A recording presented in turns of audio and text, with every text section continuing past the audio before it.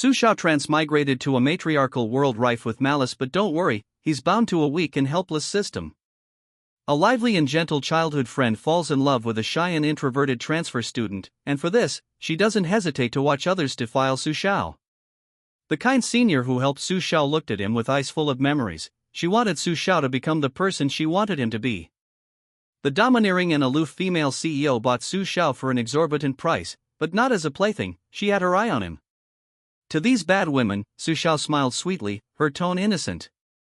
Are you ready to cling to my legs, begging for my forgiveness while crying? Chapter 1. Was it a mistake that I got slapped by my childhood sweetheart right after transmigrating?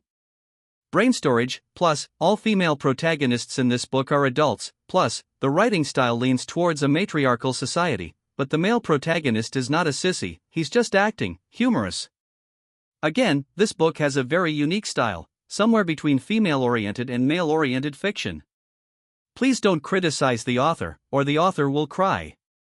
In springtime, on a university campus brimming with youthful energy. A gust of wind blew.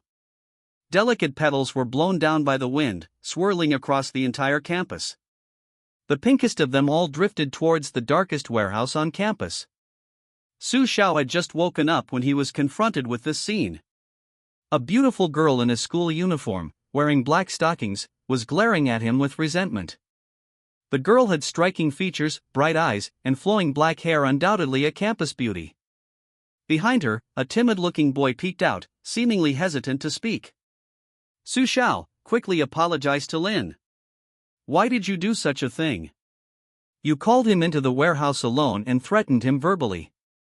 Do you know what you're doing? Seeing Su Xiao still didn't react, the pretty girl finally couldn't hold back and slapped Su Xiao across the face.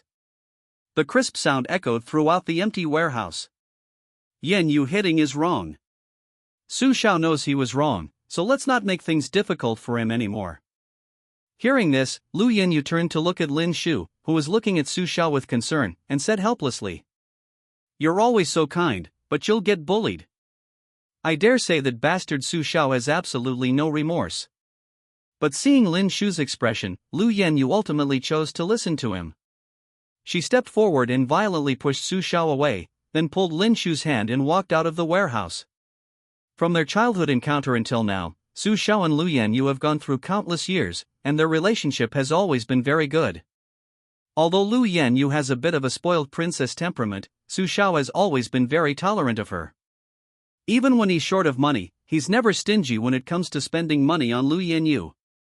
He always saves the best food for Lu Yenyu, always thinking of her wholeheartedly. But all of this was ultimately shattered by the spread of rumors about Su Xiao and the arrival of transfer student Lin Shu. After a long while, Su Xiao finally came to his senses, sorted out the memories of the original owner who shared his name, and touched his fair and delicate cheek, revealing a healthy smile. I didn't expect to get slapped as soon as I arrived in this new world. Are you prepared to pay the price? My lovely childhood sweetheart Lu Yenyu. As if the heavens were responding to Su Xiao, just as he had the thought of repaying Lu Yenyu, a mechanical voice rang in his ears. Congratulations, host, on binding that husband-chasing crematorium system. Please operate according to the system's instructions. This system is a master with countless crematorium experiences, guaranteeing that you can thoroughly torture those bad women to death. Su Xiao didn't smile upon hearing the system's words, but instead looked ahead with a meaningful gaze. So what is your ultimate goal? The term crematorium is too vague. The system was silent for a long time, then slowly replied in a mechanical voice. The goal is simple, to have the female lead brutally torture you to death, then use their potential regret points to send you to another world to enjoy yourself. Su Xiao didn't react to the system's words, only smiling like a pure white lotus. Why do I have to be tortured to death? Can't I be the one to torture them? The system, seeing Su Xiao's confident demeanor, secretly thought something was wrong. Host, let me remind you first, this is a matriarchal world. With our little arms and legs, we can't possibly cause any trouble. Seeing Su Xiao's lack of reaction, the system sighed. Never mind, host, take a look at this first, we can talk afterward. As soon as the system's mechanical voice finished, a stream of information entered Su Xiao's mind. His childhood sweetheart, Lu Yenyu, abandoned him for a transfer student who suddenly appeared? The beautiful senior who redeemed him felt like his childhood sweetheart and wanted to transform him into her likeness? The female CEO was much more direct. She coveted my organs and wanted to harvest them to save her? Ultimately, having endured all of this, I died with resentment in a dark, damp sewer. And these wicked women continued to enjoy their luxurious lives? The information flow ended, and the system regained its confidence. How do you feel now, my handsome host? Oh no, in this world, you're my lovely host. Hearing the system's words, Su Zhao's eyes were like a calm lake, showing no fear whatsoever. A small smile played on Su Zhao's lips as he teased the system. How many days old are you? Little system. I wonder if you have parents. If you do, they have excellent taste, entrusting you, so young, to a master like me. As if his secret had been exposed, the little system became somewhat exasperated. My lovely host, please, be a little more serious. I am indeed a newbie system, but I have the experience of a database to support me. Su Xiao shook his slender, white fingers at the system's excuses. First of all, you just mentioned that those women will generate regret points. These regret points can be understood as the monetary guarantee for my future good life, right? You're right, host. Seeing the system admit it, Su Xiao changed his tone, questioning sharply. But you also said that the generation of regret points is possible, meaning there's a chance that regret points won't be generated, right? Seeing Su Xiao say this, the little system perked up. He. Don't worry about that, host. According to my database, they'll definitely generate a lot of regret points after they torture you to death, then we'll both be rich, hee. Your database source isn't Emperor Ruyan and those mindless cremation drama articles, is it? The system froze. How did the host know that? The little system's long silence confirmed Su Zhao's guess. You're too naive, little system. They could do those things to me. Do you expect their values to have any regrets after I die? Don't even think about it. How can someone who doesn't respect the living respect the dead? Su Zhao's words overloaded the little system's CPU. How come it had never heard of this before? Were its friendly system predecessors lying to it? Right. Where's the evidence? You know the saying words are worthless, host. A last-ditch effort? Fine, Su Xiao will deliver a fatal blow to this rookie little system. The information you just sent me was only some key fragments. You don't know the details, do you? Because once these fragments are exposed, even you, the little system, will find out, right? You'll discover that these women are scum. So please entrust your fate as a system to me. I'll guide you through those hidden fragments. In my unique way, rest assured, we are invincible. Host is so handsome. No, wait. When in Rome, do as the Romans do. Host is so beautiful. The little system was beginning to believe Su Xiao, but it didn't want it to be as Su Xiao described. If those women's scumbag identities were confirmed, then the difficulty of its and its host's mission would undoubtedly increase many times over. Host, I believe you, but I still have to remind you, as a novice system, I'm different from traditional systems. I can't let you punch Lu Yenyue or kick the female CEO. So, you can't use force? Su Xiao had already guessed this. But little system, you don't know this, but this is precisely my forte. Chapter 2, The First Appearance of the Movie Emperor and the White Lotus. You need to understand, little system, physical attacks are often vulgar tactics. True masters often attack the mind. So, open my attribute panel. You haven't opened it before, have you? Although the beautiful host seemed quite extraordinary, the little system was still quite nervous when it came to actually drawing cards. After all, Su Xiao was its first host, and their fates were inextricably linked. Come on. Name, Su Xiao. Physique, 5, the normal adult female in this world is 8. Charm. Appearance, 9+, temperament? A normal person's charm is 3, 10 is the limit. Note, due to the seal of glasses and hairstyle, appearance is only 7 at this time, lower than Lin Shu's 8. Skills, mirror flower water moon, unparalleled acting skills are sublimated, making everyone unable to distinguish between reality and illusion. If he is second, there will be no more movie emperors in the world. Charming mole can be activated independently. After activation, appearance rises to wow, big boss, please guide me according to my data. Even after you took off your glasses, the original owner of your body only had a charm of 8. The temperament was too poor, but you, host.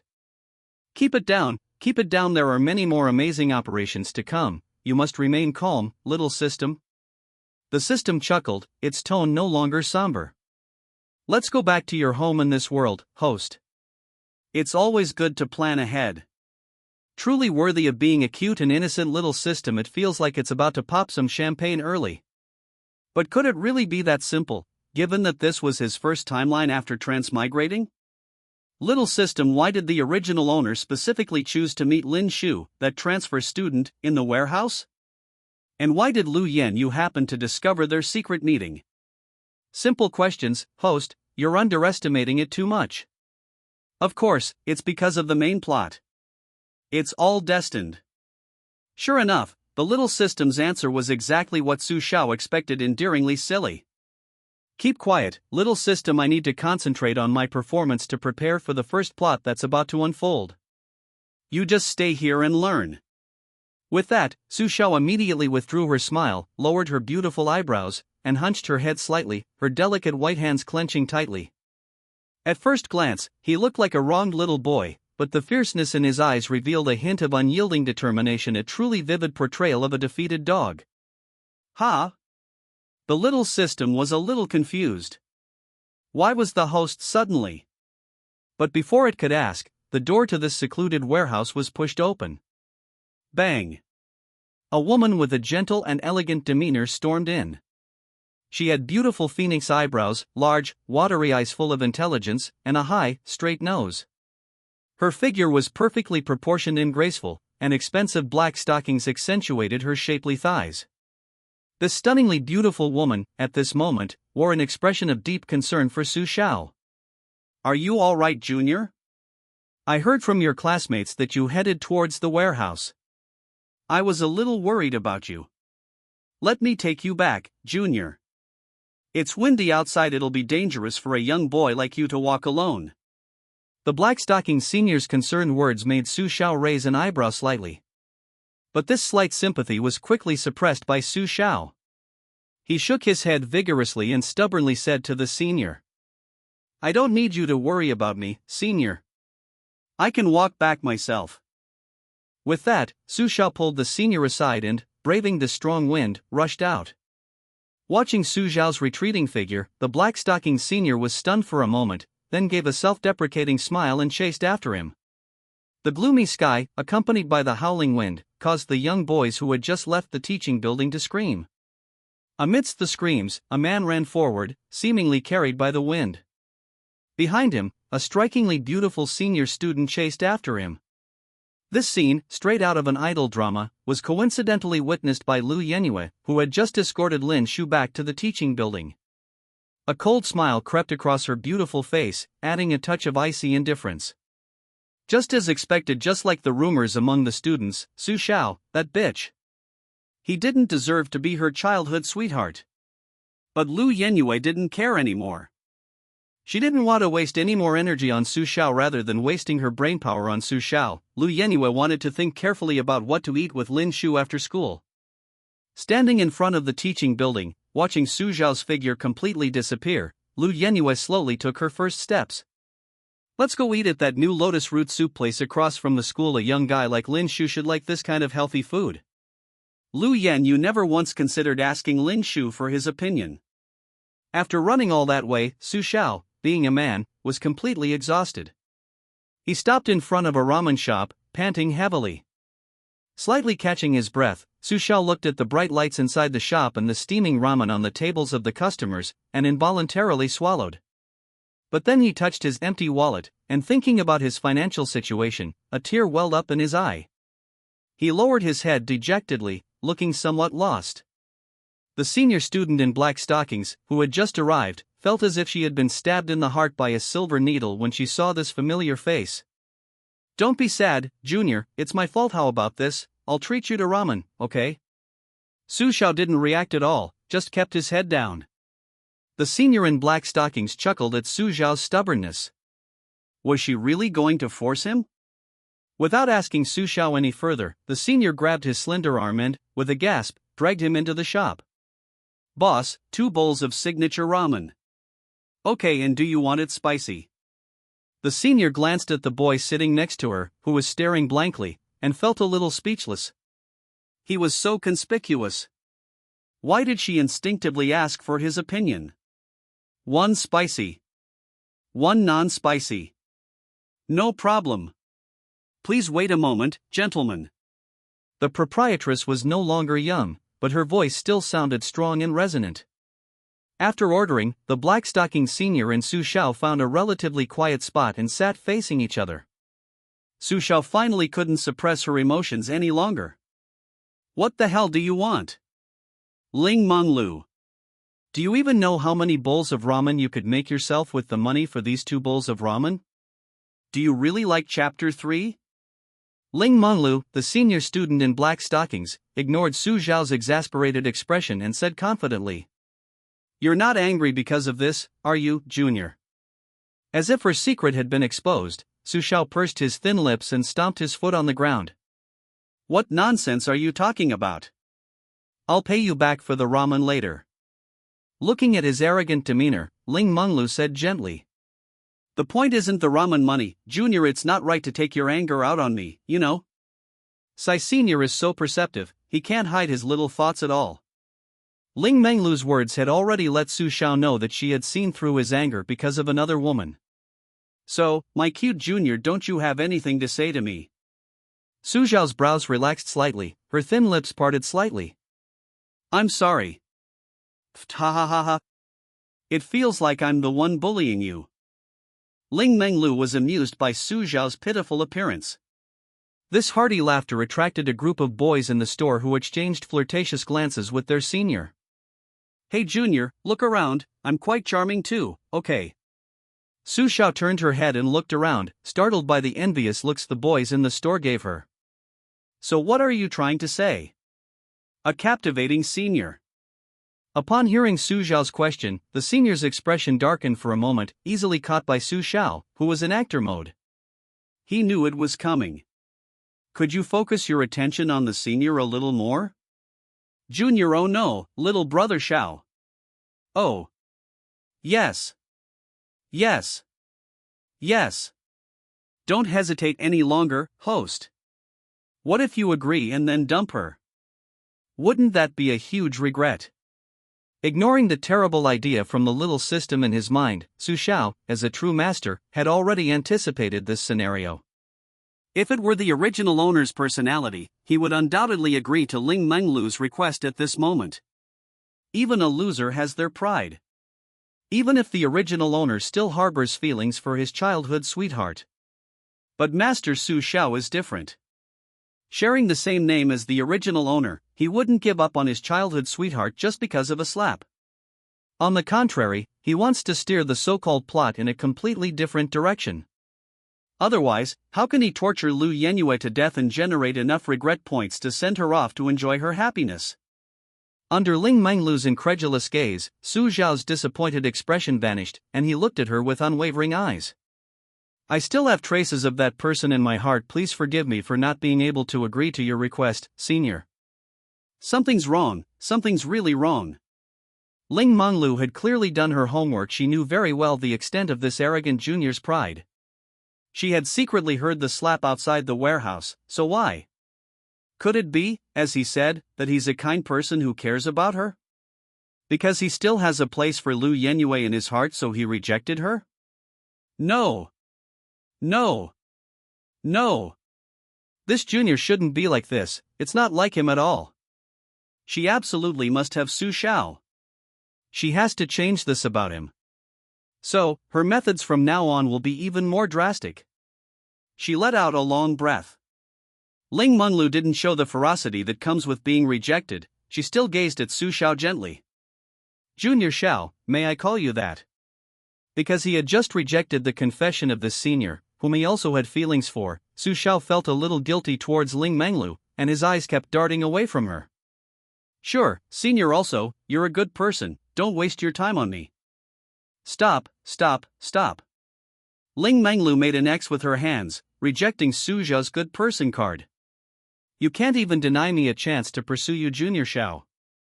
The other customers at the tables had already noticed the unusual atmosphere at Su Xiao's table. They all cast meaningful glances in his direction. Under Ling Menglu's persistent questioning and the oppressive atmosphere of the ramen shop, Su Xiao stubbornly refused to respond to Ling Menglu's declaration of love, instead speeding up his ramen eating. Well, a junior engrossed in eating ramen has its own charm. Ling Menglu stopped dwelling on the answer to that question, resting her chin on her hands, her eyes fixed on Su Xiao's unladylike eating. That direct gaze was as powerful as a laser beam, and a faint blush crept onto Su Xiao's cheeks. 5 minutes later, the boy didn't say goodbye to Ling Menglu, and impatiently rushed out of the ramen shop. Only after the boy's figure had completely disappeared did Ling Menglu turn her gaze away, staring blankly at her reflection in the ramen soup. Big sister, can I have your WeChat? Encouraged by her companions, a little boy awkwardly approached Ling Menglu, his fingers intertwined, and asked this handsome big sister for her WeChat. But Ling Menglu gave the little boy a cold glance, her gaze no less intense than that of a snow maiden fresh from the snowy mountains. Ah! The little boy, directly receiving this gaze, cried out in terror. Why? Why? Why did he have to go through this? He clearly had someone who liked him, but why couldn't he forget? Su Xiao's feelings were incredibly complicated, so he could only vent. Under the astonished gazes of passers-by, the boy took off running. As the surrounding scenery rushed past, the boy felt his mood improve considerably. Host, stop acting. Shouldn't you explain yourself to me properly? The little system was curious, it hadn't understood a thing about that high-level game just now. However, to its surprise, Su Xiao didn't respond. Host? Host. After calling several times without a response, the little system's heart sank. Oh no! Had the host gotten too caught up in the role? What the little system didn't know was that this was the difference between it and a master. While the little system was pondering a solution, Su Xiao had already reached the entrance of his residential complex. Looking at the old, rundown neighborhood before him, Su Xiao felt a little dazed. If his parents were still alive, he probably would be living in a better place. Like Lu Yenyue, who already lives in a luxury villa. Originally, after his parents passed away, Uncle Lu, who had been Su Xiao's neighbor in elementary school, wanted to take him in. But Su Xiao had already accepted financial assistance from Uncle Lu. He didn't want to appear pitiful in front of Lu Yenyue. So, this is for the best. Chapter 4. Even pastries can be made into cows? As Su Xiao stood there lost in thought at the entrance of the residential complex, many passing girls gave him lustful looks. After all, even with his eyes and hairstyle obscuring his features, Su Xiao was still considered handsome. But Lu Yenyu, who was waiting for Su Xiao at the entrance, saw it differently. Hey! Are you standing here like an idiot, planning to solicit customers? Su Xiao, who was contemplating whether to spend some money to buy some meat, was startled by the sudden question. Ah! Su Xiao patted his chest, turned around, and saw that it was Lu Yenyu. He immediately pouted. Who solicits customers? And what are you doing here? With that, Su Xiao turned his back on her. He didn't want to talk to Lu Yenyu, the one who had bullied him, face to face. Seeing Su Xiao's feigned nonchalance, Lu Yenyu smiled indifferently, then forcibly turned Su Xiao around. Poor Su Xiao was just a young boy, completely powerless to resist Lu Yenyu's tyranny. Look at me properly. And from now on, stay away from Lin Shu, understand? Lin Shu. Lin Shu's. Lu Yenyu simply didn't understand. Lin Shu will never like your Lu Yenyu. And neither will I. Su Xiao's stubborn expression made Lu Yenyu sneer. Lin Shu is much purer than you. You dare compare yourself to him? Besides, how do you know he won't like me? With that, Lu Yenyu waved the box she was carrying at Su Xiao. Look, this was made by my dad. If I take it to Lin Shu, with my dad's cooking skills, how could Lin Shu not be a piece of cake? Su Xiao stared blankly at the box. He remembered it was pastries made by Uncle Lu. Back in junior high, Lu Yenue often brought him some. The fancy layered cake inside, the one Su Xiao couldn't name, was really delicious. Unfortunately, Lu Yenue stopped bringing them to him in high school. Now, in university, Su Xiao saw this familiar pastry box again. But it was for Lin Shu. Su Xiao couldn't describe his feelings. Was it disappointment in Lu Yenue? Or mostly resentment? However, there was one thing: he had no right to be dissatisfied with Lu Yenue's behavior. He already owed the Lu family enough. TCH. Who cares? Just something to fatten me up, I'm going home. Su Xiao was about to turn and leave when he seemed to remember something and paused. Oh, right, could you wait here for me, Lu Yenue? I have something for you. After saying this, without giving Lu Yenue a chance to object, Su Xiao rushed towards his residence. Lu Yenue stared blankly at Su Xiao's departing figure, then muttered, "How ridiculous." While Lu Yenue was wondering what Su Xiao was planning to do, a phone call interrupted her. The two large characters "Dad" on the screen made Lu Yenue dare not delay. Hello? Dad. Did you say the pastries were delivered to Su Xiao? Delivering them. Don't worry about it. Ending the call with her father, Lu Yenue became increasingly irritated. Finally, she decided she couldn't wait any longer. It was more important to deliver the pastries to Lin as soon as possible. 5 minutes later, Su Xiao looked at the entrance of the residential complex, but Lu Yenue's figure had already disappeared. He was somewhat at a loss. After learning that Lu Yenue had recently been enjoying healthy food, Su Xiao used his meager allowance for the month to buy some high-end fruit and yogurt, and yesterday he made a fruit salad. He had originally planned to give it to Lu Yenue. But don't misunderstand, he just wanted to repay Uncle Lu and Aunt Lu's kindness. But now, Lu Yenue was nowhere to be found. A surge of youthful passion and a flicker of excitement were instantly dampened, as if doused with cold water. Su Xiao gave a self-deprecating laugh, a laugh utterly broken. Unbeknownst to him, Ling Manglu, who had somehow emerged from the ramen shop, captured this broken expression on her phone. She could use this to relive that familiar face. Most importantly, when that person finally understood her true feelings, Ling Manglu could use this video as a spear to pierce her heart completely. Then, feeling ashamed to face Su Xiao, she would be utterly severed from the pure land she longed for. And she could then peacefully reform Su Xiao until he became the person she desired. So now, she should go out. Ling Menglu patted her face, her expression softening. Little Xiao, are you very sad? Do you want your senior to comfort you? Her gentle, soothing voice calmed Su Xiao's impending outburst. Following the sound, Ling Menglu's exquisite face came into Su Xiao's mind. Senior, what are you doing here? Did you come to laugh at me? Ling Menglu smiled and ruffled Su Xiao's hair. I was worried that little Xiao would be targeted by those perverted girls, so I came out quickly after you finished eating. But what about the ramen? Wasting it is bad. She actually noticed she hadn't eaten the ramen and followed her out. Su Xiao isn't so stupid after all. But that's fine, the smarter you are, the faster you'll learn. Now, Ling Menglu was about to push things forward. Ramen is nothing compared to you. And I didn't waste any, senior. Hearing Ling Menglu's excuse, Su Xiao gave her a disapproving look. Do you think I'm stupid?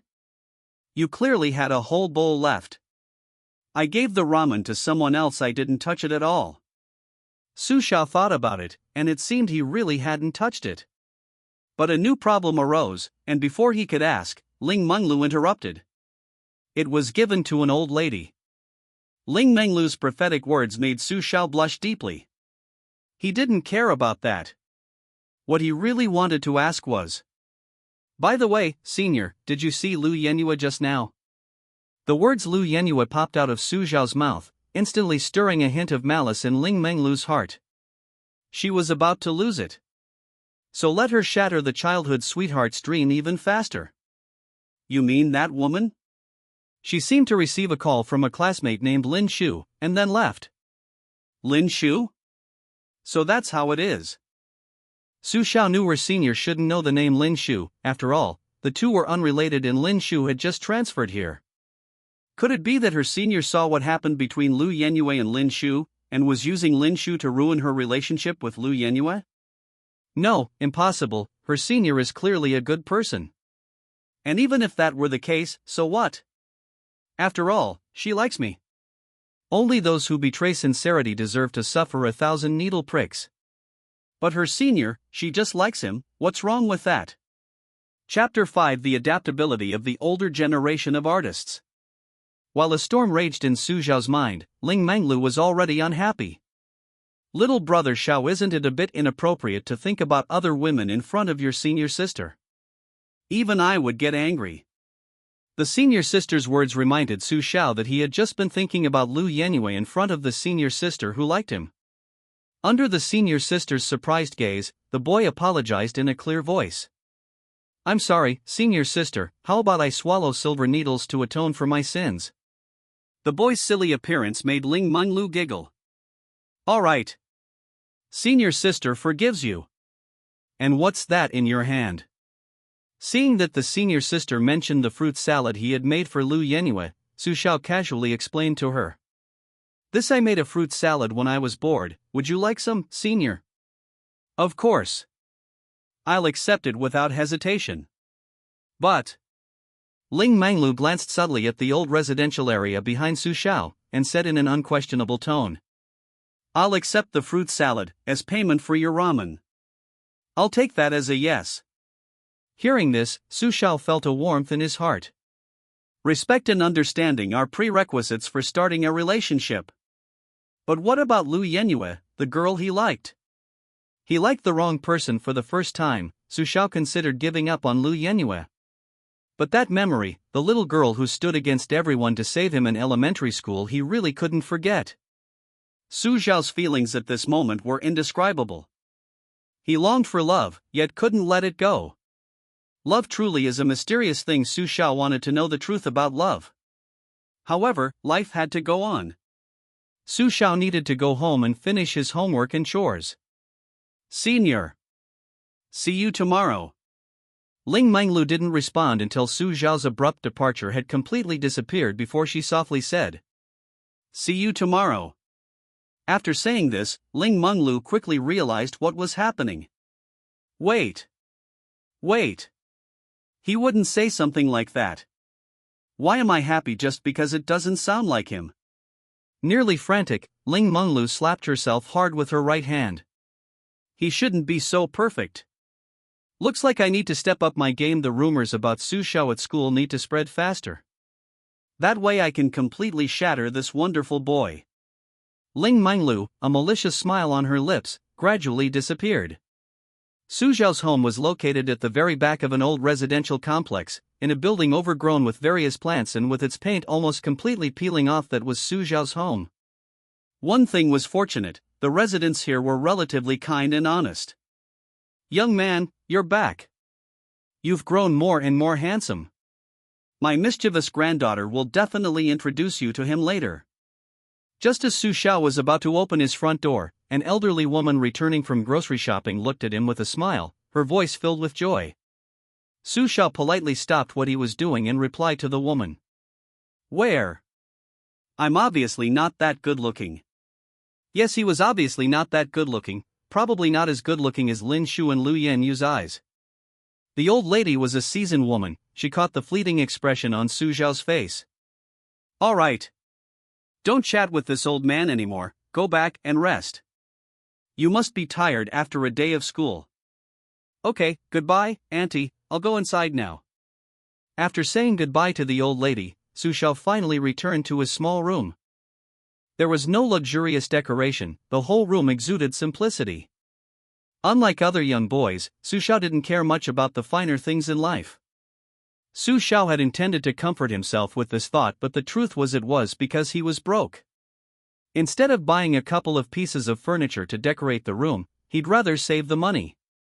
Through learning from short videos, Su Xiao realized he needed to save some money in case he got sick and had no money for treatment. So tired, Su Xiao jumped up and sat on the sofa his parents had bought before they passed away, covering his head with the only cushion he had. His expression instantly changed from a hint of sadness to a grimace. Do I need to remind you, little system? You can't even not detect if someone's watching me, can you? Hearing Su Xiao call out to it in his mind, the little system reacted instantly. It did have that detection plugin. After a while. Host, you show no signs of being watched. Having received the system's reply, Su Xiao immediately threw the pillow away. Heaven knows how painful it was for a normal male to play the role of a sassy, arrogant, and effeminate woman. Hey! Host! Why do you even act out your inner thoughts during your performance? Hearing the system's question, Su Xiao smiled calmly. That's why my acting can fool others, while many people's acting is just attention-seeking clown acting. The system couldn't understand, but it seemed pretty impressive. And another thing, host.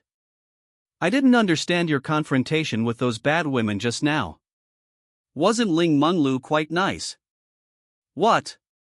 Good heavens, I really didn't expect that as a system. You wouldn't even know who the characters in the plot are? That senior's identity couldn't be more obvious. Questioned sharply by Su Xiao, the system suddenly felt a little wronged. It only knew the outline. It didn't know the specific details. And also, can't you access the original owner's my past memories?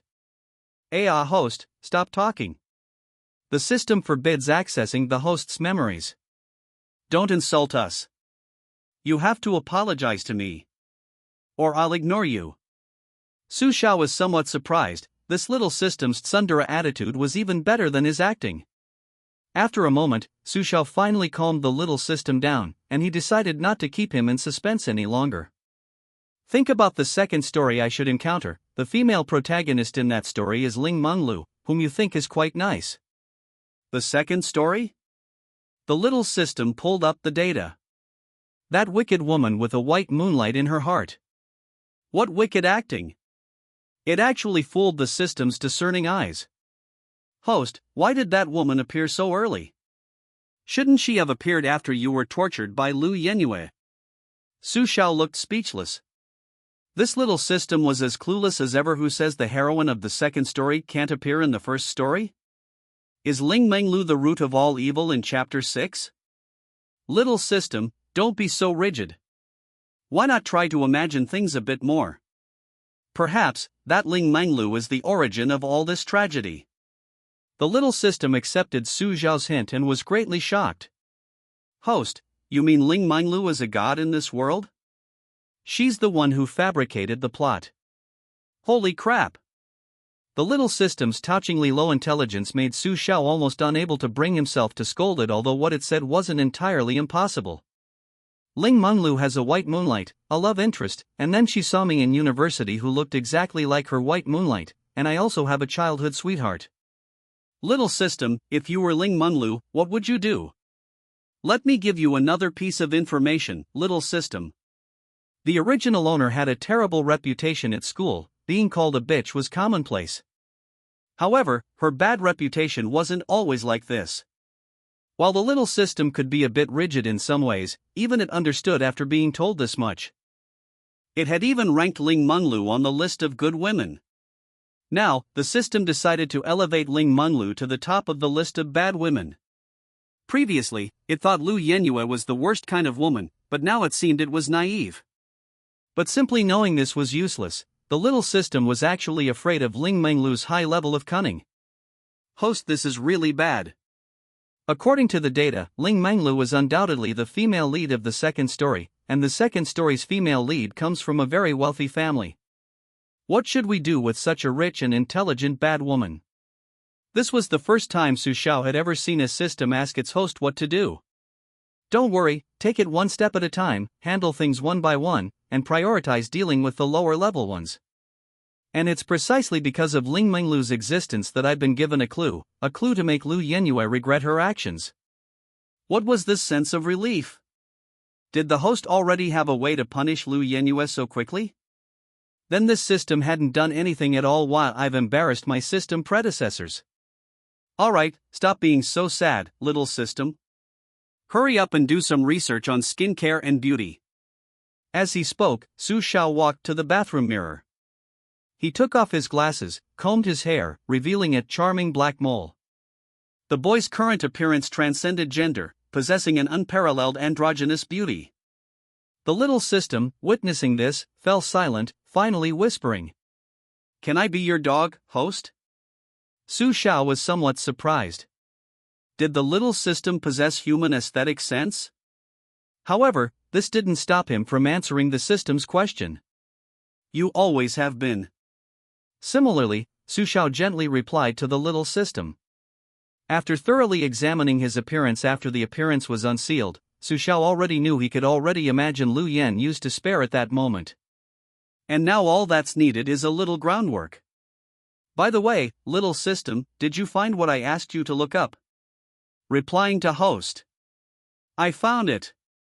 The first is to go to bed early, the second is..." Su Xiao waved his hand, interrupting the little system. He was exhausted from his all-out performance, and today was only his first day in this world, having absorbed too much information. Since he knew that sleep was good for skincare, what was there for him to hesitate about? He also wanted to rest. "Good night, little system." "Good night, host." At 5 in the morning, Su Xiao woke up in his poorly lit little room. Stretching his pale body, Su Xiao yawned cutely, and his handsome face without his glasses instantly woke up his equally awake little system. The little system was about to greet Su Xiao when Su Xiao immediately entered mode. Another new day. Time to go to work. Su Xiao energetically cheered himself up, skipped breakfast, quickly washed up, got dressed, and set off. Because of Su Xiao's financial situation, he generally didn't keep much food at home, except for things like rice and noodles because he was worried about forgetting to eat them, while rice and noodles didn't have to worry about expiring. He had once bought a hamburger, but because he couldn't bear to eat it, it expired. Ha ha! What a careless person! Su Xiao liked to daydream on the way, because it allowed him to forget his troubles, his hunger, and all the so-called love and romance. Lost in these random thoughts, Su Xiao finally arrived at his destination, the Green Era. It sounded like a grand name, but it was actually just a small farmer's market. A sign for Green Era hung high at the market entrance. Below it was the entrance for vehicles. Su Xiao naturally entered through the pedestrian walkway. Once inside, unlike before when farmers' markets were filled with stalls, this market, due to regulations, didn't allow free-for-alls. So, people selling things at the market now either drove their own trailers with storage space in the back, or rented a stall in a government-built shed. Thanks to these measures, the market's traffic situation had improved considerably. The days of overcrowding were rare. Su Xiao wasn't there to sell vegetables, and he had nothing to sell. Su Xiao looked at the shop in front of him, Master Wan's Breakfast. This quaint shop had been in business for many years, one of the few privately owned shops in the market. Located at another exit of the market, it naturally had a high volume of foot traffic. And this was where Su Xiao worked. "Master Wang. I'm here." The old master kneading dough saw the boy's still energetic face and a kind smile appeared on his lips. "You're here? Have you had breakfast yet?"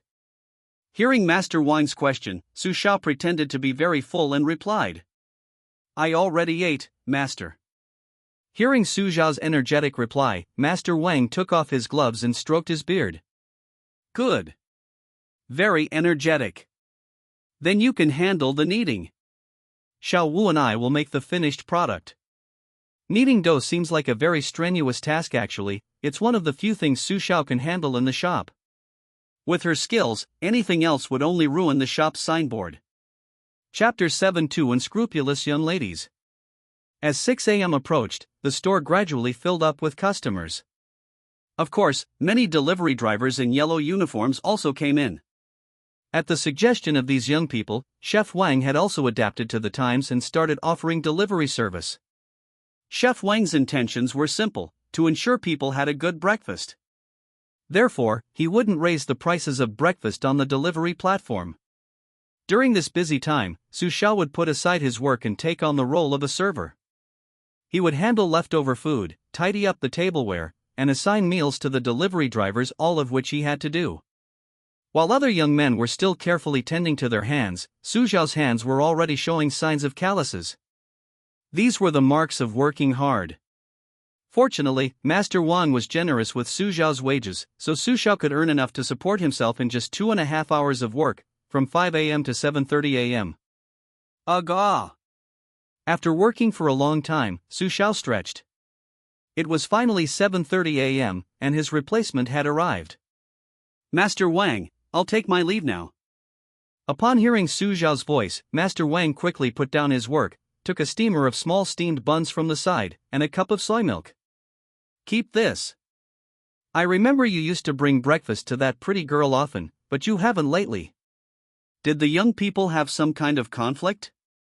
As someone who's been through it all, let me tell you, these conflicts are minor.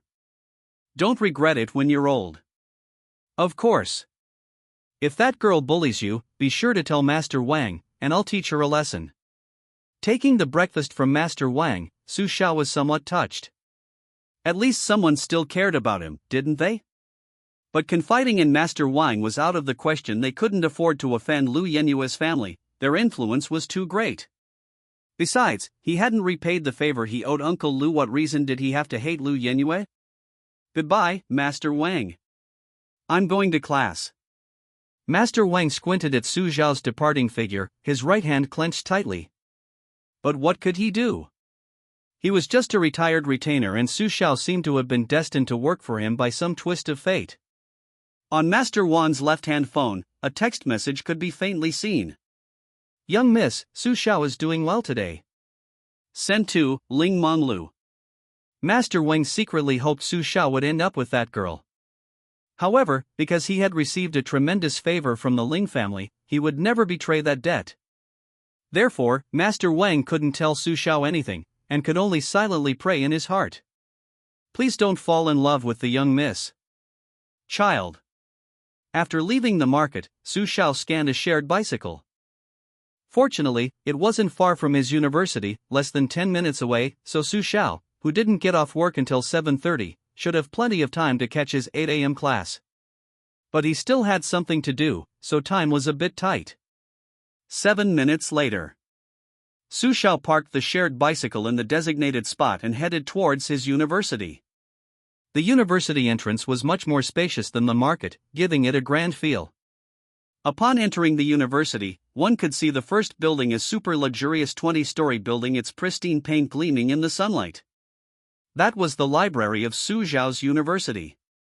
Although Su Xiao had lost his parents, he understood the importance of education, and his hard work had earned him a very good university. This was evident from the fact that both Ling Menglu and Lu Yenyue, two young ladies from wealthy families, studied here.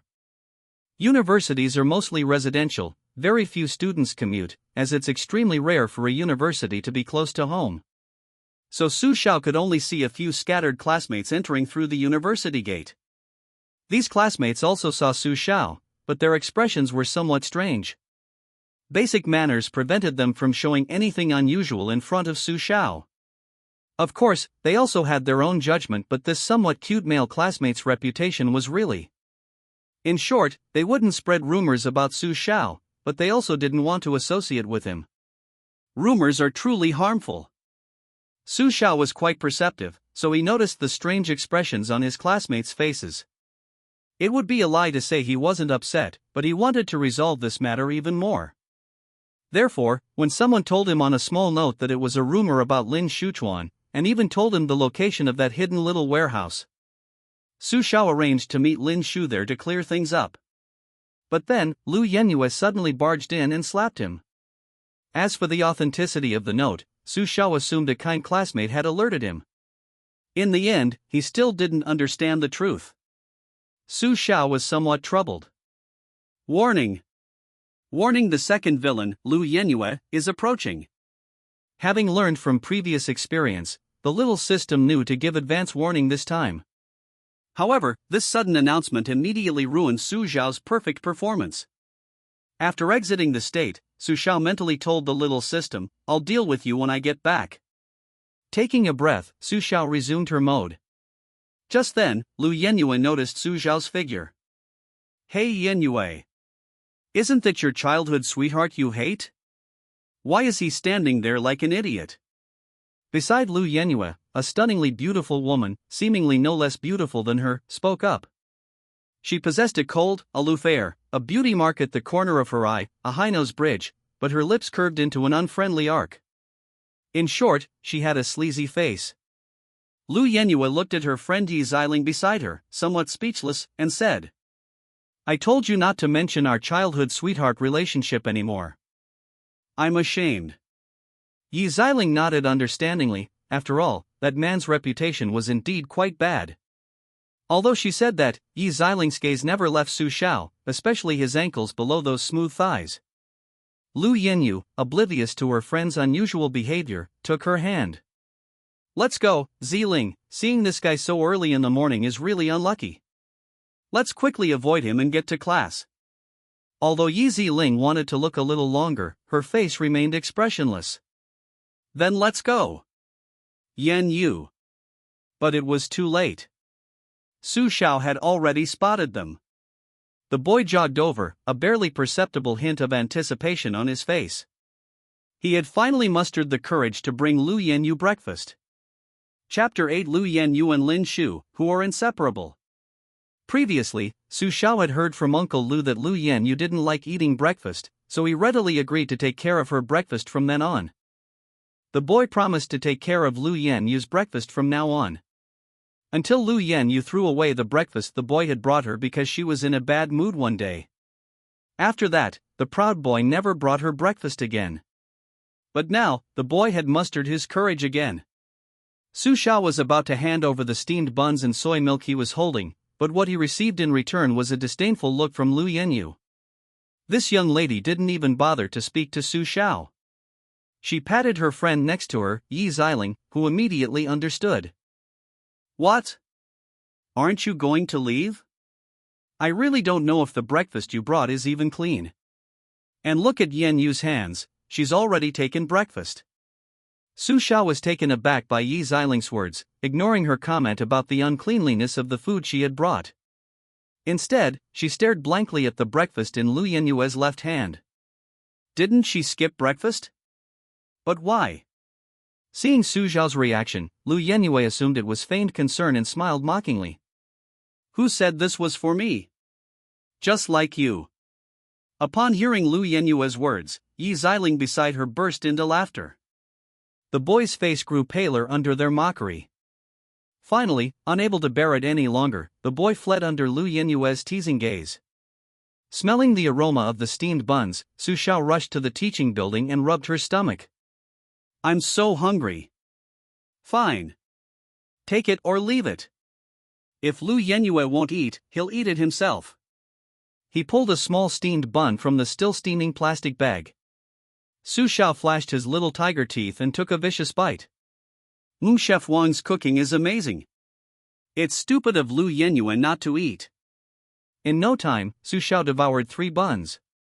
But for some reason, just as Su Xiao was about to eat the 4th, he suddenly lost his appetite. He was clearly very hungry. But why couldn't he eat? Just as Su Xiao struck a cute, thoughtful pose, preparing to figure out what was going on, a cheerful female voice interrupted him. "Was I bullied again while I was away, little brother Xiao?" Su Xiao panicked upon hearing this voice. He had just rejected his senior yesterday. It was bound to be awkward to see her again today. Moreover, given his reputation at school and his family's circumstances, it was unlikely he had boldly rejected a senior with almost perfect reputations. It was probably impossible for her not to feel any resentment. However, Ling Menglu seemed genuinely unconcerned about yesterday's events.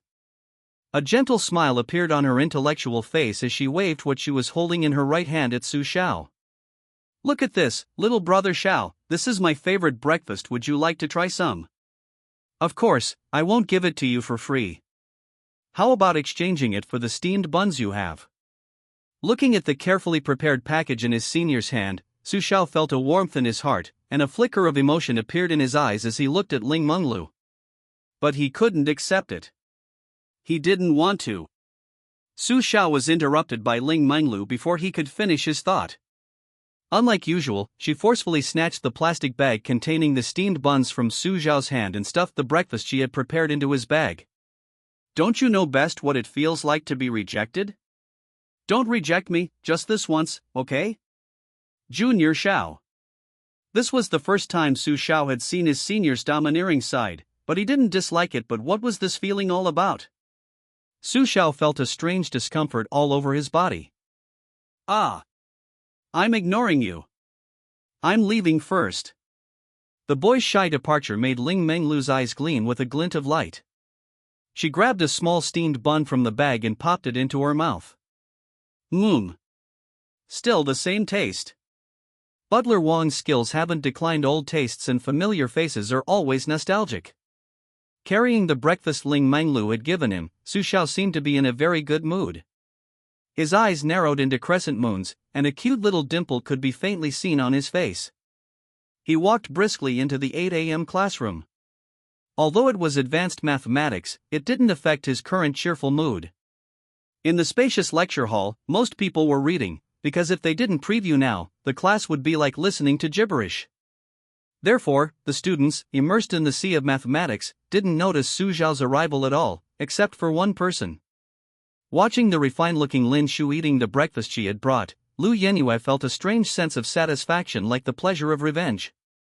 Just as she was wondering why she felt this way, she caught a glimpse of Su Xiao entering the classroom out of the corner of her eye.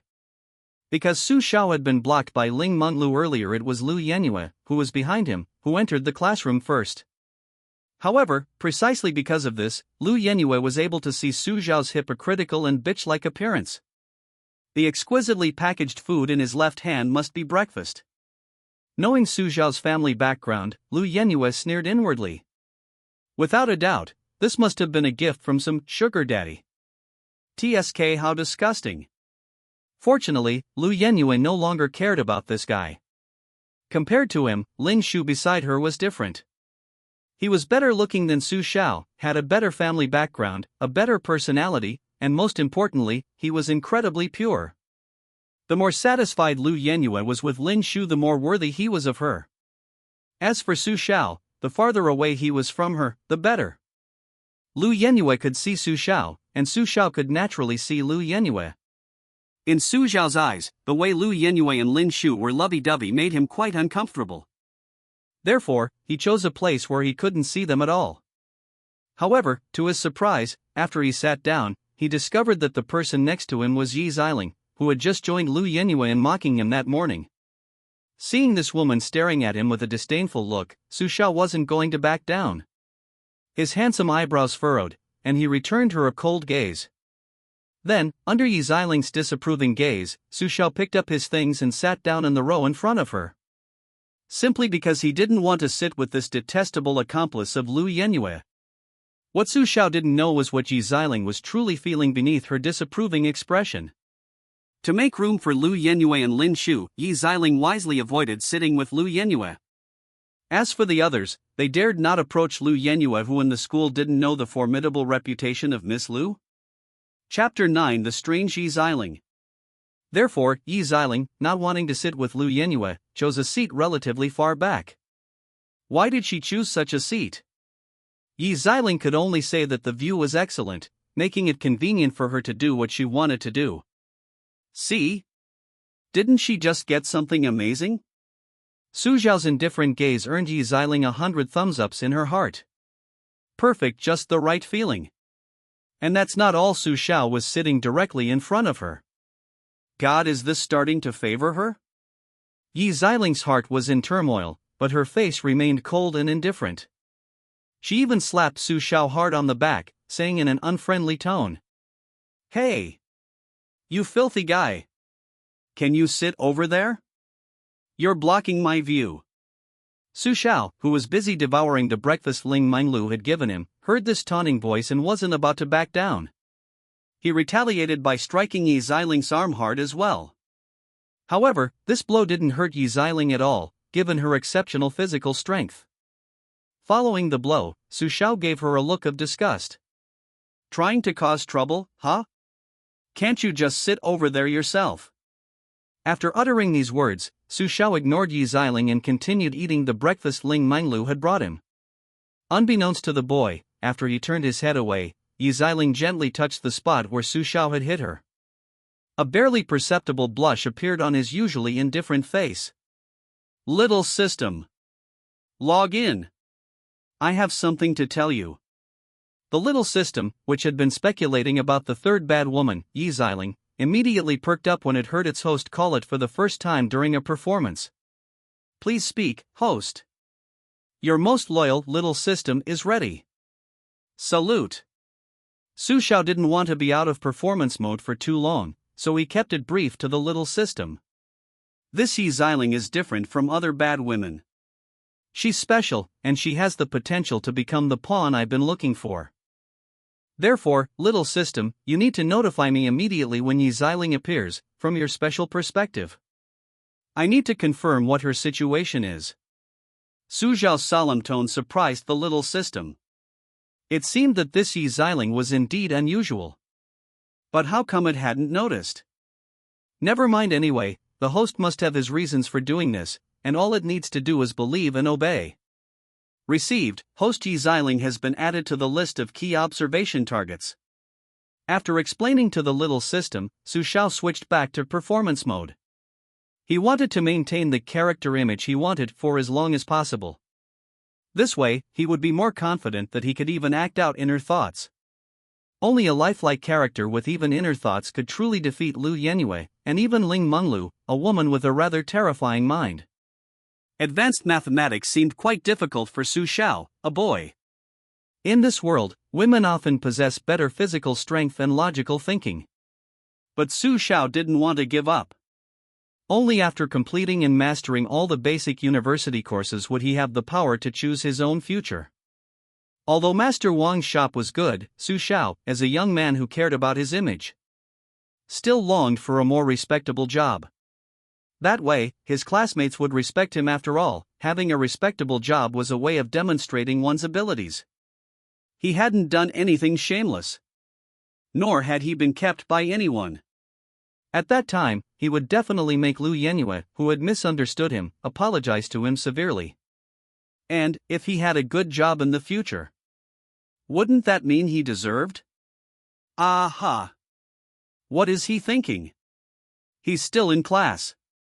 Just as Su Xiao was envisioning a bright future, his calculus teacher walked up to him.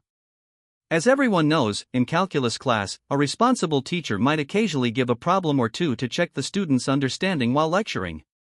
Only when the teacher is certain that most students have grasped the concepts will they move on to the next topic. But now, the middle-aged teacher smiled as he looked at Su Xiao's blank sheet of paper. This student, are you having trouble writing this? Think about it again. I'll explain this problem in detail later.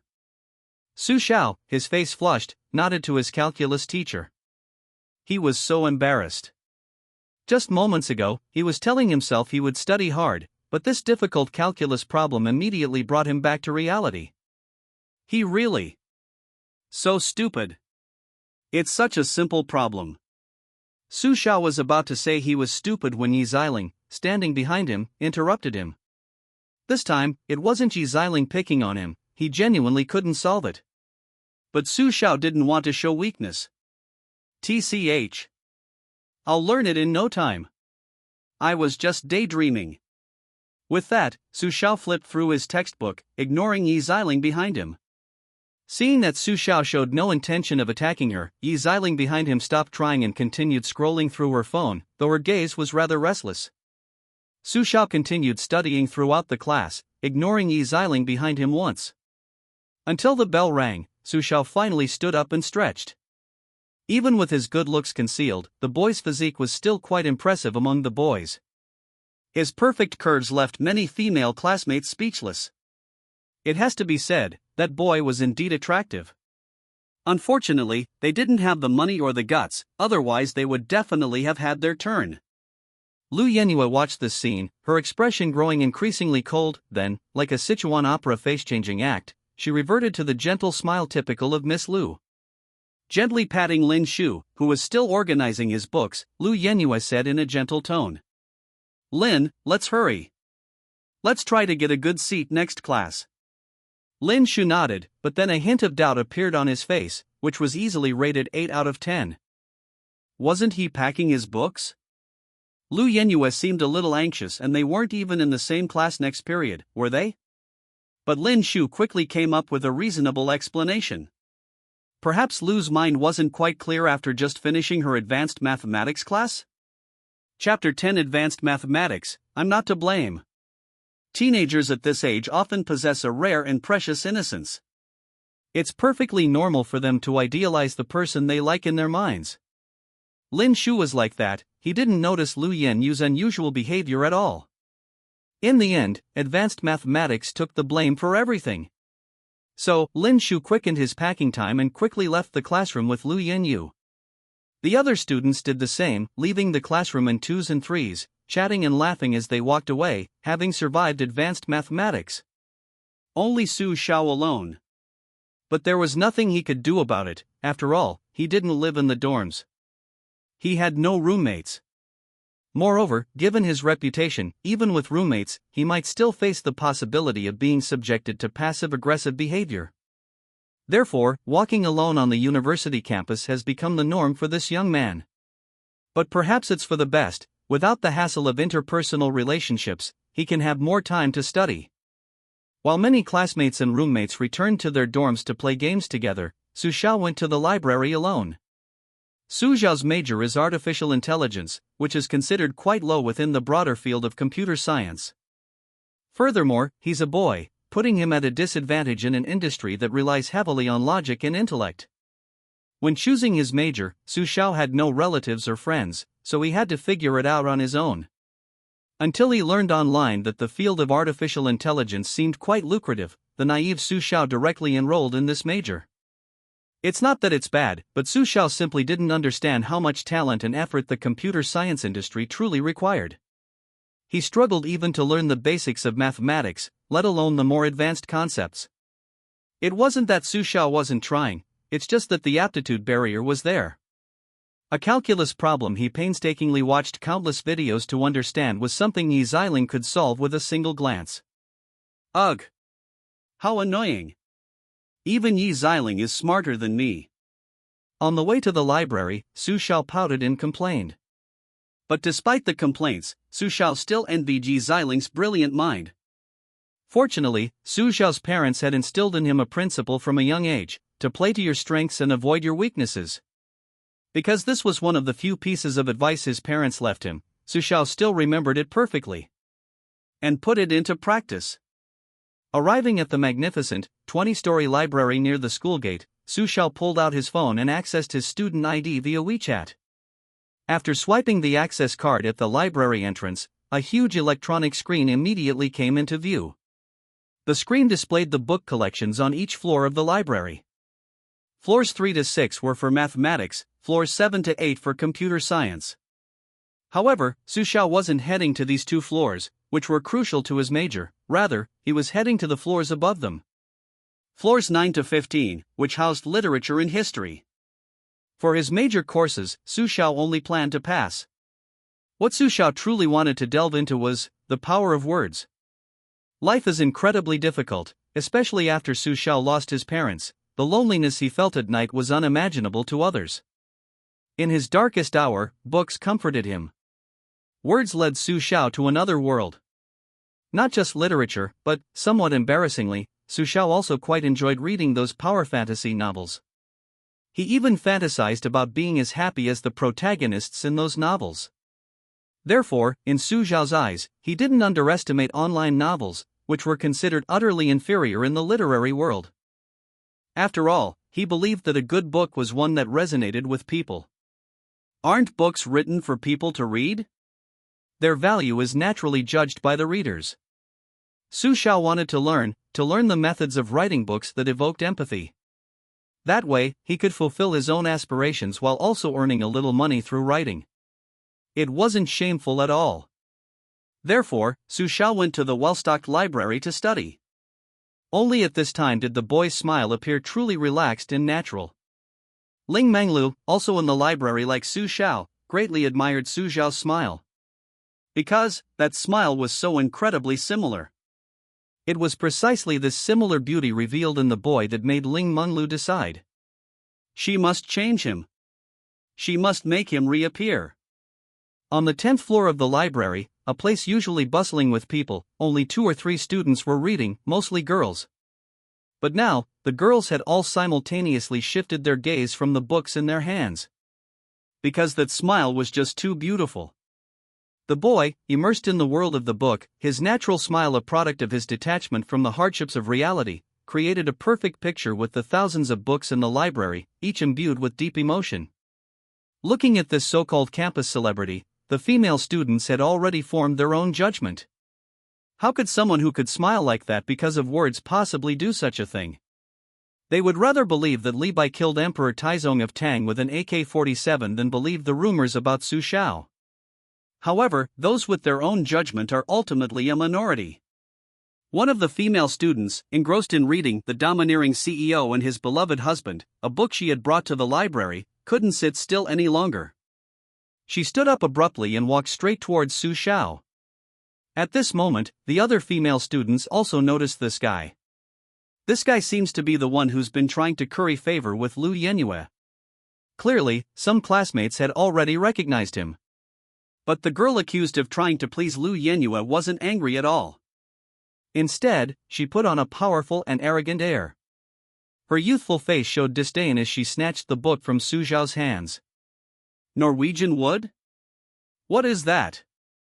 You little bitch, you certainly have unique tastes. What are you pretending for? Weren't you screaming in front of me last night?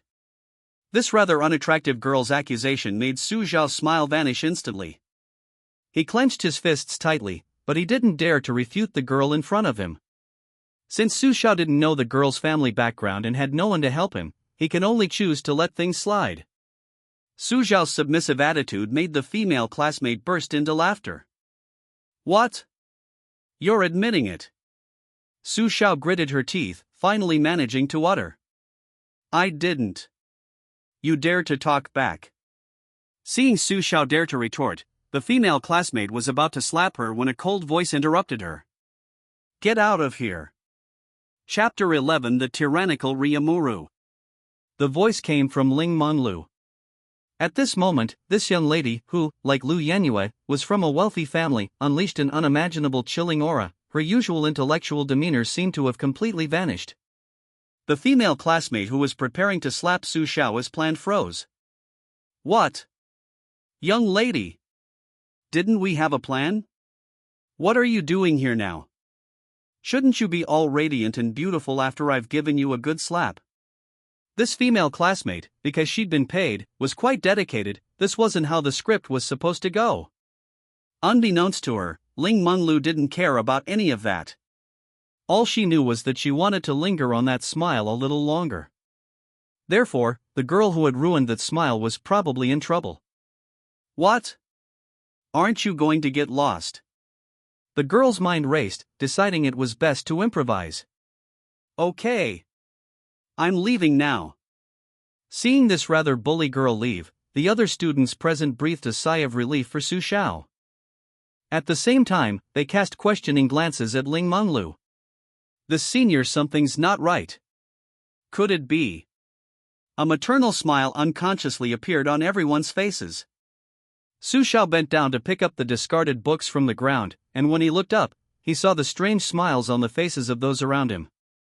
The boy instantly turned bright red, and said in a very weak voice. Thank you, senior.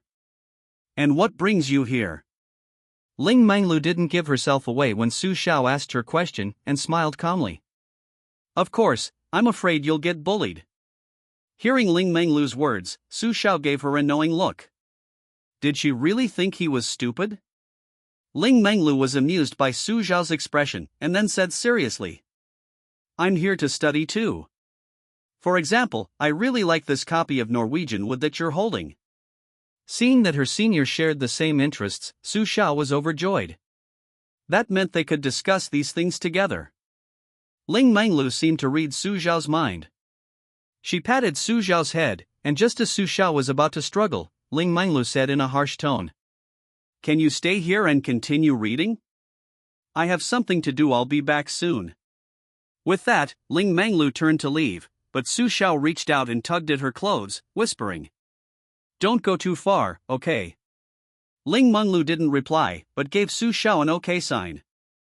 Only then did Su Xiao sit down reassured. As soon as they left the library, Ling Menglu kicked a trash can in frustration. His smile at the beginning was nice.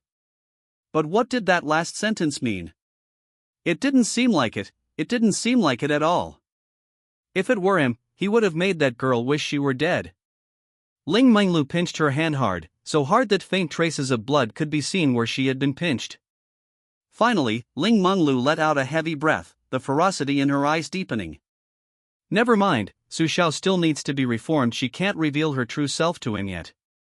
Having weighed the pros and cons, Ling Menglu reverted to her initial gentle and intellectual demeanor. The female classmate who had been waiting outside for Ling Menglu, seeing that Ling Menglu seemed to have returned to normal, finally dared to jog up to her. "Boss, what happened just now?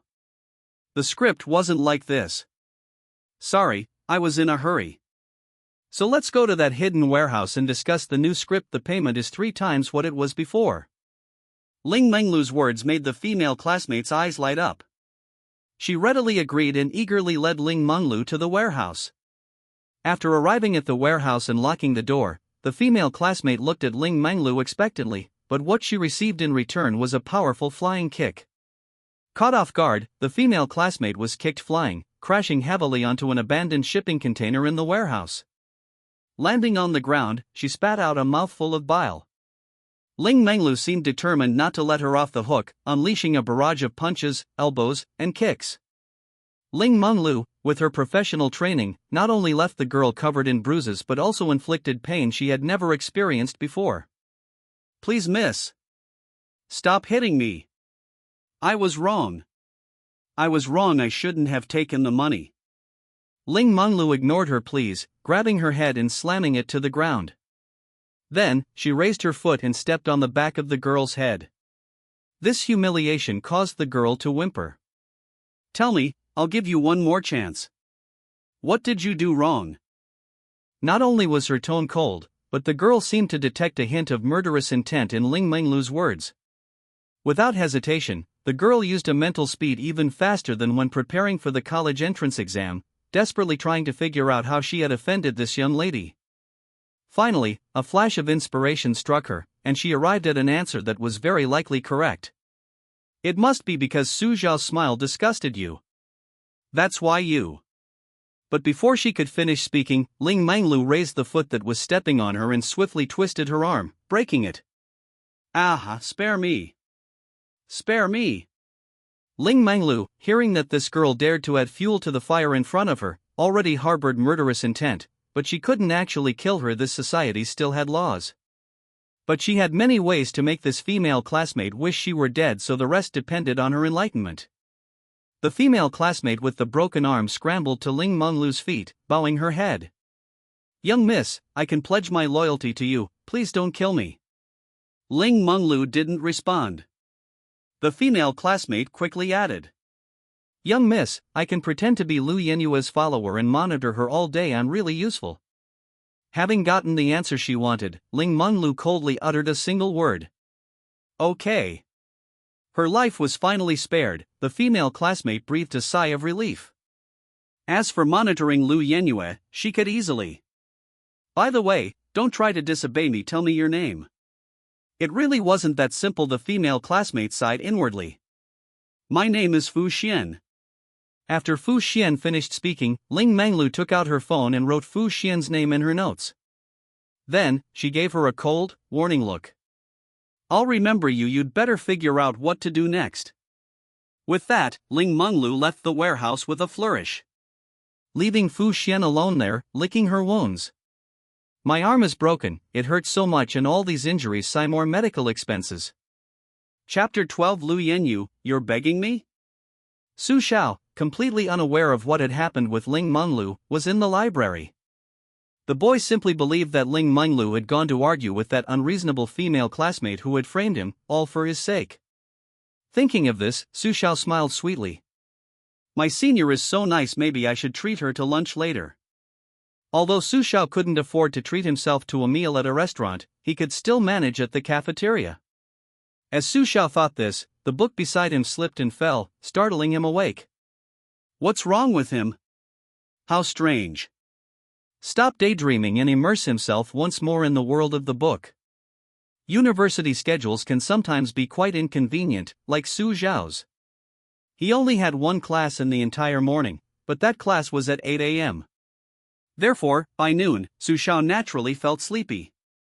When the boy opened his drowsy eyes, it was already the so-called peak time in the cafeteria. Su Xiao suddenly stood up from his seat, looked around, and saw that it was empty.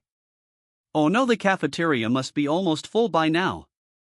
How am I going to treat my senior to lunch? After returning the copy of Norwegian Wood he had borrowed, Su Xiao hurriedly rushed out of the library. Where he left lay a phone with a slightly cracked screen. The cafeteria at Su Xiao's university was in a separate building. The cafeteria had 4 floors, each with a different culinary style. Su Xiao, now on the first floor, looked at the long queues at each window and let out a sigh that would surely make any girl feel sorry for him. No choice, he could only try his luck on the 4th floor. As for why Su Xiao thought he'd have a chance on the 4th floor, it was simply because he knew most of the students at his university all too well. They'd rather lie down than sit, in short, lazy. Therefore, the number of people on the 4th floor was very likely less than on the 1st floor. Without lingering on the 1st floor, Su Xiao quickened his pace and rushed towards the 4th floor. Sure enough, there weren't many people queuing at one of the windows on the 4th floor. Su Xiao, with his sharp eyes, spotted the food window and, without hesitation, joined the queue. What the window sold didn't matter anymore. For Su Xiao, being able to eat a decent meal at a reasonably priced price was enough. Compared to others, Su Xiao's financial situation meant he couldn't be picky about food. Besides, the food in his university cafeteria was already quite good in Su Xiao's opinion. The young man had never eaten at high-end restaurants, therefore, the so-called lavish meals online, and the various dishes in the school cafeteria, were his perception of the food world. Smelling the aromas wafting from the various windows, Su Xiao, full of anticipation, finally reached the front of the line. "What would you like to eat, classmate?" Hearing the cafeteria worker's question, Su Xiao glanced at the menu while preparing to take out his phone to access the payment page. As for why he didn't use his student card to pay, the answer is simple: their school doesn't have physical student cards, they all use electronic student cards issued by WeChat Pay. But now, Su Xiao only felt his empty pockets. His phone seemed to be left in the library. Well, there was nothing he could do. Su Xiao, blushing, apologized to the students behind him who were staring at him strangely, then covered his face and escaped the line. How could he have been so careless at a time like this? By the time he gets his phone back, even the 4th floor will probably have long queues like the 1st floor. Forget it, I'll just go to the library to get my phone. In the end, Su Xiao gave up. He was too shy to ask strangers for help. As a waiter at Master Wang's restaurant, he always kept his head down. Just as Su Xiao reached the 4th floor stairwell to go down, he happened to run into the last person he wanted to see. Lu Yenyue and Yi Xiling were walking towards the 4th floor together. Su Xiao wanted to say, "Do young ladies eat in the cafeteria too?" But then he remembered he needed Lu Yenyue's help, so he swallowed the question. Why did he need Lu Yenyue's help?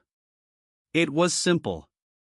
Although their relationship was almost completely broken, Su Xiao still knew Lu Yenyue. From a classmate's perspective, asking her for a small favor shouldn't be a problem, right? Therefore, this time Su Xiao no longer addressed Lu Yenyu as Yenyu, but rather quite formally said, "Lu classmate, after you buy your food, could I borrow your WeChat account? I don't have my phone with me.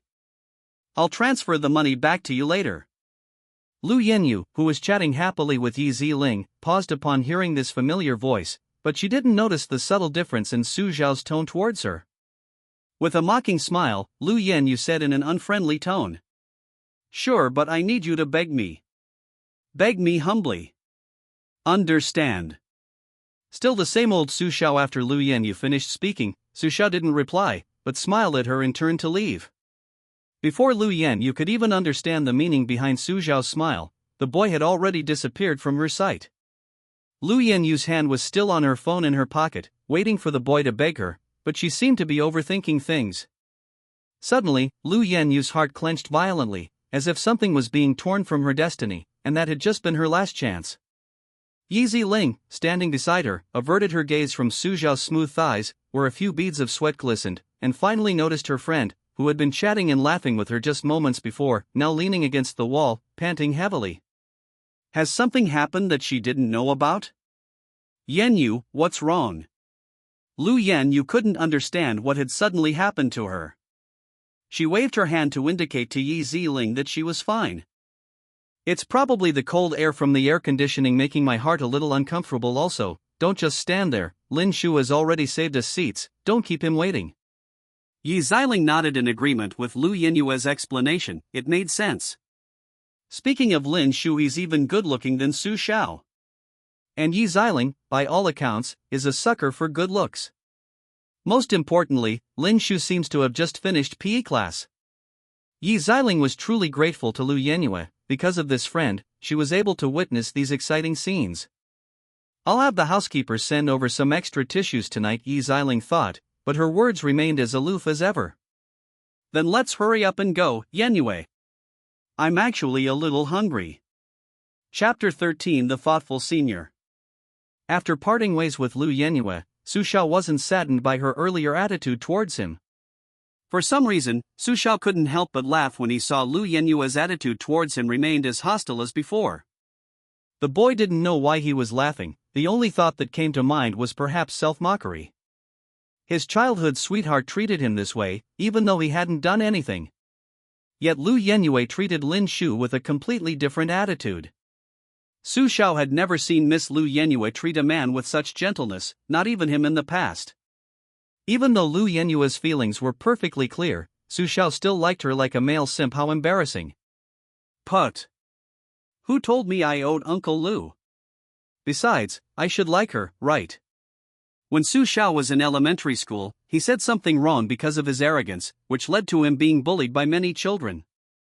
It was Lu Yenyue who helped him then. When Su Xiao was called a bastard by bullies after losing his parents, it was Lu Yenyue who stood up for him. And most importantly, Lu Yenyue used to bring him very expensive-looking snacks. Su Xiao remembered that Lu Yenyue bought them from some kind of exclusive, members-only store. Although he didn't understand what a membership system was, those snacks were indeed delicious. Hee. How could he forget these wonderful memories with Lu Yenyue?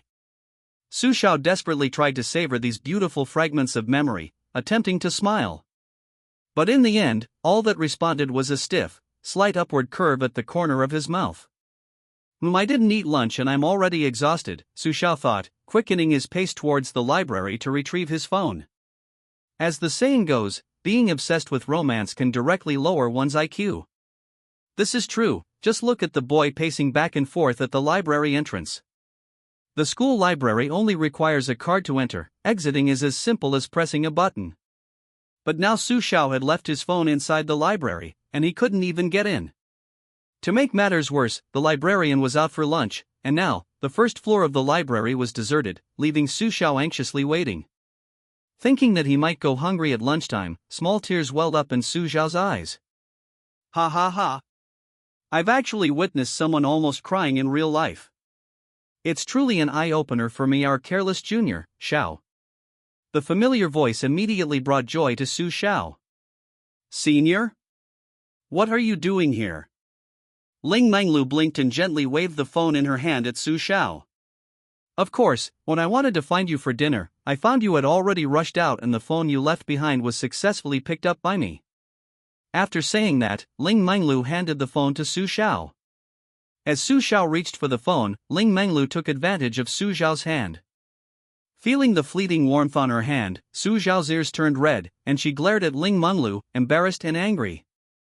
But clearly, Ling Menglu wasn't buying Su Xiao's tsundere act. Instead, she said bluntly, "What? Are you going to stare at your kind senior with those big, bright eyes to show your gratitude, Xiaodi?" Hearing Ling Menglu's words, Su Xiao was overjoyed. He had been a little shy about inviting his senior to dinner, but now he had a reason. "Want to go to the cafeteria with me?" Su Xiao lowered his voice, his words growing increasingly faint. So embarrassing. Ling Menglu seemed not to hear, a hint of a smile in her eyes as she said to Su Xiao in a slightly cheeky tone. "What were you saying, Junior?" Your voice was too soft, senior won't see you. Come with me to the cafeteria. Su Xiao blushed this time and shouted the words, startling the administrator who had just returned from eating. Ling Menglu raised her hand in a bow, responding earnestly to Su Xiao. Yes, Junior. Let's go. But just in case you lose yourself like you lost your phone on the way, how about we hold hands? Su Xiao kicked Ling Menglu playfully, muttering. Let's go, senior, why are you holding my hand? Ling Menglu touched the spot where Su Xiao had kicked her. Yes, that's it, he would kick her like that too. Senior. It's nothing, let's go. And so, the two left under the watchful eyes of the administrator. These young people nowadays, really. I remember the other day a girl asked me if I had any books about childhood sweethearts. I'm so good-natured. Asking a history teacher who doesn't work on the front lines for romance books, that's just ridiculous. On the first floor of the cafeteria, the peak hours had passed, and there were far fewer people. Su Xiao, who had come to the cafeteria with his senior, looked around the various food stalls expectantly, then felt somewhat disappointed. As expected, many of his favorite foods were already sold out. And what remained, besides the less than ideal taste and value, were some newly opened stalls. Claypot rice and crispy pancakes? What are those? Senior, do you know? Noticing a window Su Xiao had never seen before, the boy tilted his head curiously at the senior student beside him. Ling Menglu was startled by Su Xiao's cute appearance, but quickly recovered. I know, but these things can only be judged after tasting them, right? So, want to try some? Hearing her senior's answer, Su Xiao nodded in agreement. After all, it was difficult for her senior to comment on something she hadn't tried before. So, which one would you like to eat, senior? After Su Xiao asked, Ling Menglu chose the diaozhabing, a type of flatbread, almost without hesitation. Her extensive experience told her that the price of claypot rice was not something a diaozhabing could compete with, and Su Xiao was clearly showing signs of treating her to a meal. After Ling Menglu confirmed, the two went to the diaozhabing window and started queuing. Because the diaozhabing window was very close to the claypot rice window, Su Xiao could easily see the price of the claypot rice, 17. In comparison, a crispy pancake with 3 toppings only cost 7 yuan. I wonder if my senior did it on purpose. Su Xiao looked at Ling Menglu scrolling through her phone, feeling a warm glow inside. Yeah. I've got it. I'll definitely treat my senior to a nice meal after Master Wang pays him. I can't let her underestimate my abilities. Unbeknownst to Su Xiao, Master Wang's text message was still on Ling Menglu's phone. Chapter 14, at Lu Yenyue's house?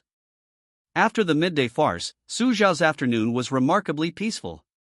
He only had one class that afternoon, modern history, and spent the rest of the time in the library.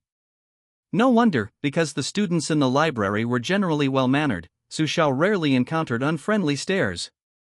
Thus, Su Xiao completed his reading plan for the day. While others felt refreshed after exercise, Su Xiao felt refreshed after reading. Could he be considered to have some special learning talent? Books can effectively regulate one's mood. Su Xiao, who had initially felt somewhat depressed, emerged from the library with a smile. However, this smile was quickly suppressed. A tall figure appeared at the library entrance, her long black hair swaying in the wind, wearing expensive sneakers, and a hint of impatience on her delicate face. Su Xiao initially intended to pretend he didn't see her and walk past, but the figure wasn't about to let him go. What? You're running away the moment you see me. This cold voice made Su Xiao pause, then he turned around and said defiantly. Didn't you always say you didn't want to see me? What's the meaning of blocking my way now? Su Xiao's words made Lu Yenyue, who was already somewhat impatient, even more irritated. She said in an unfriendly tone. I really don't want to see you, but this time my parents invited you to our house, and I couldn't refuse. So it was Uncle Lu and Aunt Lu's invitation. Then Su Xiao wasn't surprised. Because Lu Yenyue had already deleted him from her friends list, she could only inform him verbally now. But how did she know I was in the library? Su Xiao was a little puzzled, but didn't dwell on it. Perhaps she just asked around? After all, why would Lu Yenyu care about him? Let's go. Don't keep Uncle Lu and Aunt Lu waiting. After saying this, Su Xiao turned to leave, seemingly not intending to say anything more to Lu Yenyu. However, to his surprise, Lu Yenyu grabbed his arm. After Su Xiao turned around, she gave him a warning look. You know what you should and shouldn't say in front of my parents later. If you dare say anything you shouldn't, I'll make sure you never even have a chance to stay in school peacefully. Unfazed by Lu Yenyue's threat, Su Xiao smiled calmly, then softly said, I understand, before turning and continuing to walk forward. Lu Yenyue's pupils involuntarily contracted at Su Xiao's reaction, then she quickly walked ahead of him with a disdainful expression. Soon, the two arrived at the school gate, where a luxury car was parked, attracting curious glances from many onlookers. Reaching the car, Lu Yenyue opened the door, gesturing for Su Xiao to get in first. Su Xiao glanced at the driver, who was smiling gently at him, and immediately understood why Lu Yenyue was being so kind. He readily complied and stepped into the luxury car. Seeing that Su Xiao was relatively obedient, Lu Yenyue nodded in satisfaction, and Su Xiao then got into the car. After they were inside, the driver immediately sped off towards the villa area where Lu Yenyue's family lived.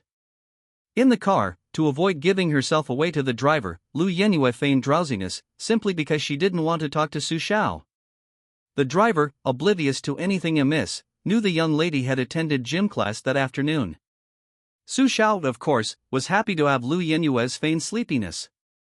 With the driver's skillful maneuvering, the car quickly entered the villa district. It must be said that although she had been here before, Su Xiao was always awestruck by the luxurious environment of the villa district. Did they really live in the same world as her?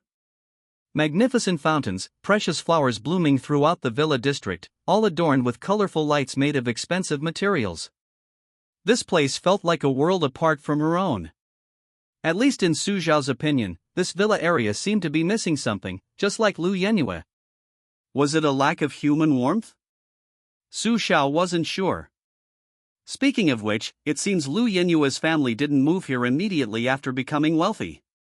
Just as Su Xiao was lost in thought, the driver's voice snapped him out of it. We're almost there, please prepare to get out. Shortly after the driver finished speaking, the car stopped in front of a two-story villa. Standing at the door of the villa were a middle-aged couple, neither young nor old. The woman's face still faintly showed traces of her youthful coldness, but now, with age, that coldness had been tempered, replaced by gentleness. The man, however, was different from his wife. He exuded a gentle and virtuous aura, making him appear to be a truly virtuous husband, inside and out. Seeing this long unseen figure, Su Xiao immediately opened the car door, rushed out, and threw herself into Uncle Lu's arms. Uncle Lu and Aunt Lu, it's been so long. Looking at the smiling young woman before him, Uncle Lu smiled too. Slow down, child. Aunt Lu also smiled and nodded at Su Xiao. Lu Yenyu, who had just gotten out of the car, saw this scene and awkwardly ran to her parents' side, saying quietly, I'm clearly the biological child. Mom and Dad. Seeing his daughter's jealousy, Uncle Lu smiled and said, all right. You're both my precious darlings. Is that all right now? Okay, let's go inside and talk. After Uncle Lu finished speaking, Aunt Lu opened the door, and the group rushed into the house. Although located in a villa area, Lu Yenyu's home wasn't ostentatiously luxurious. Instead, the decor was quite simple. Compared to opulent grandeur, it was clear that Uncle Lu and Aunt Lu preferred a subtle, warm atmosphere. Beige floors and a warm glow from the ceiling chandelier created a wonderful ambience. The group sat down on the sofa in Lu Yenyu's living room. After settling in, Uncle Lu gave Aunt Lu a look, and Aunt Lu immediately understood, smiling as she said, I'll go prepare some fruit. You all chat first. After Aunt Lu left, Uncle Lu slowly spoke. How have you been lately, Xiao Xiao? Is the money Uncle Lu gave you enough? Su Xiao returned Uncle Lu's smile with relief, but in reality, the money Uncle Lu gave her had long since run out. The amount of money wasn't small, but Su Xiao used it all to pay off his mortgage. Why did his parents lie and say the mortgage was paid off to avoid worrying their old friend, Uncle Lu? Seeing the bright smile on Su Xiao's face, Uncle Lu felt much more at ease. Because boys should be raised with plenty, so the money he gave him was definitely enough for Xiao Xiao's comfortable life in college. However, he still needed to hear Su Xiao say it himself to be completely reassured. Chapter 15 Lu Yenyu, a pair of shoes costs 50, should I wash them or not? After learning that Su Xiao had enough money, Uncle Lu started asking about her studies, which Su Xiao answered one by one. Suddenly, Uncle Lu seemed to remember something and asked Su Xiao with a smile. By the way, how did you like the pastries I asked Yenyu to bring you yesterday? I've learned quite a few new skills. Uncle Lu's question startled Su Xiao for a moment, but she quickly recovered and calmly replied. Just as delicious as before. Ha ha. That's good. I thought I put too much sugar in my snowflake crisps. As long as you like them. Ha ha. After Uncle Lu finished speaking, the atmosphere among them suddenly became a little strange. Finally, Lu Yenyu couldn't hold back any longer. If this continued, her father might notice something was wrong. Stop bothering Su Xiao with all the questions about Dad. We're both tired after a day of school, it's pointless to chat with old folks like you. Uncle Lu's smile froze for a moment because of Lu Yenyu's words, then he waved his hand with a smile. That's right. What do you young people have to talk about with an old man like me? Xiao Xiao, go back to your room with Yenyu and play. Just tell me and your aunt if you want anything to eat.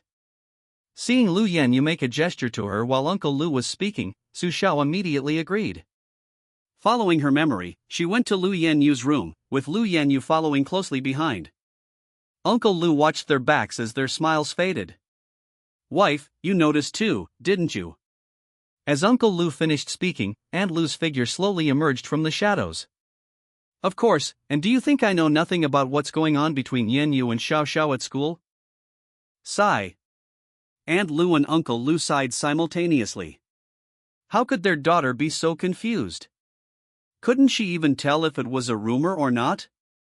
They had tried to subtly hint at it to their daughter, but she was clearly not listening in her adolescence. So they could only accept it. As parents, they would naturally side with their child, and besides, Lin Shu, the transfer student, was actually quite good. Missing out on Xiao Xiao is her misfortune. I just hope you won't regret it later. After all, not everyone has the luck of someone like you, my wife. Aunt Lu rolled her eyes at Uncle Lu. This old man was still dredging up her past struggles with pursuing him. You'll be sorry tonight. Uncle Lu blushed instantly upon hearing this threat, lowering his head and refusing to say another word. Pushing open the door to Lu Yenyue's room, Su Xiao immediately wiped the big smile from his face. He glanced around. Lu Yenyue had everything a girl would like.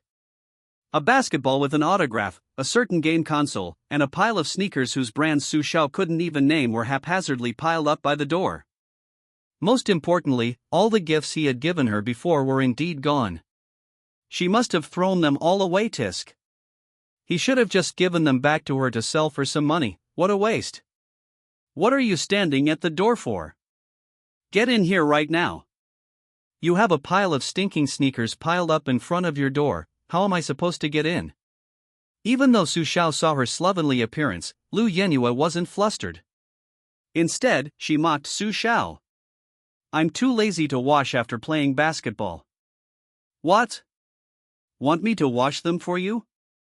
50 yuan a pair, are you in? It's just a little smelly, not as dirty as you. Su Xiao was already used to Lu Yenyue's insulting words. He kicked the pile of sneakers in front of him aside. No way. After clearing a path, Su Xiao ignored the furious Lu Yenyue behind him, pulled out the chair in front of Lu Yenyue's desk, and sat down without ceremony. After sitting down, Su Xiao's gaze fell on the photo frame on the desk. It used to be a photo of him and Lu Yenyue from middle school, but now it was a photo of her with Lin Shu, Yi Xiling, and a group of others having dinner. That photo, was it thrown away? For some reason, Su Xiao suddenly felt that throwing it away was a good thing. Lu Yenyue followed Su Xiao's gaze and noticed him staring at the photo frame. Are you wondering where that photo went? Trash, of course, goes in the trash can. Ha ha ha. Amidst Lu Yenyue's piercing laughter, Su Xiao nodded in agreement. It should go in the trash can. Looking at the boy's nonchalant attitude, Lu Yenue felt like she'd punched a pillow. Before, Su Xiao would throw a tantrum if she hadn't straightened the photo frame, but now. For some reason, Lu Yenue suddenly felt a pang of panic. But just then, a message on her phone caught Lu Yenue's attention. Lin Shu, want to go to karaoke together? Lu Yenue. It's Lin Shu's invitation. Lu Yenue thought for a moment, then replied. Lu Yenue, okay, I'm off to school right now. By the way, do you still want the snacks I brought you last time? Don't be shy. Lin Shu, please give me some, shy emoji. After receiving Lin Shu's reply, Lu Yenue, under Su Xiao's strange gaze, opened the storage cabinet next to her bed. Inside were all Lu Yenue's favorite snacks. She took out a large bag and stuffed several handfuls of snacks inside. I'm going out to sing with Lin Shu. You better behave yourself here, and don't steal my snacks. While stuffing, Lu Yenue didn't forget to notify Su Xiao, who was sitting on a stool lost in thought. Oh, by the way, if you beg me, I can give you 2 bags of these snacks. Just after Lu Yenue finished speaking, Su Xiao stood up abruptly. Then I won't stay. I was thinking of going home to rest anyway. Lu Yenue was about to say something when Su Xiao pushed open her bedroom door and left without a second thought. The boy's resolute demeanor suddenly brought back the panic that had just subsided in Lu Yenue. She didn't really want to go singing anymore. After leaving Lu Yenue's room, Su Xiao felt the air was much fresher. He wondered if his senior was also this sloppy. As soon as this thought crossed his mind, Su Xiao quickly shook his head. He didn't believe that his gentle, intelligent, and dashing senior would be like Lu Yenue. Yes. It was just his rational judgment, not prejudice. Ha! Xiao Xiao, what brings you out? Uncle Lu was pondering his strategy for dealing with the enemy that evening, but Su Xiao's appearance immediately interrupted his train of thought. It's only been a short time. It seems Yenue and Xiao Xiao really did break up. Uncle Lu was actually a little regretful. He had watched him grow up since he was a child, knew him inside and out, such a strong and kind boy. Alas, what a pity. Chapter 16. Ling Menglu worked Su Xiao to death. But there was nothing she could do. Who told her daughter to be so disappointing? The cabbage she'd raised from childhood was ultimately snatched away by someone else. She could only hope that Yenue wouldn't regret it then. Uncle Lu had a feeling that Su Xiao seemed even more beautiful than before, though he wasn't sure if it was just his imagination. Those glasses and hair were really getting in the way, but there was nothing he could do. He couldn't very well use his status as an elder to force her to take them off and move her hair. By the way, Xiao Wang, could you take Xiao Xiao home? Uncle Lu walked to the door and instructed the driver outside. The driver understood and gestured for Su Xiao to enter. Su Xiao said goodbye to Uncle Lu and Aunt Lu, then got into the car without any hesitation. Unlike before, Su Xiao would always try to stay at Lu Yenue's house a little longer, even if Lu Yenue would sometimes impatiently scold him for being like a persistent pest. Back then, Su Xiao always thought Lu Yenue was just as arrogant as he was, only saying one thing and meaning another. Now it seemed her patience was just something she didn't want to give him. As for Lin Shu, Su Xiao always saw Lu Yenue's gentle, ingratiating words. And that was the only time she had treated him that way. As they grew up, Su Xiao could no longer find the Lu Yenue who stood up for him. All that remained was the empty shell left behind by the person Su Xiao loved after he grew up. So be it, he's changed too, hasn't he? Just then, a gentle breeze ruffled Su Xiao's hair through the car window, and with her glasses tilted to the side, Su Xiao revealed a faint smile. Lu Yenue, rushing out of the house, seemed to see her angel for a fleeting moment. But after rubbing her eyes, she saw nothing but Su Xiao scrolling through his phone in the car. Was she hallucinating? That profile was far superior to Lin Shu's, and Lin Shu was already the most handsome boy Lu Yenue had ever seen. Maybe it was from playing those pretty boy games last night. Let's go, Driver Wang. Take Su Xiao home first, then take me to the karaoke. Driver Wang adjusted his glasses and glanced at Lu Yenue, who had just gotten into the car, in the rearview mirror. Yes, miss. I'll take your boyfriend home first. Hearing the driver's reply, Lu Yenue was startled. Could this be a test sent by her parents? She couldn't give herself away. Without answering driver Wang's pointed question, Lu Yenyue simply smiled demurely. Go on, driver Wang. After glancing once more in the rearview mirror, driver Wang respectfully replied and started the car. Lu Yenyue felt strange. Why did talking to driver Wang improve her mood? Forget it. Thinking about it will make her grow a head. It's more important to enjoy this good mood and sing with Lin Shu. Taking out her newly bought pear-shaped phone, Lu Yenyue put on her headphones and began mentally practicing singing from online videos. She didn't want to embarrass herself in front of Lin Shu. Right. She should tidy up the room when she invites Lin Shu over. This mess will probably annoy him. Let's invite Yi Xiling too. So mom and dad won't misunderstand if she only brings Lin Shu back. Su Xiao was unaware of Lu Yenyue's daydreams, and even if he did, he wouldn't care. He was currently wondering if Master Wang would be busy tomorrow morning.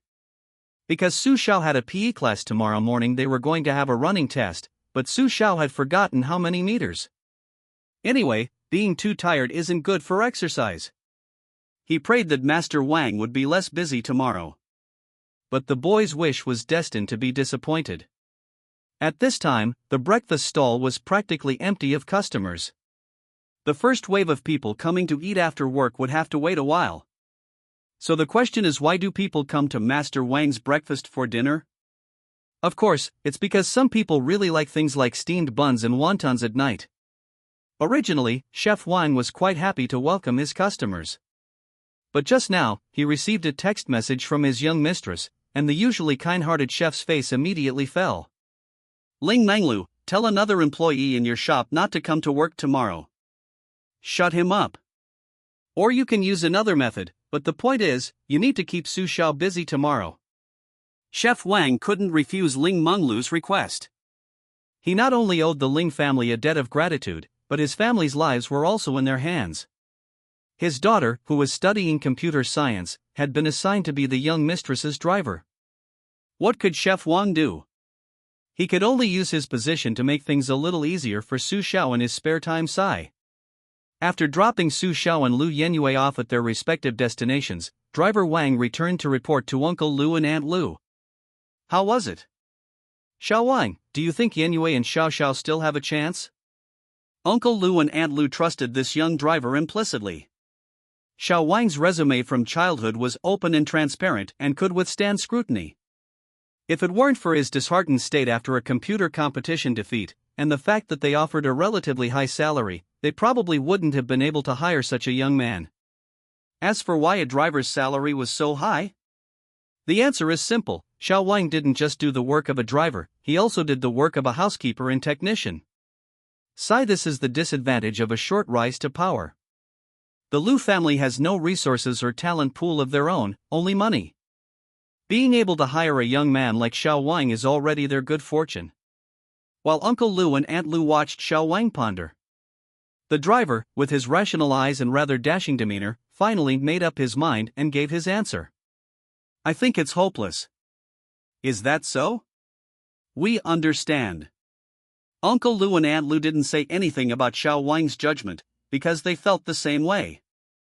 Also, you asked me to investigate Su Xiao's financial situation. At this point, a hint of struggle flashed in driver Wang's eyes, but it disappeared in an instant, unnoticed by Uncle Lu and Aunt Lu. So, what were the results of the investigation? The two middle-aged men asked driver Wang. Very good, and that young man even knows to work part-time to help support the family, instead of just lazing around on the savings you gave him. Hearing Xiao Wang's answer, Uncle Lu and Aunt Lu sighed simultaneously. They had more than enough money for Su Xiao, but even so, she actively went out to work. Perhaps it was because she didn't feel comfortable taking the money. What a good girl! Oh well, she should marry into a good family. Knowing exactly how many bad habits their daughter had, for the first time, Mr. and Mrs. Lu had the thought of not wanting Su Xiao to marry their daughter. Chapter 17: The Exciting Little System. At Su Xiao's house, the boy's backpack was carelessly tossed onto the sofa. Looking around the entire living room, Su Xiao was nowhere to be found, but the bathroom heater and the sound of running water hinted at what the boy was currently doing. Drops of water relentlessly pelted Su Xiao's smooth skin. Her exquisitely beautiful face, indistinguishable in gender, was bathed in the warm, damp light of the bathroom heater. At that moment, her face gave off a certain comfortable but above comfort is. Aoi head, it hurts. It hurts so much. The little system finally couldn't hold back and howled in pain. The little system never imagined that one day even watching its stunningly beautiful host take a bath could become a form of torture. But getting back to the point, why does its host seem to still be in performance mode? Weren't they supposed to be back in their absolutely safe home? It wanted its host to explain today's events to it. Why couldn't it understand those wicked women at all? Even Lu Yenyu, who seemed the silliest, wasn't as easy to understand as the likes of Emperor Ru Yan she'd seen before. As a newly born system, it was equipped with the latest technology. But these wicked women left it clueless. It could only hope. Gulp. The little system was about to urge its host to explain, but the scene before it caused it to completely crash, even swallowing hard like a human. Below Baijia's long, slender legs were jade feet glistening with a few drops of water. Is this delicious food? The little system suddenly had an idea. It wanted to quit and take its host to an idyllic paradise free of wicked women. As the little system chuckled to itself, a series of rhythmic knocks on the door startled Su Xiao. The boy hurriedly threw on his pajamas, rushed out of the bathroom to open the door, then quickly returned to grab his glasses from beside the sink. After sealing his good looks, Su Xiao finally opened the door with a sigh of relief. Ha! He seemed to have forgotten to check who it was through the mesh. Oh well, never mind, it's all Lu Yenyue's fault. Thinking this, the boy looked towards the person outside. He saw Ling Menglu, usually so poised and confident, looking flustered, her cheeks flushed crimson, breathing heavily through her nose. To Su Xiao's surprise, Ling Menglu threw the box she was holding into his house, then, without waiting for him to accept it, fled under his questioning gaze. Hey! Senior! You! Su Xiao was about to chase after him, but then she remembered she was still in her pajamas and stopped abruptly. The boy was still quite shy. Only Ling Menglu had ever seen him in pajamas since he grew up, not even Lu Yenyue had. You're really lucky. The boy murmured to Ling Menglu's retreating figure before closing the door. Once out of Su Xiao's sight, Ling Menglu took deep breaths for a long time before slowly recovering. That fragrance, that look, that way he tempted her while also wearing pajamas. Just now, it had almost driven Ling Menglu to lose her mind, making her take advantage of Su Xiao on the spot. But she couldn't. She hadn't completely won his heart yet. Only after obtaining her heart could she boldly carve, allowing this work of art from her dreams to fully take shape. Until then, let the boy remain Su Xiao for a while longer. Hee hee ha ha ha. In the shadows below Su Xiao's house, Ling Menglu laughed twistedly, her slender, effortless hands slowly kneading the wall. After Ling Menglu left, Su Xiao opened the box she had given him, his eyes immediately lighting up. This was the delicious food he had always wanted. How did Ling Menglu know? Could it be that his senior's tastes didn't align with his? Su Xiao thought sweetly. Holding a box of snacks and pastries, the boy grinned foolishly on the living room sofa. Of course, it was all because of the delicious food, but not just that. Su Xiao put down the snacks and touched his burning ears. I'll have to repay my senior sister properly later, Su Xiao thought, but his eyelids drooped, and he slumped onto the sofa. Right, today was different from usual. Su Xiao had even gone to Uncle Lu's house, how could he not be tired? In this world, boys don't have the same boundless energy as girls. But Su Xiao had only slumped down for a short while when he immediately sat up. His eyes were no longer weak as before, but instead held a coldness and a wise, all-encompassing control. Host, you finally exited performance mode. I'm very curious. Then don't be curious yet, let me eat 2 bags of delicious food first and then I'll tell you. Also, protest denied. After suppressing the little system in his mind, Su Xiao casually sat down on the sofa. He tore open 2 bags of snacks, one in each hand, eating with a rather wild gusto. Su Xiao's actions were a stark contrast to his behavior while showering. This infuriated the little system, which cried out in Su Xiao's mind. Host, please be more elegant. This will damage your image in the system's eyes. Su Xiao, who was snacking and watching videos, was speechless when he heard that the little system was actually addicted to that guy. He decided to teach the disobedient, rebellious little system a lesson. His expression changed in a second. Su Xiao's eyes revealed a hint of allure. He took off his glasses and tousled his hair, placing his hand on his fair, jade-like foot, revealing a seductive black mole. After a long pause. Please, host, I was really wrong. This strange feeling is so uncomfortable. The little system pulled out all the compliments from its database, finally calming Su Xiao down. Given your performance just now, I'll only answer one question for you today. Ask away. The little system thought for a moment, then chuckled and asked. Will I win? Su Xiao froze upon hearing the little system's words. Did it really think he was clueless? I'll give you one more chance, little system. If you dare to do this again, I'll. Thinking of that feeling just now, the little system shuddered. It was truly afraid. This time, it would better ask properly. Host, why did you keep acting after you got home? And even after that wicked woman Ling Munlu left, you still acted for a little while longer. It's simple, acting has to have a beginning and an end. What I need to do is simple, just act out Su Xiao before falling asleep. Although the little system still didn't quite understand, it felt very impressive. It would answer that question for its host. It truly believed it. It would win. Chapter 18. Su Xiao, treated like a bedbug and driven away.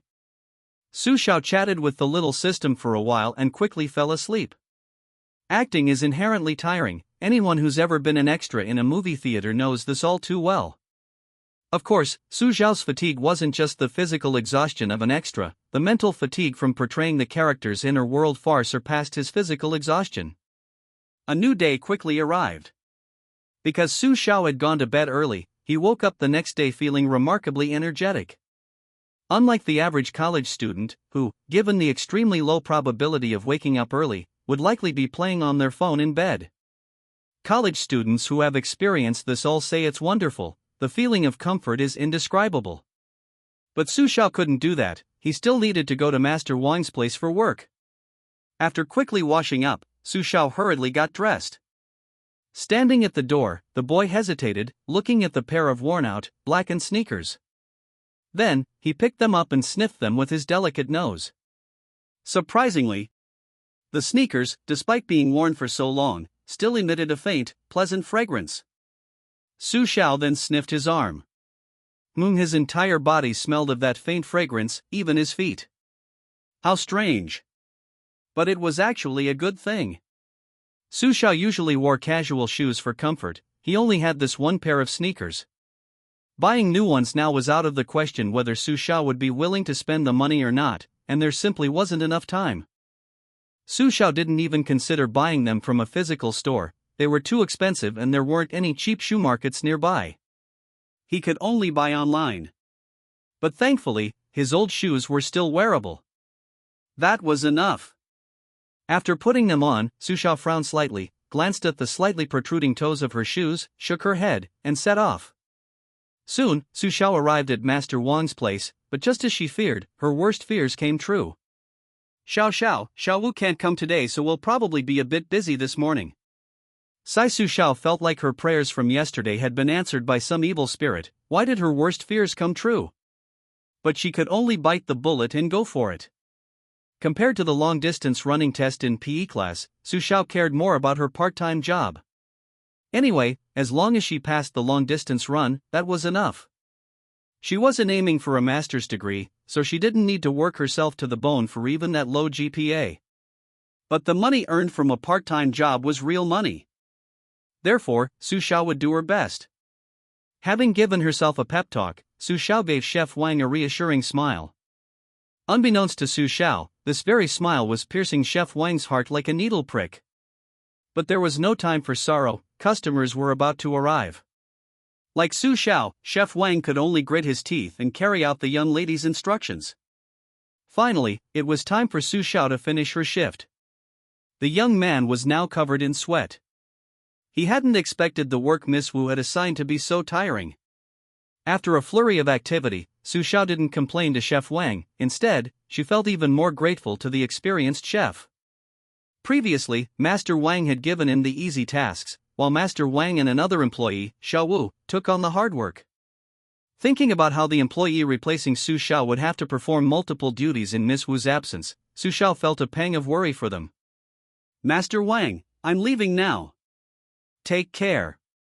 Su Xiao, holding the breakfast Master Wang had insisted he accept, said goodbye to Master Wang, whose smile seemed somewhat forced.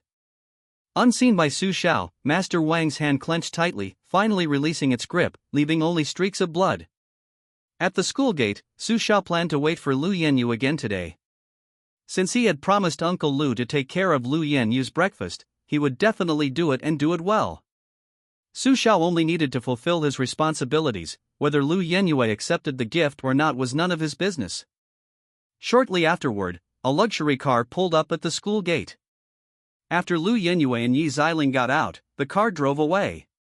Unlike the black luxury car Lu Yanyu's family usually drove, today's car was white. There was a strong possibility that today's car belonged to Yi Xiling's family. "This is breakfast, would you like?" "Get lost. Don't bother my Yanyu." Yi Xiling was quite irritated because Lu Yanyu hadn't invited her to the karaoke bar yesterday. Before Su Xiao could finish speaking, she turned and dismissed him on Lu Yanyu's behalf. Truly worthy of being Lu Yanyu's good friend, Su Xiao thought to himself, not bothering Lu Yanyu as much as before. As if completing a check-in task, he turned and left. Seeing Su Xiao walk away dejectedly, Yi Xiling patted Lu Yanyu on the back. "Yanyu, I work so hard to get rid of all that junk for you every day, and you go out to play without me? Isn't that a bit much?" Lu Yanyu was staring blankly at Su Xiao's retreating figure, clutching her breakfast, and didn't react to Yi Xiling's words. "Hey. Xiling, I'll definitely tell you next time I go out." Yi Xiling looked at Lu Yanyu suspiciously. Why did this girl seem so dazed today? Could it be? She already slept with Lin Shu last night. After looking Lu Yanyu up and down, Yi Xiling felt more and more that she had discovered the truth. As a good friend, Yi Xiling felt it was necessary to keep it a secret for Lu Yanyu until she was willing to speak up. "Alright, let's go, Yanyu. Aren't you going to bring Lin Shu breakfast? I heard it was made by his uncle himself." Lu Yanyu glanced at the breakfast bag she was holding, still faintly steaming and fragrant, making her own mouth water. But unfortunately, although Lin Shu was very polite and gentle in front of her, he had never brought her breakfast before. She happened to be a little hungry today. Normally, if Su Xiao had begged her, Lu Yanyu would have accepted it. But why did this dirty idiot just leave?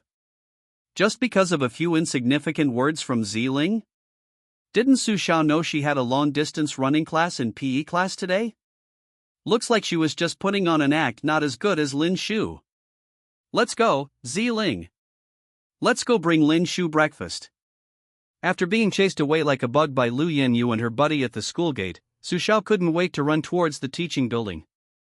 The boy thought his senior would definitely be waiting for him there. That girl. She threw some snacks in yesterday and ran away.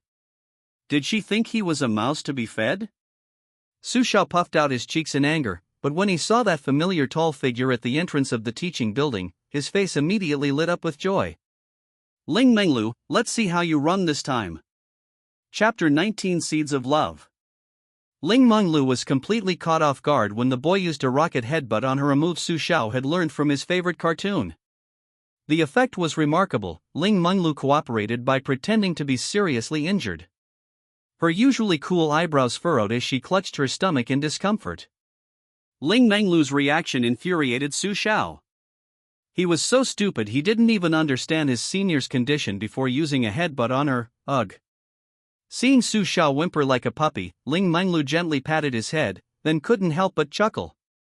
Although Ling Menglu's soft laughter was faint, Su Xiao caught it, and the boy was instantly filled with mixed feelings of joy and anger. This despicable senior dared to toy with him? Just as Su Xiao was about to stomp on Ling Menglu's foot as punishment, his senior, as if offering a tribute, handed him the beautifully packaged item she was holding in her right hand. This left Su Xiao completely bewildered. Was she trying to please him? Dream on. He still had to be punished. The boy lightly stomped on Ling Menglu's foot, and what he didn't notice was a barely perceptible, mysterious blush appearing on Ling Menglu's face. This was the feeling, this was it. It seemed. Ling Menglu's inner turmoil didn't affect her facial expression. Her senior remained as gentle as ever in front of Su Xiao. You stepped on me, Junior. Here. This is for you as compensation. Master Wang's steamed buns are delicious, aren't they? Without waiting for Ling Menglu's reply, the boy, as if forcing a sale, placed the steamed bun next to her and ran off like the wind.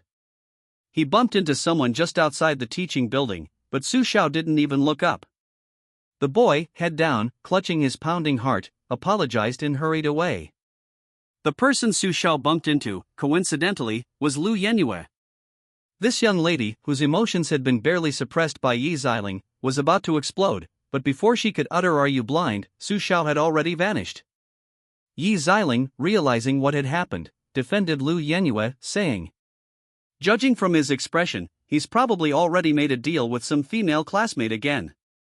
TSK. I wonder how many people he's been with." Right, Yenyu?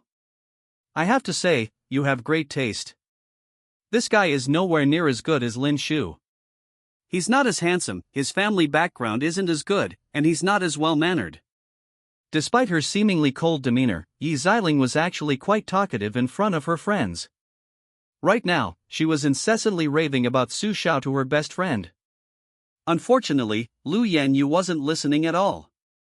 Because when she saw Su Xiao return, her breakfast was gone, and for some reason, Lu Yenyu looked urgently towards the teaching building. The moment she saw Ling Menglu, Lu Yenyu's heart skipped a beat. Not only was Ling Menglu quite famous at their school, a renowned talented young lady, but more importantly, Lu Yenyu remembered very clearly that after she slapped Su Xiao that day, Ling Menglu and Su Xiao had a scene that resembled an idol drama. But the question was, what exactly did this young lady, whom even she felt somewhat inferior to, see in Su Xiao? Lu Yenyue couldn't understand it. All she knew was that the breakfast Su Xiao was holding seemed to be in Ling Menglu's hands right now. And at that moment, Ling Menglu was taking a bite of a small steamed bun, without any sign of disgust.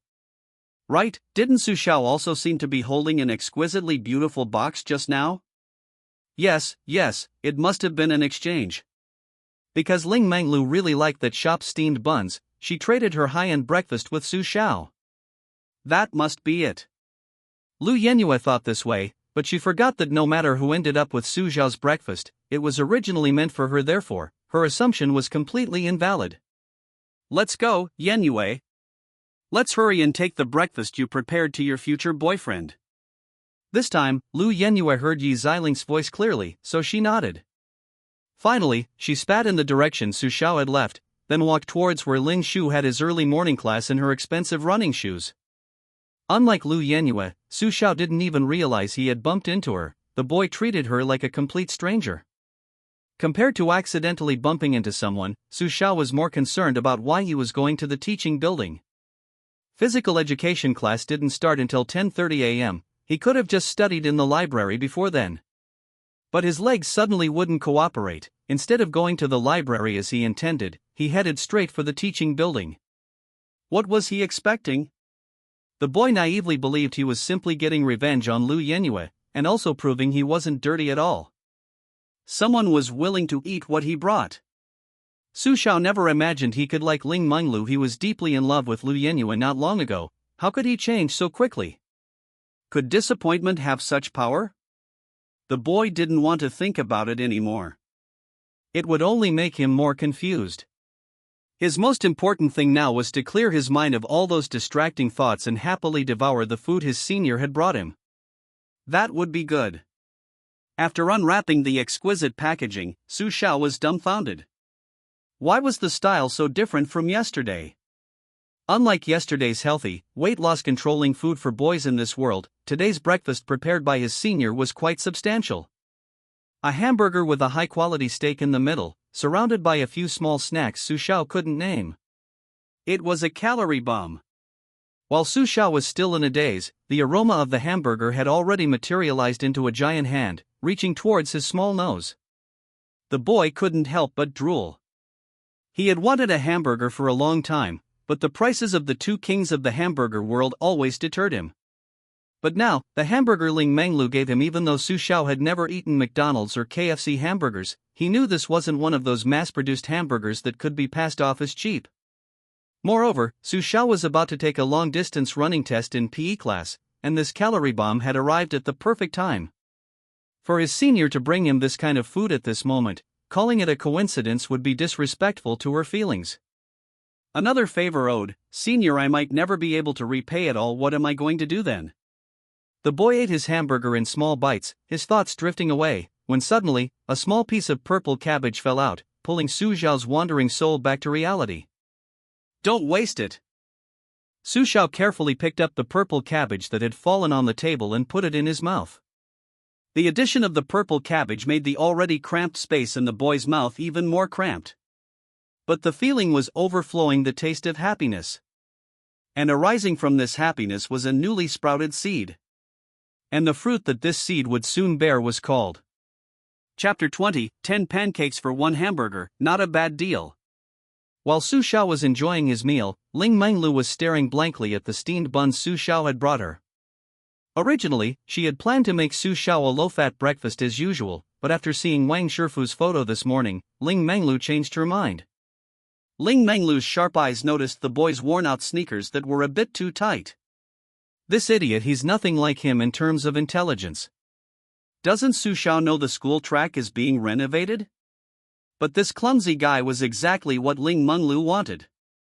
Anyway, her intention was simply to hope that Su Xiao would have problems during his long run. Whether the problems were due to the shoes, fatigue, or a light breakfast, Ling Menglu didn't care. And in this situation, Ling Menglu could even win Su Xiao's favor twice.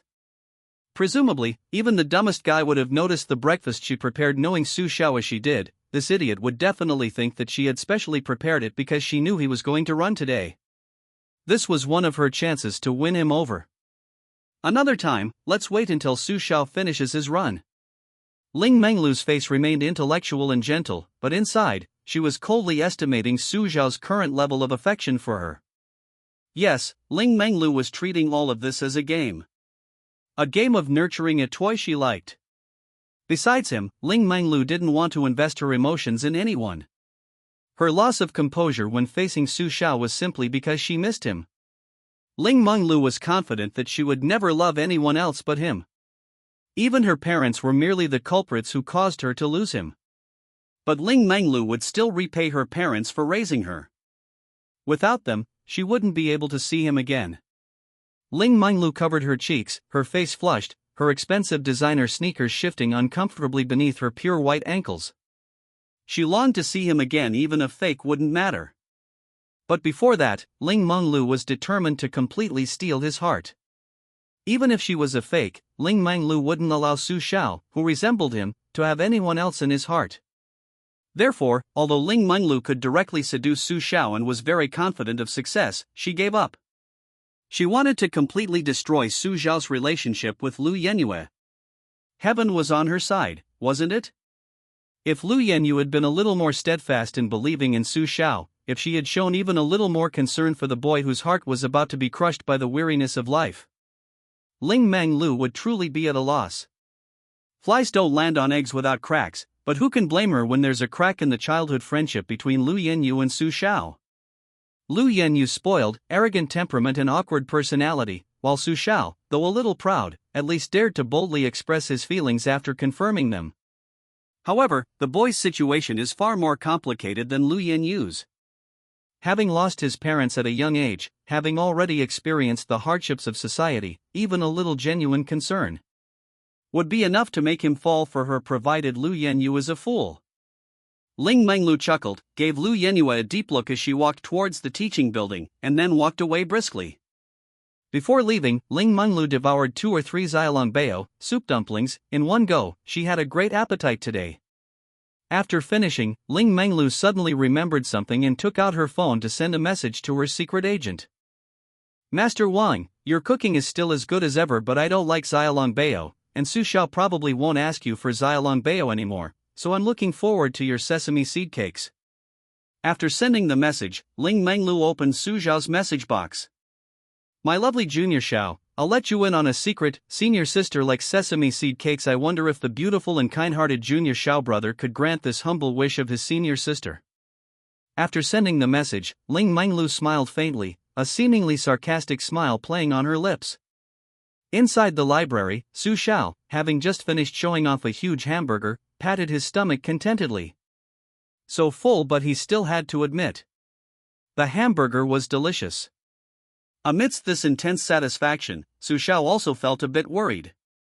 It wasn't so bad before, but now that he'd tasted such a delicacy, what if he wanted another one later?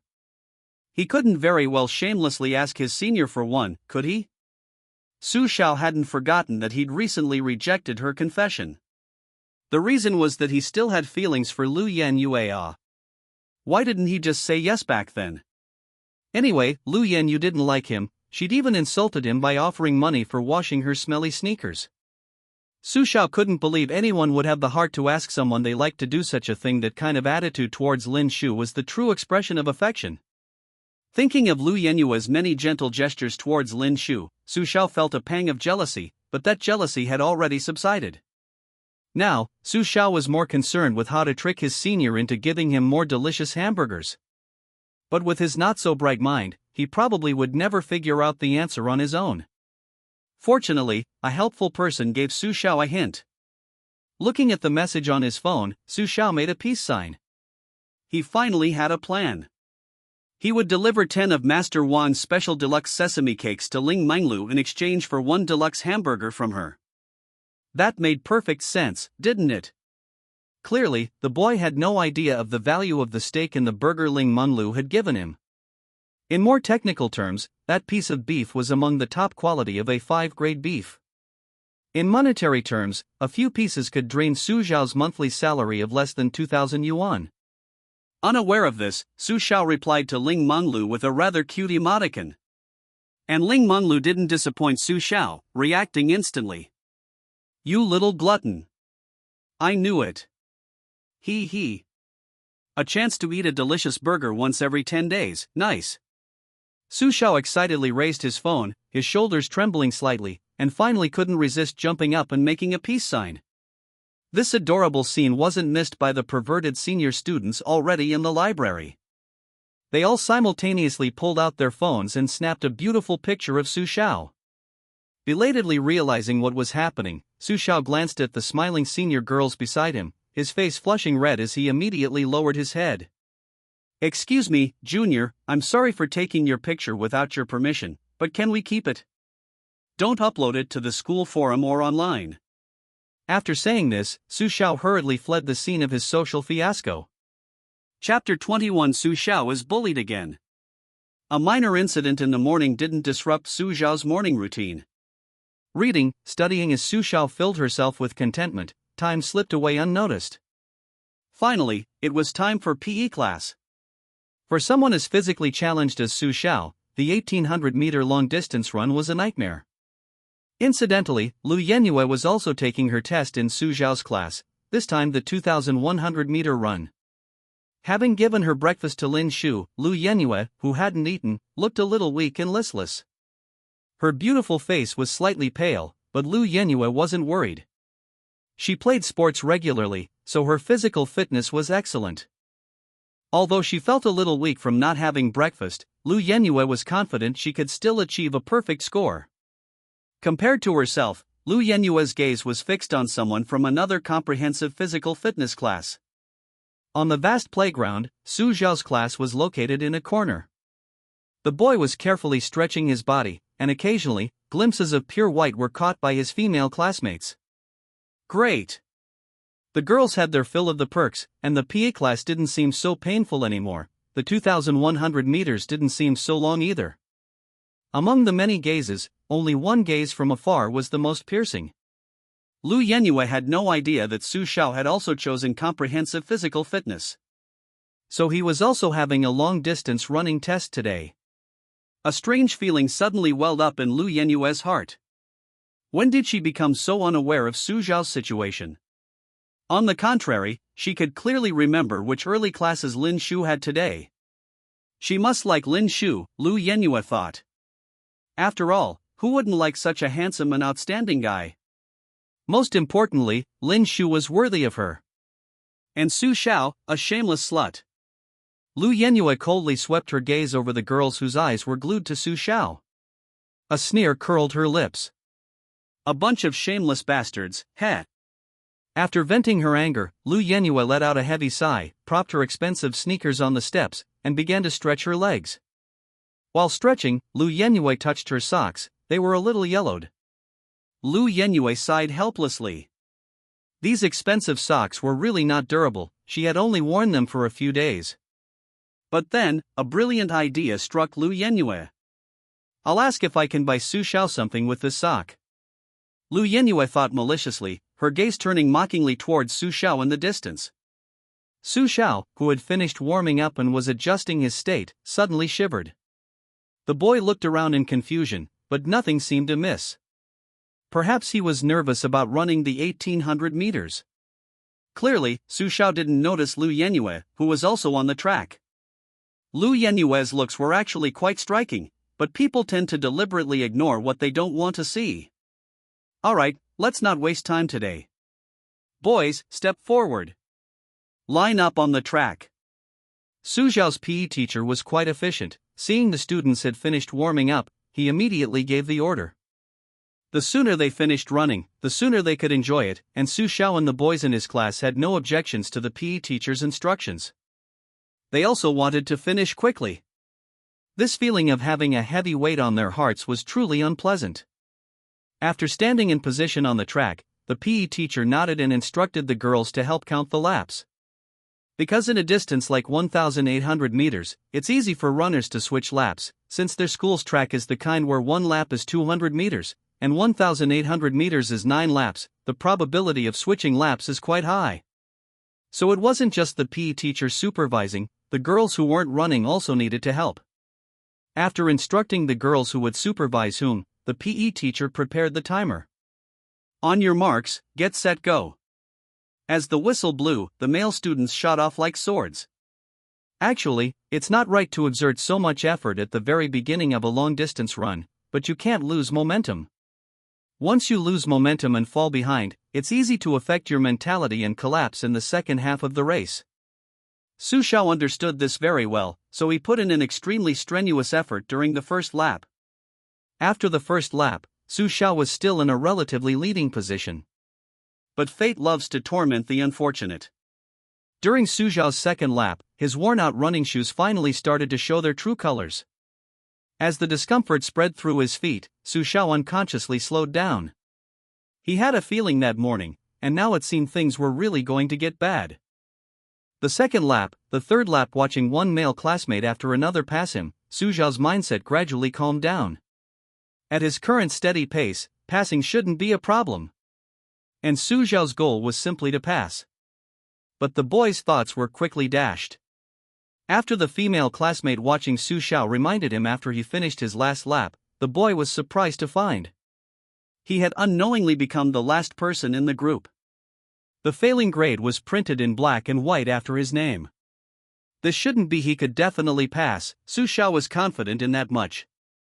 Suddenly, the boy seemed to remember something. Forgetting his physical exhaustion, he quickly looked at the female classmate who was counting his laps. The memory of yesterday attacked him. This seemed to be the female classmate who wanted to slap him in the library yesterday. But back then, he had the help of his senior. Now, what could he do about her? While Su Xiao hung his head in dejection, Fu Xian was replying to Ling Menglu's message. "Miss, you're so thoughtful. That Su Xiao actually managed to pass with those awful shoes on. Luckily, you prepared a backup plan. I calculated it as 10 laps of 2,000 meters. Fu Xian excitedly reported her results to Ling Menglu, but only received a cold reply. Don't forget what you're supposed to do next. Upon receiving Ling Menglu's reply, Fu Xian felt as if she'd been doused with a bucket of cold water. This young lady is truly cold-blooded, Fu Xian thought to herself, then walked to Su Xiao's side and whispered in his ear. It was all Miss Lu's orders. Don't hold a grudge against me, but it doesn't matter if you do what can a nobody like you do to me. Oh, and don't try to tell the teacher, or I'll ambush you after school. Su Xiao's clenched hands fell limply to his sides, his voice already trembling with a hint of a sob.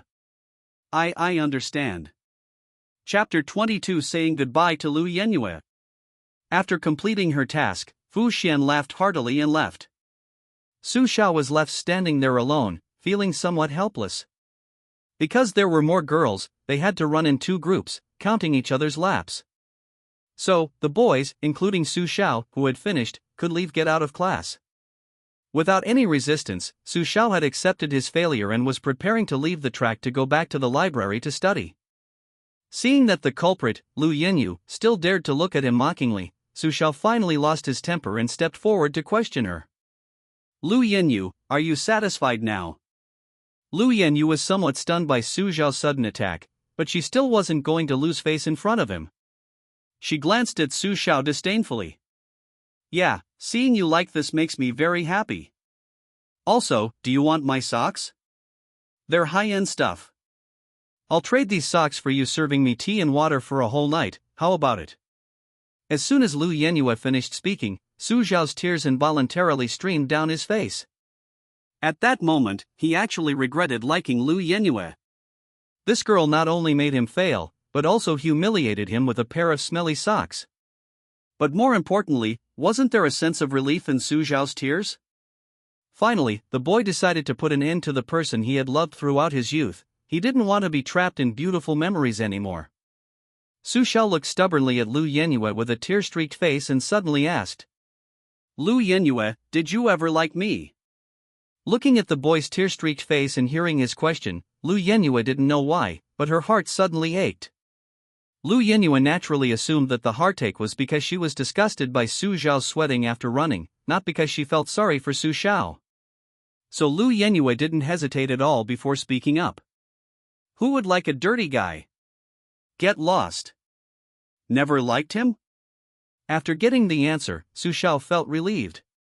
He smiled at Lu Yenyu with relief, then, with the graceful movements of an elf, turned and left with his hands behind his back.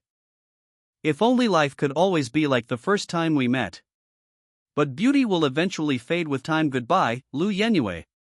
Next time we meet, to me, you'll just be Uncle Lu's daughter. His previous behavior of constantly pestering her was indeed a bit annoying. He'll apologize to Lu next time they meet. Su Xiao stopped crying, silently thinking to herself. Unbeknownst to the boy, Lu Yenyu, who should have been on the track as arranged by the PE teacher, was currently clutching her chest, gasping for breath. She had never experienced such a suffocating, near-death feeling. Lu Yenyu didn't understand why. She simply followed her instincts and abruptly turned to look at the exit of the track. There was nothing there. Lu Yenyu, her thoughts in turmoil, decided to calm herself down. Teacher, I'm not feeling well. Can I take the test again next time? Su Xiao, walking out of the track, although he had failed the 1800-meter race, now looked relaxed. It was as if he had finally broken free of the shackles that had bound him so tightly. Su Xiao paused in his tracks towards the library, then turned around. He planned to treat himself today. It wasn't even noon yet, and Su Xiao intended to go to the cafeteria early for a good meal. Fish and meat, no problem. And the milk tea that all the boys love, no more. While mentally planning what to eat, Su Xiao simultaneously opened his mobile banking app to check his balance.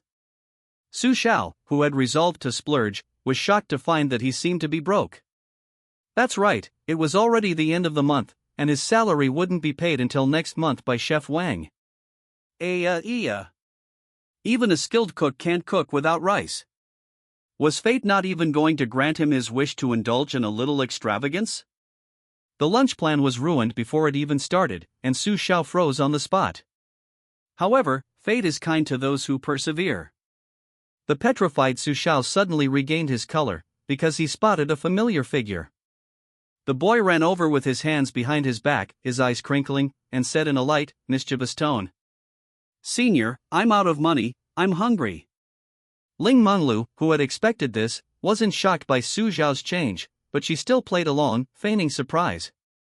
Junior Xiao, what's wrong? It seemed his senior had noticed his change. Su Xiao wasn't surprised. After all, he was quite surprised that he could let go of Lu Yenhua so easily. But that didn't matter anymore. He just wanted a big meal. "Senior, treat me to a big meal." Seeing that Su Xiao didn't intend to answer, Ling Menglu didn't want to press the matter further.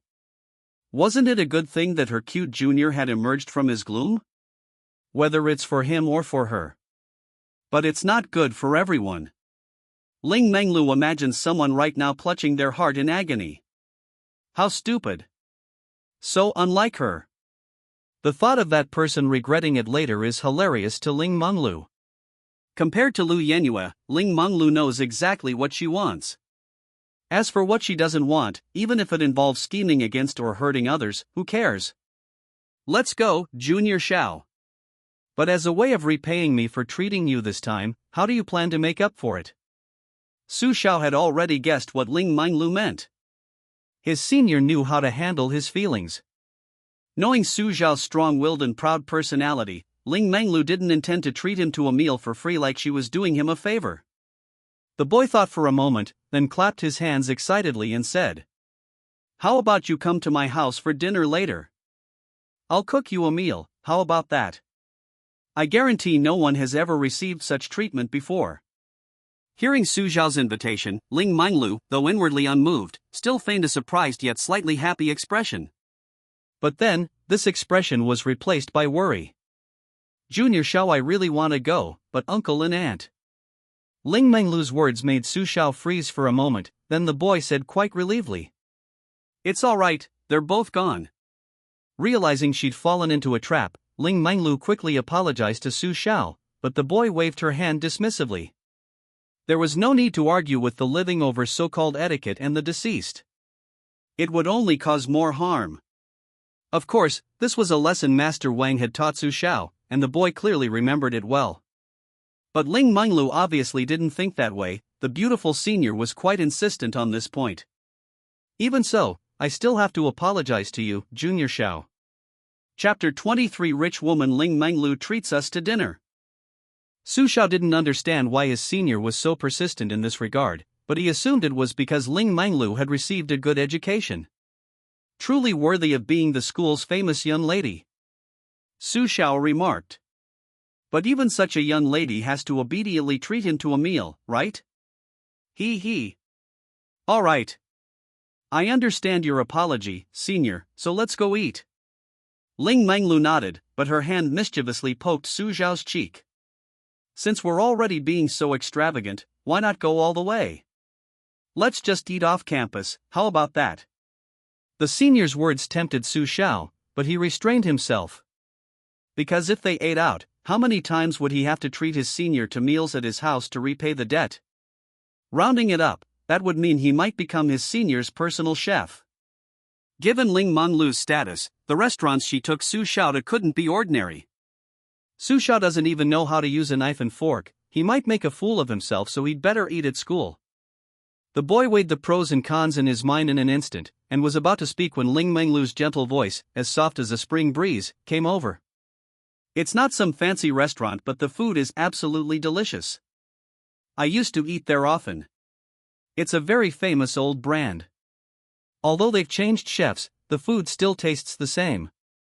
Just invite me to your house for 2 meals, and I'll take you there. Will you say yes, Junior Xiao? His thoughts have been read. Who knows how she'll bully him after he marries her? Why did he think about marriage? Su Xiao was speechless. He couldn't possibly have fallen for his senior so soon after breaking up with Lu Yenhua. It can't be true.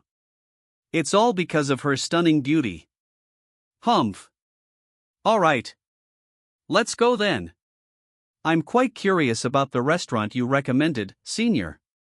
Ling Menglu looked at Su Xiao, whose lips were now pouting from her teasing, with a smile in her eyes. A hint of anticipation stirred within her. Would he order that dish like him?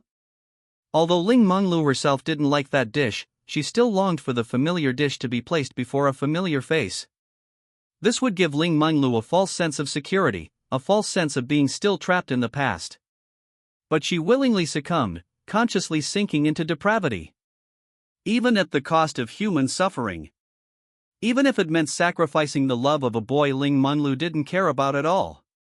She was willing to do it, and would never regret it. Let's go, Junior. Su Xiao didn't have classes in the afternoon, so after having lunch with Ling Manlu, he immediately fled home. The reason he used the phrase fled home is because of that indescribable scene during the meal. While eating, Ling Manlu, for some reason, stared intently at Su Xiao, as if she wanted to devour him. Of course, Su Xiao didn't think his senior was a pervert. The young man believed that even couples in the throes of new love wouldn't act like that. Therefore, he asked his senior why. He still remembered the way Ling Manlu smiled sweetly as she replied to him. The dishes you ordered really reminded me of. What a coincidence, isn't it?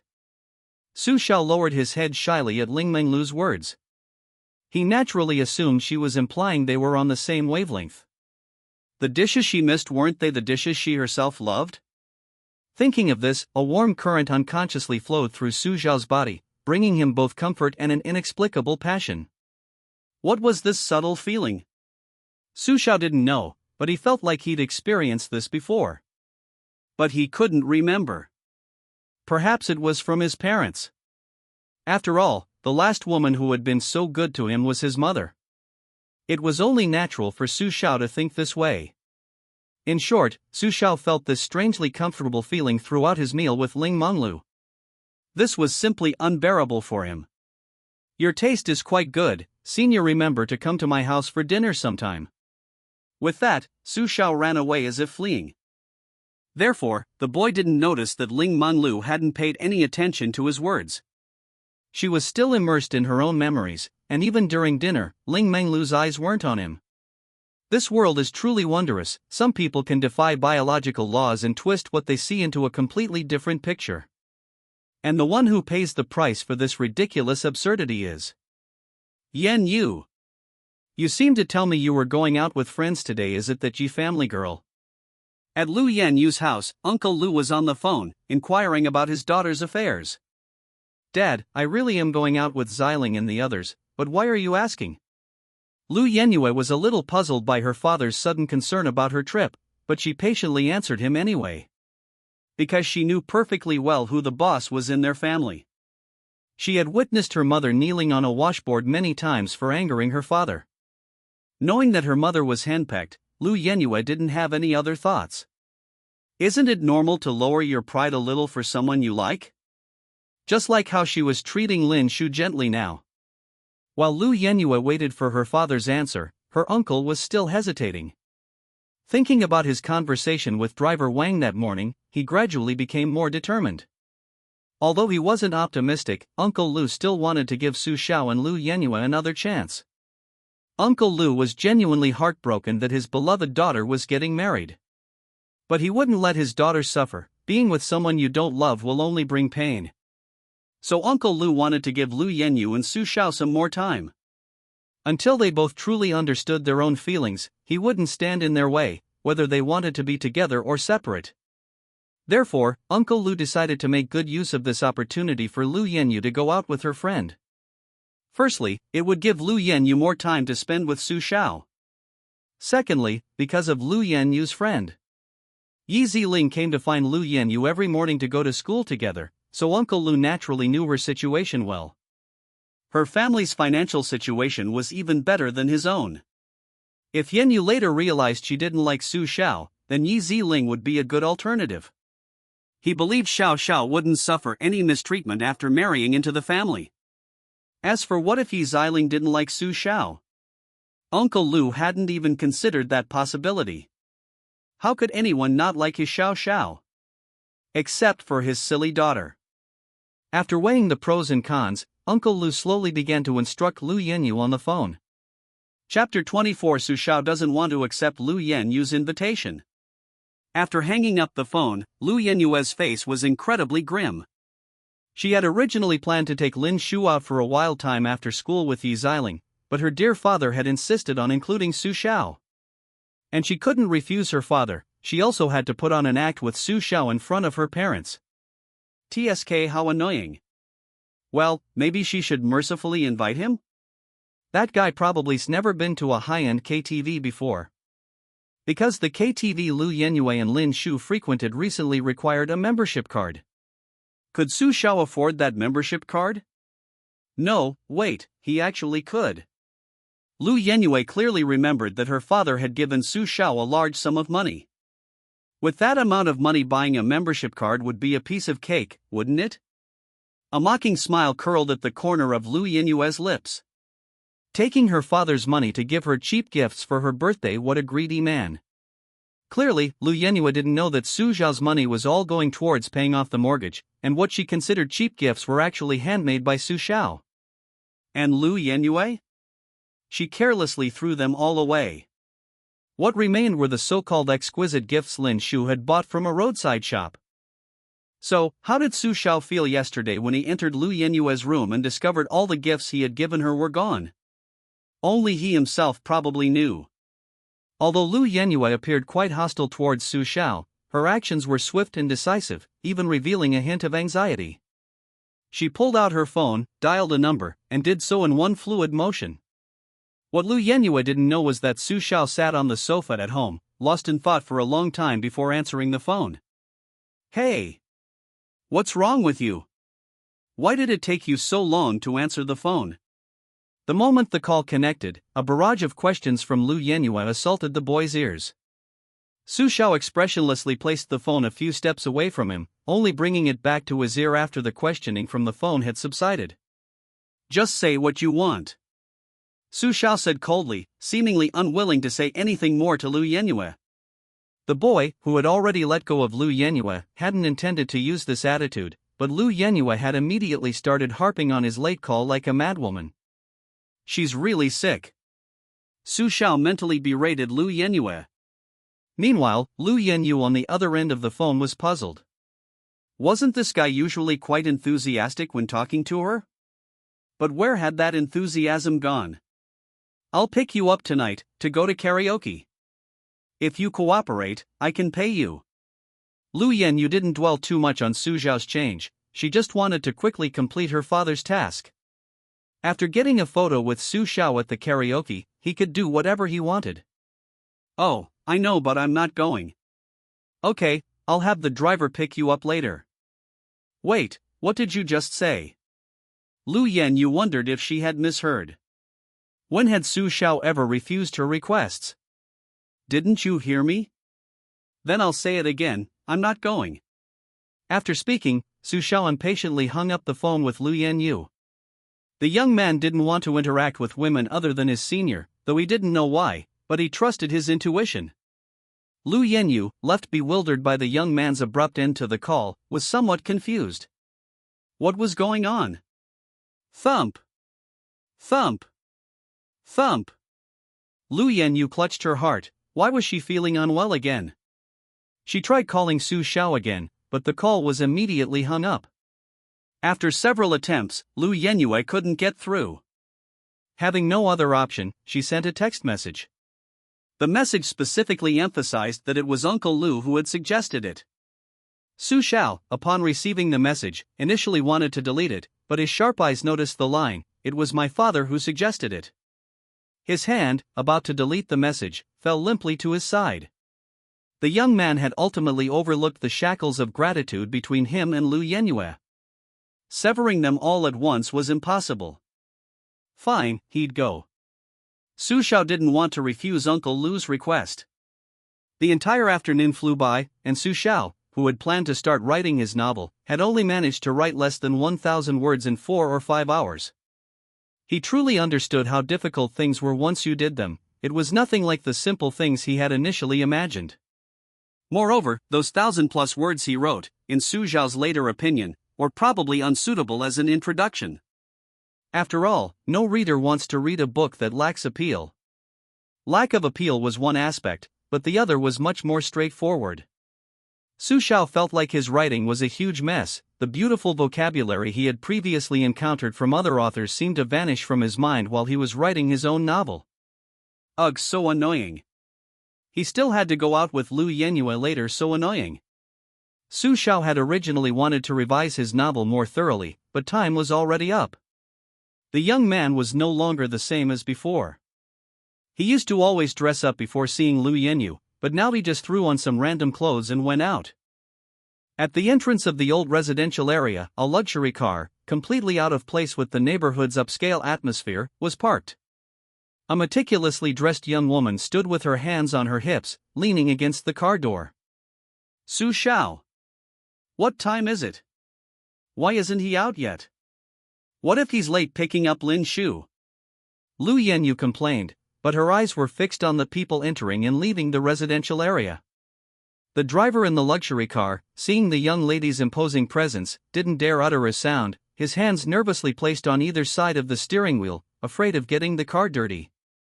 It was supposed to be just an ordinary day, and he was doing his usual chauffeur work, but who knew that this chauffeur assignment would be with a wealthy family? I heard their own driver had some issues, so they hired this chauffeur service, but they don't have a top-tier driver. Damn it! Screw top-tier drivers. Even a seasoned driver like him couldn't help but break out in a sweat when faced with a luxury car of this caliber. As the driver carefully considered how to drive without causing the slightest damage to the luxury car, the passenger door opened. The driver turned to see a handsome young man. After getting in, Su Xiao nodded gently to the driver, who, unsure of the young man's relationship with the young lady, also greeted him with a smile. Chapter 25: Lin Shu's True Colors. Seeing Su Xiao tactfully sit in the passenger seat, Lu Yenyu nodded in satisfaction as she got in. This guy's smart, he knows it's not driver Wang driving today, so she doesn't have to pretend anymore. Let's go, driver, we're going to pick up my friend.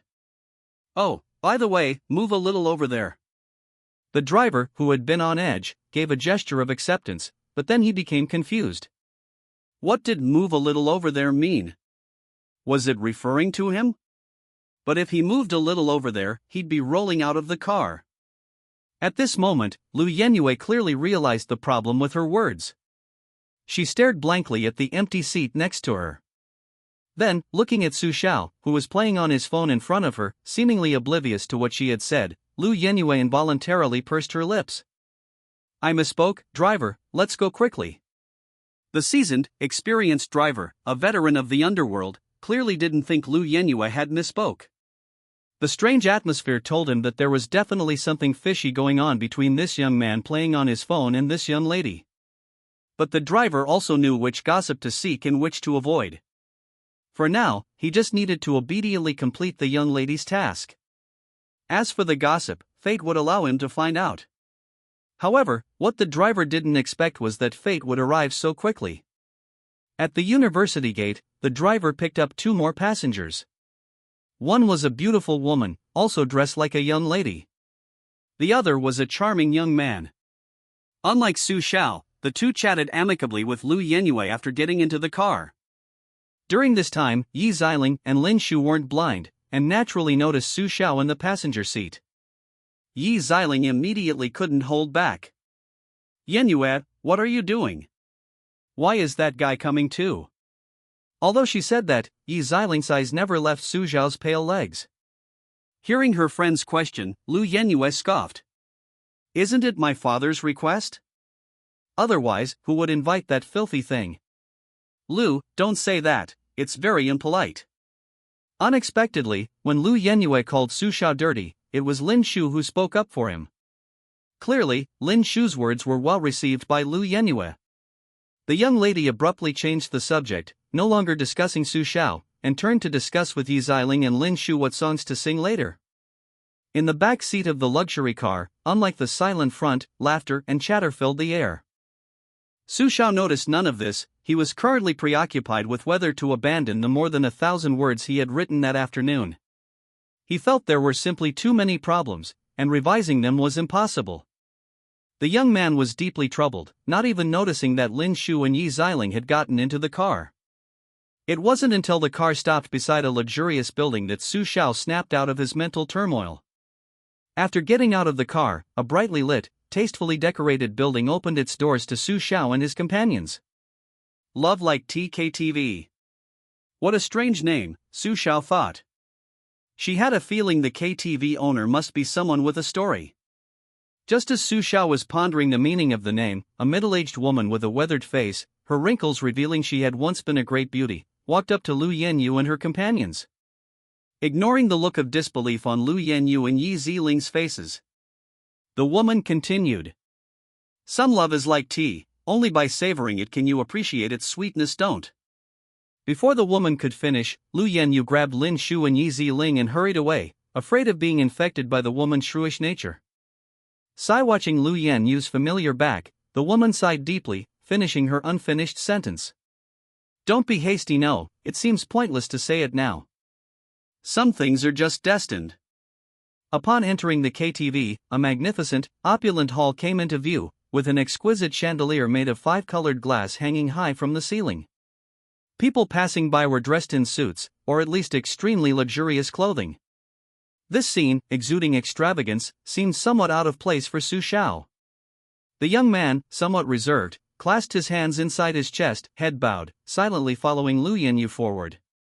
Meanwhile, Lu Yenyu, engrossed in conversation with Lin Shu, was completely unaware of Su Xiao's unusual behavior behind her.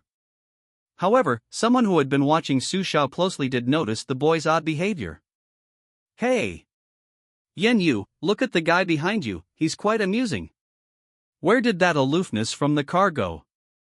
After speaking, Yi Ziling gave Su Xiao a playful, heavy slap on the shoulder. Lu Yenyu watched this scene with a hint of interest.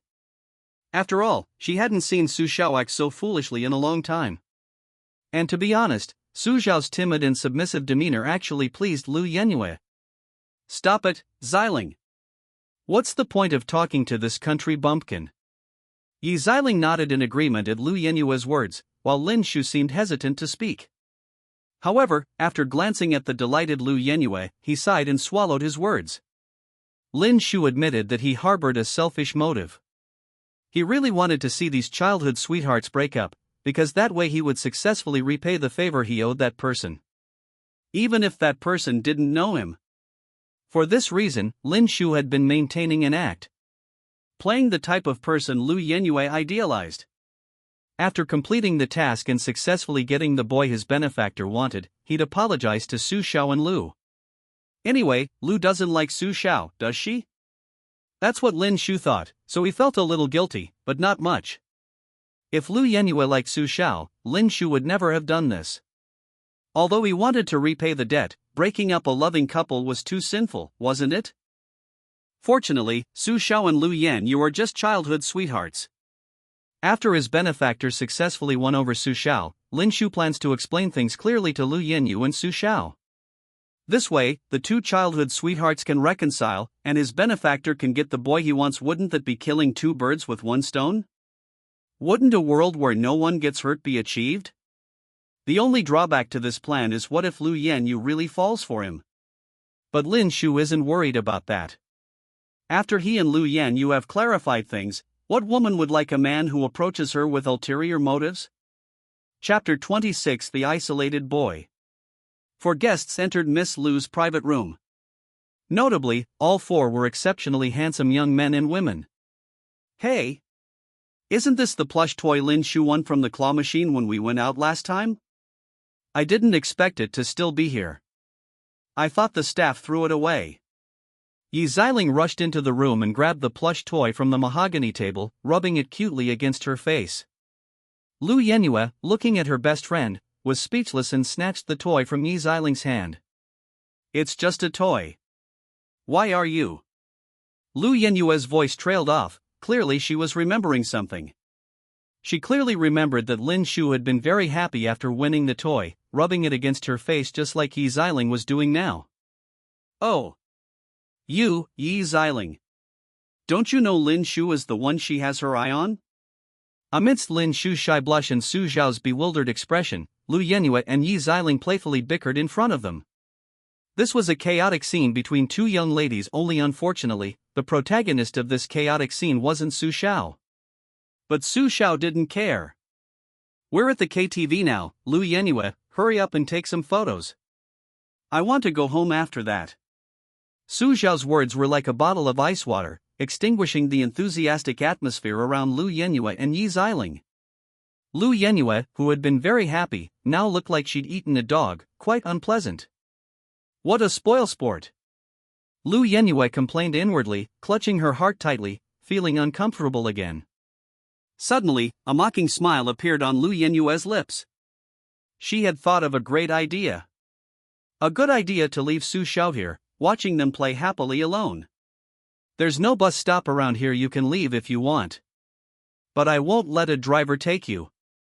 It has to be said, Lu Yenyu's words had Su Xiao firmly in her grasp. Although Su Xiao didn't want to stay with Lu Yenyu for a second longer, he was currently penniless and couldn't afford a taxi. He decided to make one last attempt. Don't forget, Lu Yenyu, you brought me here. Isn't it your obligation to take me back? Lu Yenyu wasn't buying it. Instead, she said sarcastically. You came here willingly, didn't you? Sure enough, Lu Yenyu's words were exactly what Su Xiao had guessed.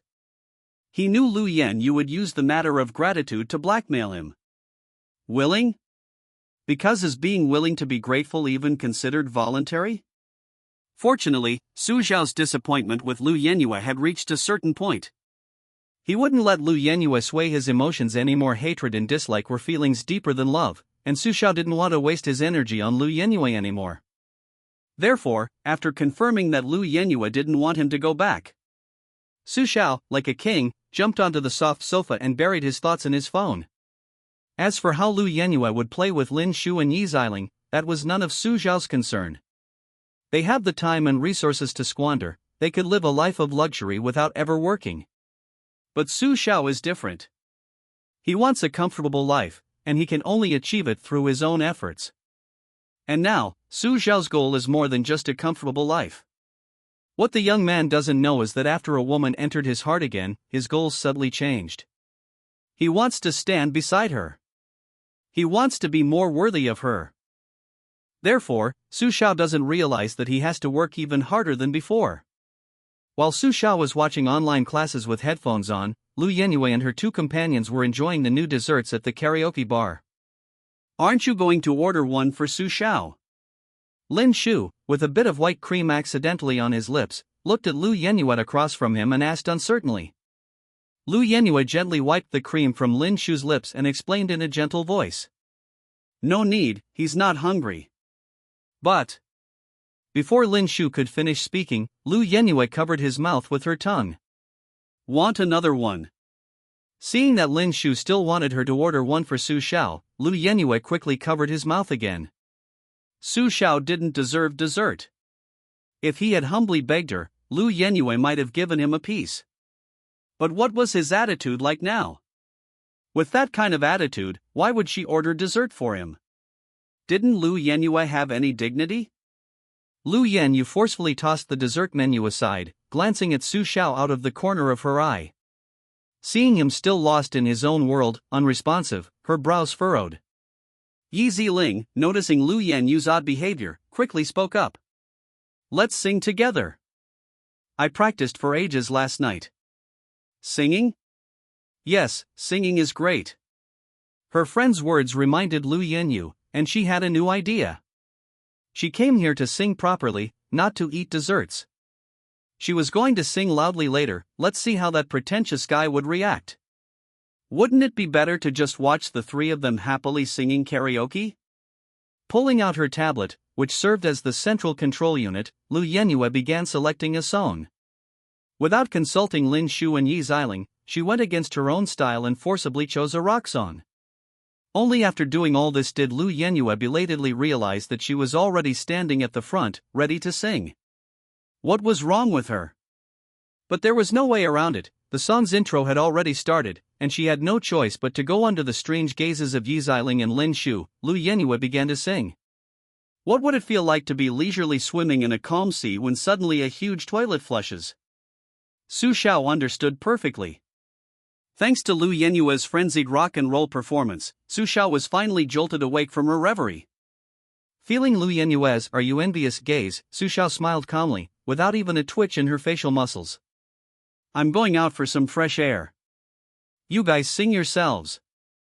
Leaving behind this utterly calm statement, Su Xiao ignored the three people's stares, pushed open the door to Miss Lu's private room, and left. As the boy's departing figure faded, the rock music reached its climax. But Miss Lu, who had just been singing passionately, seemed deflated, unable to reach the high notes. However, she refused to give up, continuing to try and raise the pitch. The result was that her voice cracked, becoming hoarse. Seeing Lu Yenyue like this, Yi Xiling had a bad feeling. As a friend, she should tell Lu Yenyue, but her intuition told her to keep quiet. So, Yi Xiling ultimately remained silent. Chapter 27. Lu Yenyue visits Lin Shu's uncle's house. Lu, are you alright? Should we skip the singing today? Let's go to my house and get some medicine first. My uncle is a specialist in throat medicine. Lu Yenyue's hoarse voice made Lin Shu's heart pound. Seeing that Lu Yenyue still didn't react, Lin Shu took her hand, his face showing anxiety. No. You can't sing anymore. Come back with me right now and take care of your voice. Lin Shu demanded of Lu Yenyue in a commanding tone. He assumed she was trying to impress him, which was why she was singing so energetically. Lin Shu felt quite guilty about this. He was eager to take Lu Yenyue back to his uncle's house to treat her voice. Lin Shu's invitation. Shouldn't Lu Yenyue, whose voice was already hoarse, be very happy to receive such an invitation to meet his parents? But she just couldn't be happy. Lu Yenyue guessed that Su Zhao's tactlessness must have caused her to lose her composure. That wretched guy, why did he have to be her childhood sweetheart? If only Lin Shu were her childhood sweetheart, Lu Yenyue fantasized. Let's go. Let's get your voice checked. In the end, Lu Yenyue agreed to Lin Shu's request. This was what she had always hoped for, wasn't it? At this moment, Su Xiao, who had been eavesdropping outside, learned that they were finally leaving and pushed the door open. The boy entered with a cold face, not even glancing at Lu Yenyue. Since you're leaving, hurry up and take the photos to finish. You didn't want to stay with me, did you? Su Zhao's cold words made Lu Yenyue stiffen, and then her friend Yi Xiling stepped forward to speak for her. You two grew up together, don't you have any manners? Didn't you see Yen Yu's throat is injured? Su Xiao merely gave a curt O to Yi Xiling's words. This infuriated the young lady, whose family background was even better than Lu Yenyue's. Are we taking pictures or not? Take pictures. Lu Yenyu gritted her teeth, her voice hoarse. Upon receiving the reply, Su Xiao instantly changed his expression, like a Sichuan opera mask changer, into a wide smile. The two huddled together, but this time it was Su Xiao who was trying to distance himself from Lu Yenyu. Feeling the boy's rejection and smelling the faint scent of gardenias in the air, Lu Yenyu's hand holding the phone trembled slightly, and a blurry photo was successfully taken. Just as Lu Yenyue was about to say the photo wasn't clear, the faint scent of gardenias vanished from her nostrils. After taking the photo, Su Xiao hastily retreated several steps away from Lu Yenyue. How dare a slut like her look down on her? Su Xiao's actions enraged Lu Yenyue. She was about to slap Su Xiao again when Lin Shu spoke up at that moment. Now that the photos are done, let's hurry and go find uncle to check his throat. Lin Shu's words made Lu Yenyue stop in her tracks as she was about to approach Su Xiao. She immediately calmed down. Wasn't it a good thing that Su Xiao was away from her? She should be happy. Smile. Yes. She had to smile. Lu Yenyue tried to stiffly lift the corners of her mouth, but why were the muscles that usually allowed her to easily utter hurtful words unable to move now? Xiling, could you please take Su Xiao home for me? I promised him, so I should keep my word. Your driver should be here by now. I'm leaving with Lin Shu. After asking her friend for help, Lu Yenyue grabbed Lin Shu and fled. Before leaving, she didn't forget her original intention, giving Su Xiao a disdainful look. It was as if to say, your childhood sweetheart ran off with someone else. But surprisingly, there was a hint of expectation hidden in that disdainful look. Lu Yenyue was overthinking it. Wasn't it her duty to ask Yi Xiling to take Su Xiao home? Why did she still expect to hear? Thank you. At the entrance of Love Like TKTV, Su Xiao and Yi Xiling watched as Lu Yenyue gently opened the car door for Lin Shu. Only after Lu Yenyue's car disappeared from their sight did Yi Xiling speak. Then let's hurry up and go. I don't want to be alone with you for too long. You reek of sex, unlike Lin Shu. Su Xiao completely ignored Yi Ziling's words, giving her no response whatsoever. Su Xiao knew exactly what kind of person Lu Yenyue was. Paying attention to her? It would only make her uncomfortable. Without any politeness, Su Xiao flung open the door of Yi Ziling's luxury car, ignoring the curious glances from the driver inside. Su Xiao rested her head against the car window and fell asleep. Yi Ziling, observing Su Xiao's aloofness, maintained her expressionless face, but inwardly felt a surge of excitement. She had always helped Lu Yenyue scold Su Xiao, all for this moment. Although, as Lu Yenyue's good friend, Yi Ziling's insults contained some genuine feeling, but more than that, it was an act. To get what she wanted, Yi Ziling was going all out. After getting into the car, Yi Ziling kept her eyes glued to the sleeping Su Xiao out of the corner of her eye. After waving to the driver to start, once the driver's attention was focused on driving, Yi Ziling stopped using her peripheral vision. She looked directly at Su Xiao, her gaze slowly sliding down her thighs. She was so excited. Yenyue had said that Su Xiao had apparently run a long-distance race in PE class today. Unbeknownst to Yi Ziling, her actions during her reckless behavior were transmitted to Su Xiao by the little system. Host, I think I understand why you wanted me to pay special attention to this woman. She looks like a pervert right now. Because the situation was quite special, Su Xiao exited performance mode before settling down at home. Hearing the little system's assessment, Su Xiao nodded in agreement. That's right. This guy was the powerful ally he had been searching for, someone who could help him execute his plan. However, her eccentricity is a bit troublesome. Because of her, I need to change Su Xiao's persona. Any change carries the risk of being exposed and failing. But Yi Ziling is worth the gamble. Su Xiao's words made the little system somewhat expectant.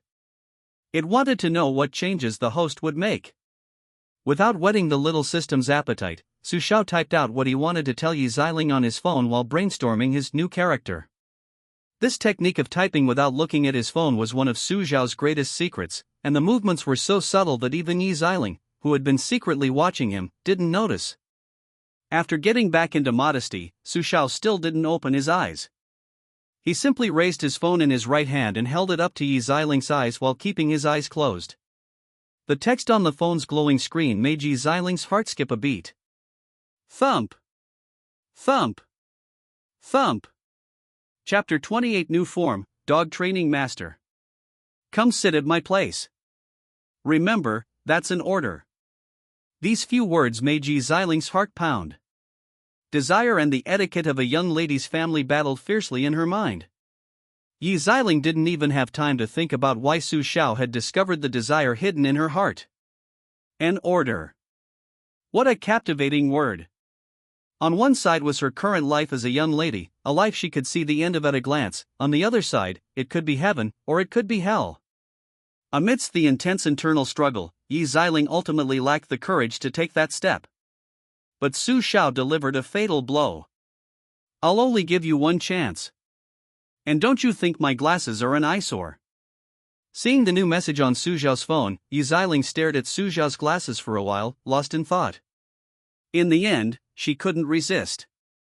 She was willing to escape the boring ordinariness. Even if hell lay ahead. At the entrance of Su Xiao's residential compound, the elderly guard in the gatehouse wiped his glasses, which were fogged up with white mist. Having regained his vision, the old man watched in disbelief as another luxury car drove into the compound. What's wrong with this world? Do rich people all prefer living in this old, run-down neighborhood? The old man took a sip of tea and shook his head helplessly. Driver, wait downstairs for a moment.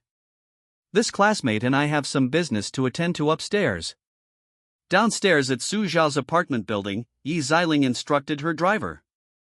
The driver's eyes were full of meaning as he quickly nodded. Don't worry, miss, I understand. Ignoring the driver's gossipy gaze, Yi Ziling followed Su Xiao upstairs after giving her instructions. Upon entering Su Xiao's room, before Yi Ziling could even properly look around, she heard a pleasant yet authoritative voice. Let's establish some rules for you now. Yi Ziling, do you have any objections? Su Xiao's words stunned Yi Ziling. She had indeed been exposed. But what's wrong with Su Xiao? Yi Xiling had heard Lu Yenhua describe Su Xiao's personality, and it wasn't like this at all.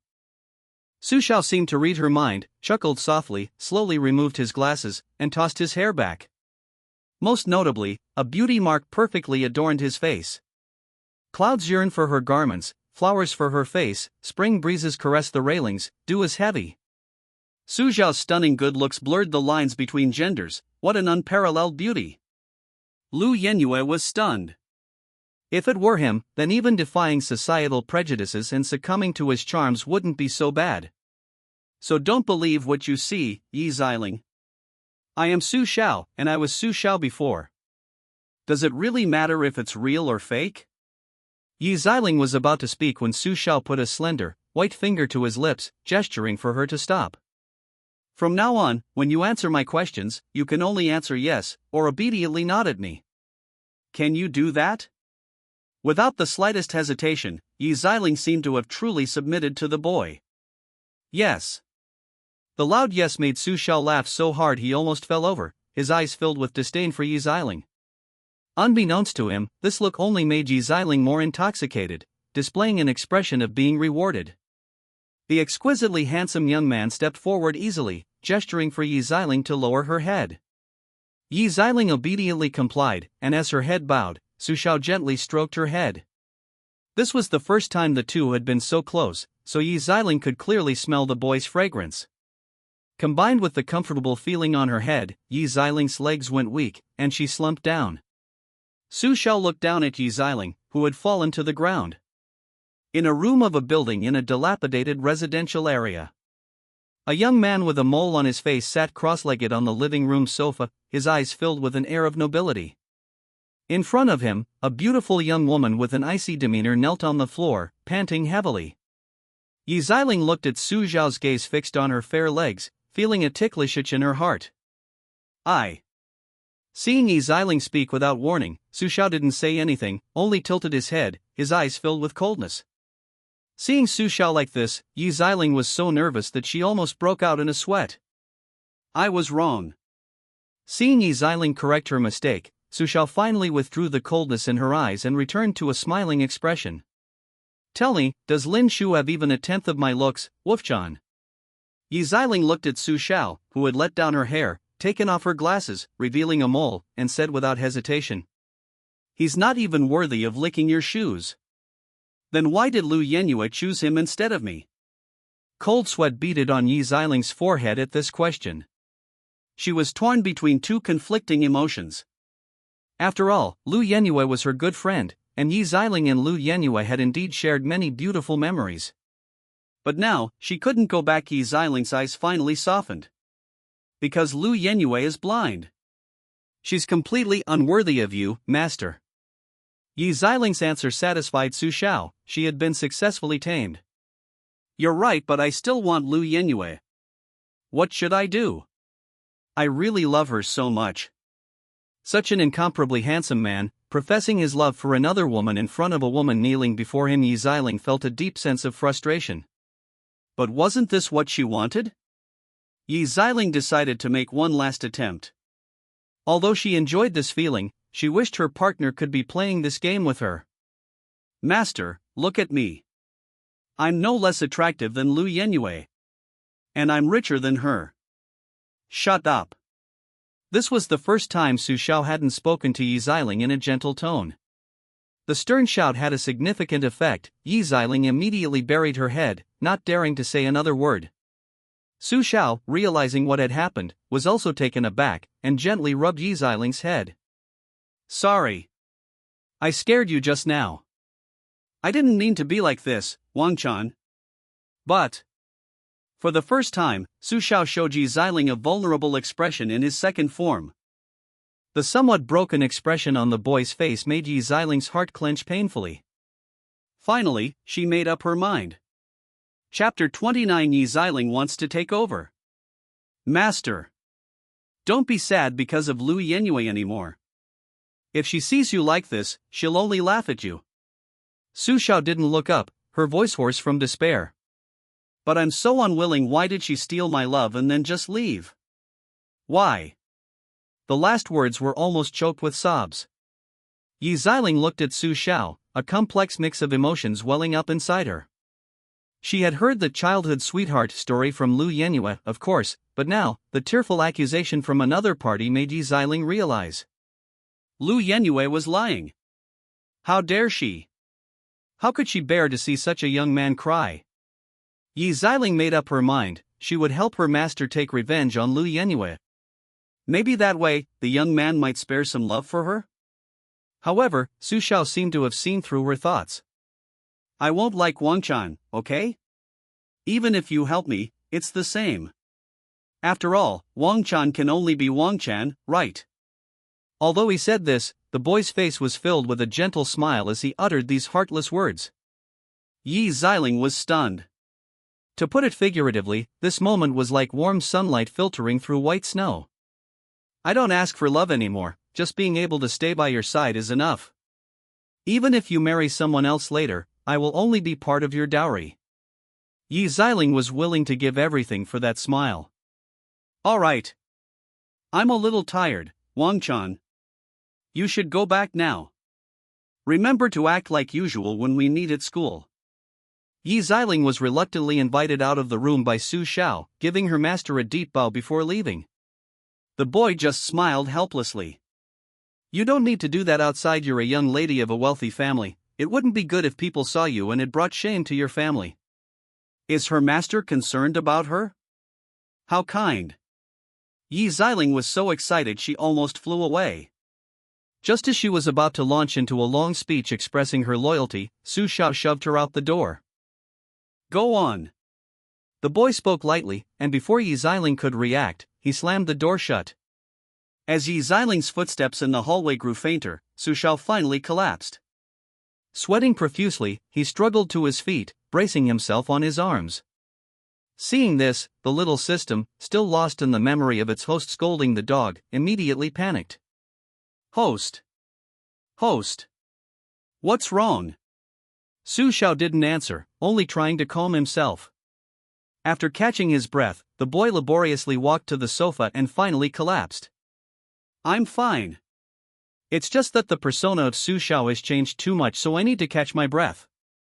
But thankfully, I didn't reveal any flaws in front of Yi Xiling. This weirdo is actually much smarter than Lu Yenue, dealing with her is quite tiring. But luckily, my gamble paid off. I've gained a loyal subordinate who can rival Ling Menglu's family. Now I have more room to maneuver in many things. Although the little system didn't understand Su Xiao's sophisticated maneuvering at all, it was still very dedicated as a straight man. In short, it kept saying, "Host is awesome." At the same time, the little system once again understood the true value of the host's skill. Truly a mirage. Only I know the host's true nature. The little system suddenly thought with a touch of smugness. However, its thoughts quickly drifted elsewhere. Hey! Host! Can you do that mature and tender expression again? I haven't had enough. Get lost. Su Xiao chuckled and angrily shouted at the little system in her mind, her eyes slowly closing with exhaustion. Let me guard your sleep, host. Thinking of her host's newly acquired dog, the little system couldn't wait to do more to prove itself.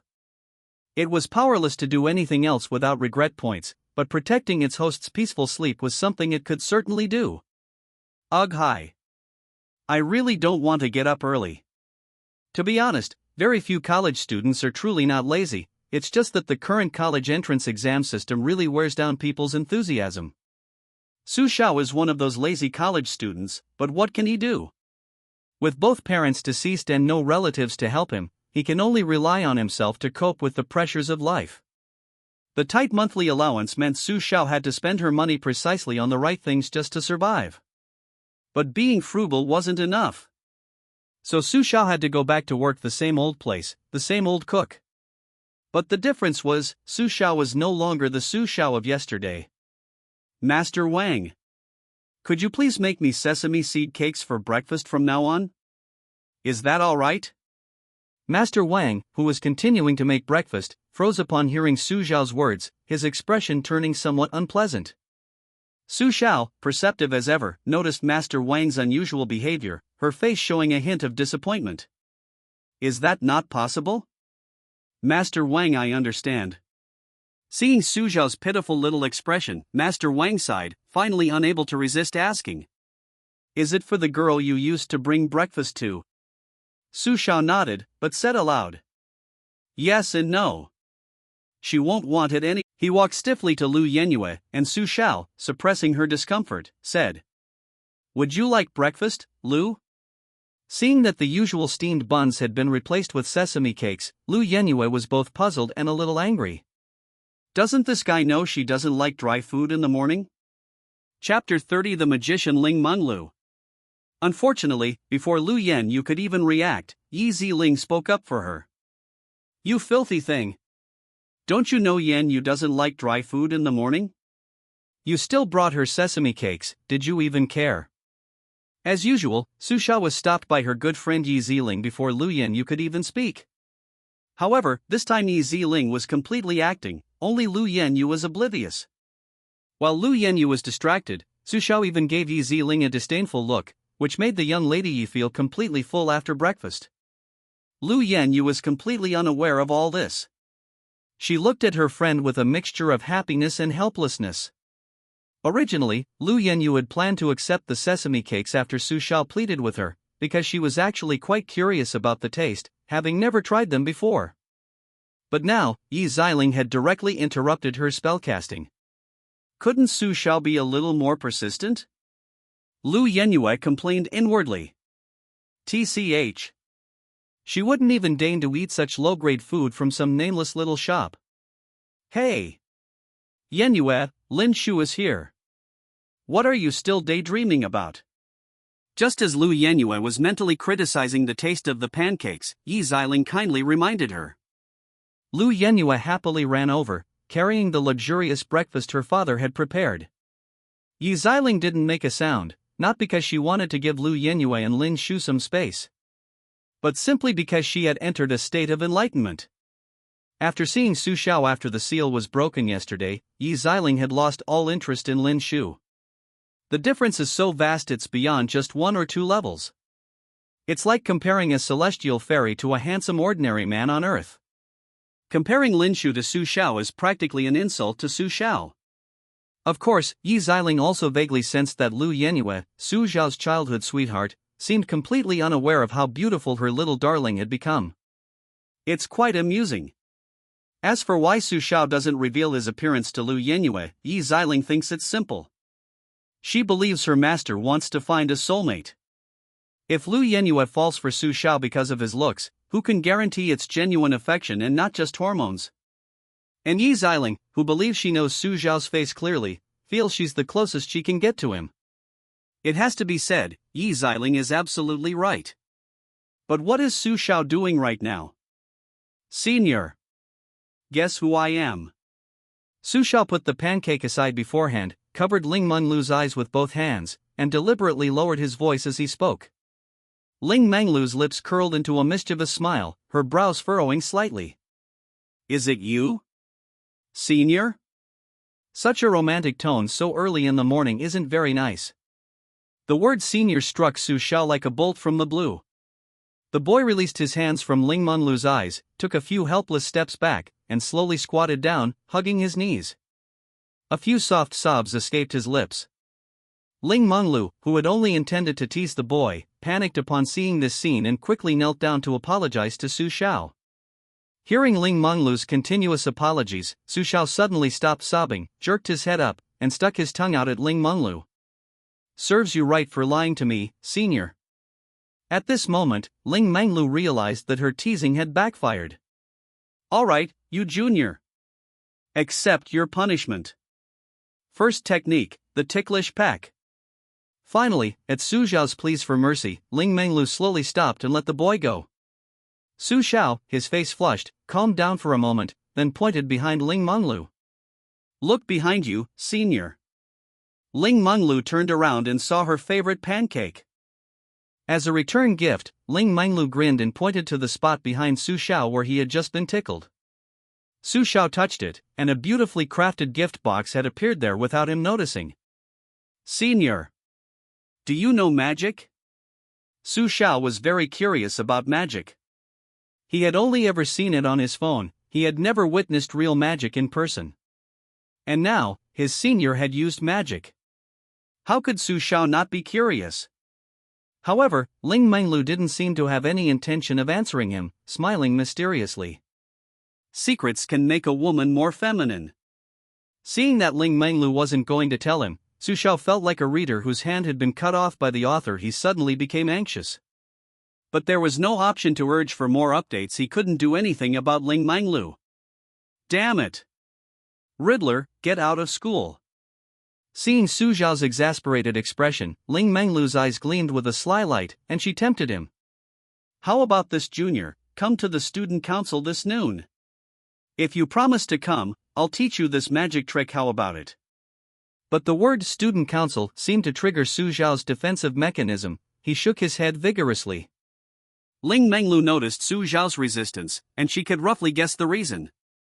Is it because of the online reviews of university student councils that you're so resistant? Don't worry.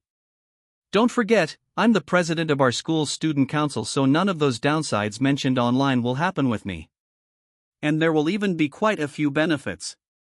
Even if you don't get a graduate school recommendation, it will help with future campus recruitment. To be honest, Su Xiao was tempted. The boy felt that his senior would never lie to him. But could he really get into the student council? Su Xiao wasn't stupid. He could naturally tell that Ling Menglu wanted to invite him to join the student council. But given his reputation, Ling Menglu probably used her power as president to get him in. However, Su Xiao couldn't bear to refuse his senior's suggestion, so he made up his mind.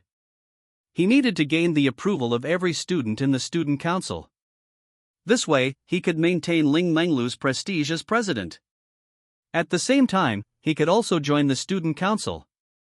Therefore, Su Xiao decided to accept Ling Menglu's suggestion and go to the student council at noon to test the waters. Don't forget to come at noon, little brother. Your senior will be waiting for you at the student council. If you dare stand me up, you'll be in big trouble tomorrow. Su Xiao nodded his head, said goodbye to Ling Menglu, and went to the library to organize his materials. He needed to be fully prepared to leave a good impression on everyone in the student council. Unbeknownst to the boy, the spot Ling Menglu had prepared for him at the student council had already been taken by another male student without his knowledge. Chapter 31. Lu Yan pushes the boy away again. The morning flew by.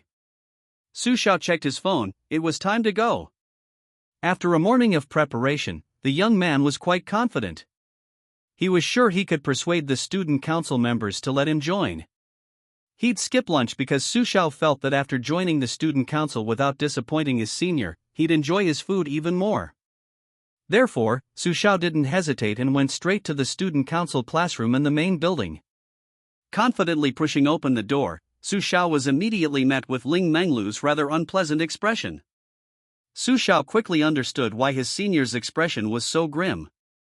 As soon as he entered the student council, he was scrutinized by the various members with hostile gazes. This guy? Not so great. He didn't even knock, how rude. For a moment, the student council members whispered among themselves in front of Su Xiao and Ling Menglu. The source of their courage to disobey Ling Menglu's orders was the vice president of the student council, sitting in her seat. Lu Yenyue gave Lin Shu a reassuring look, then glanced disdainfully at Su Xiao, who stood bewildered beside Ling Menglu. The student council isn't a place for just anyone. You're neglecting your duty, President Ling Menglu. Before Ling Menglu could retort, Su Xiao couldn't help but shout angrily at Lu Yenyue. You can call me indecent, fine, but senior is absolutely the best student council president. Lu Yenyue, are you ever going to stop? Don't take your anger out on others. Seeing that Su Xiao dared to talk back, Lu Yenyue became even angrier, waving to the student council members sitting next to her. These student council members didn't disappoint Lu Yenyue, listing all the rumors about Su Xiao as if they were second nature. Faced with the pointing fingers of the crowd, Su Xiao's face turned pale.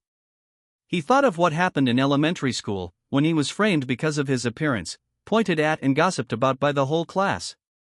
Back then, Lu Yenyue stood in front of him and saved him. From that moment, a girl entered the boy's heart for the first time. Even so, those unpleasant memories left Su Xiao with irreversible scars.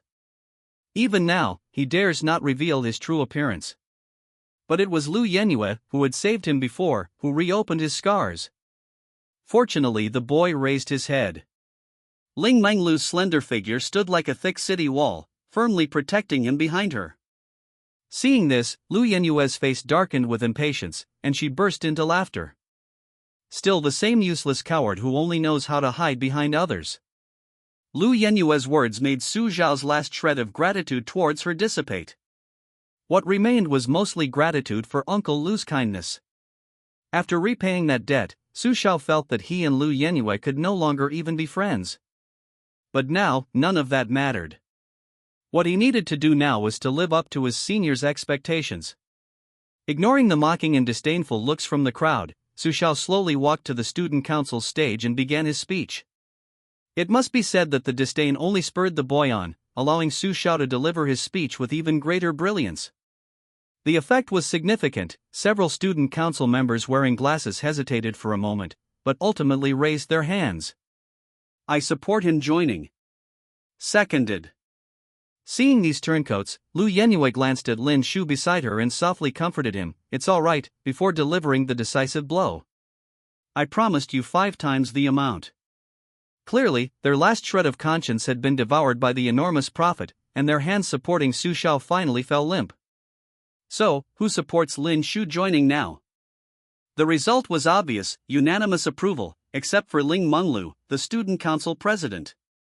Seeing this, Lu Yenue looked expectantly at Su Zhao, hoping he would beg for forgiveness and submit to her. But the boy just looked amusedly at Lin Shu, who was clinging to her, while Ling Menglu's eyes also held mockery towards Lu Yenue. An eerie silence fell between them. Finally, Ling Menglu broke the strange calm. "I voluntarily resign as student council president. Whoever wants to be president can be president." Su Zhao looked at Ling Menglu in surprise. He was about to try to dissuade her when Ling Menglu gently patted his head and pulled him out of the student council classroom. Lu Yenue just stared blankly at their departing figures. "You pinched me too hard, Lu." Startled by Lin Shu's words, Lu Yenue stared intently at Lin Shu's slightly red right hand and mechanically apologized. "Sorry." Su Zhao, who had been dragged out of the student council building by Ling Menglu, found an empty classroom, broke free from Ling Menglu's hand, and rushed straight into the classroom. Ling Menglu simply looked at Su Zhao, smiled, and shook her head, then followed Su Zhao into the empty classroom. "Senior, you didn't have to do this. I owe you so much. How can I ever repay you?" Su Zhao hid herself in a corner of the classroom where the sunlight didn't reach, her expression unreadable, only a voice that revealed no emotion could be heard. Ha ha ha ha.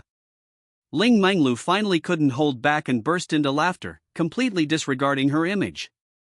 "So why are you repaying me? Isn't it better to just owe me?" Su Zhao hadn't expected Ling Menglu to say that and was momentarily at a loss for words. But Ling Menglu didn't care. The girl raised an eyebrow, her eyes smiling, and extended a flawless, jade-like arm, pulling Su Zhao out of the shadows. Then she released Su Zhao and, under his shocked gaze, slowly reached out her hand to him. "Let's get to know each other again, Junior. I'm Ling Menglu." This scene reminded Su Zhao of the time Lu Yenue had helped him in elementary school. However, this time, Su Zhao was determined not to lose this gamble. "Hello, Senior. I'm Su Zhao." Their hands clasped together, both able to clearly feel the warmth of each other's bodies. The sun wasn't strong, but Su Zhao felt incredibly hot.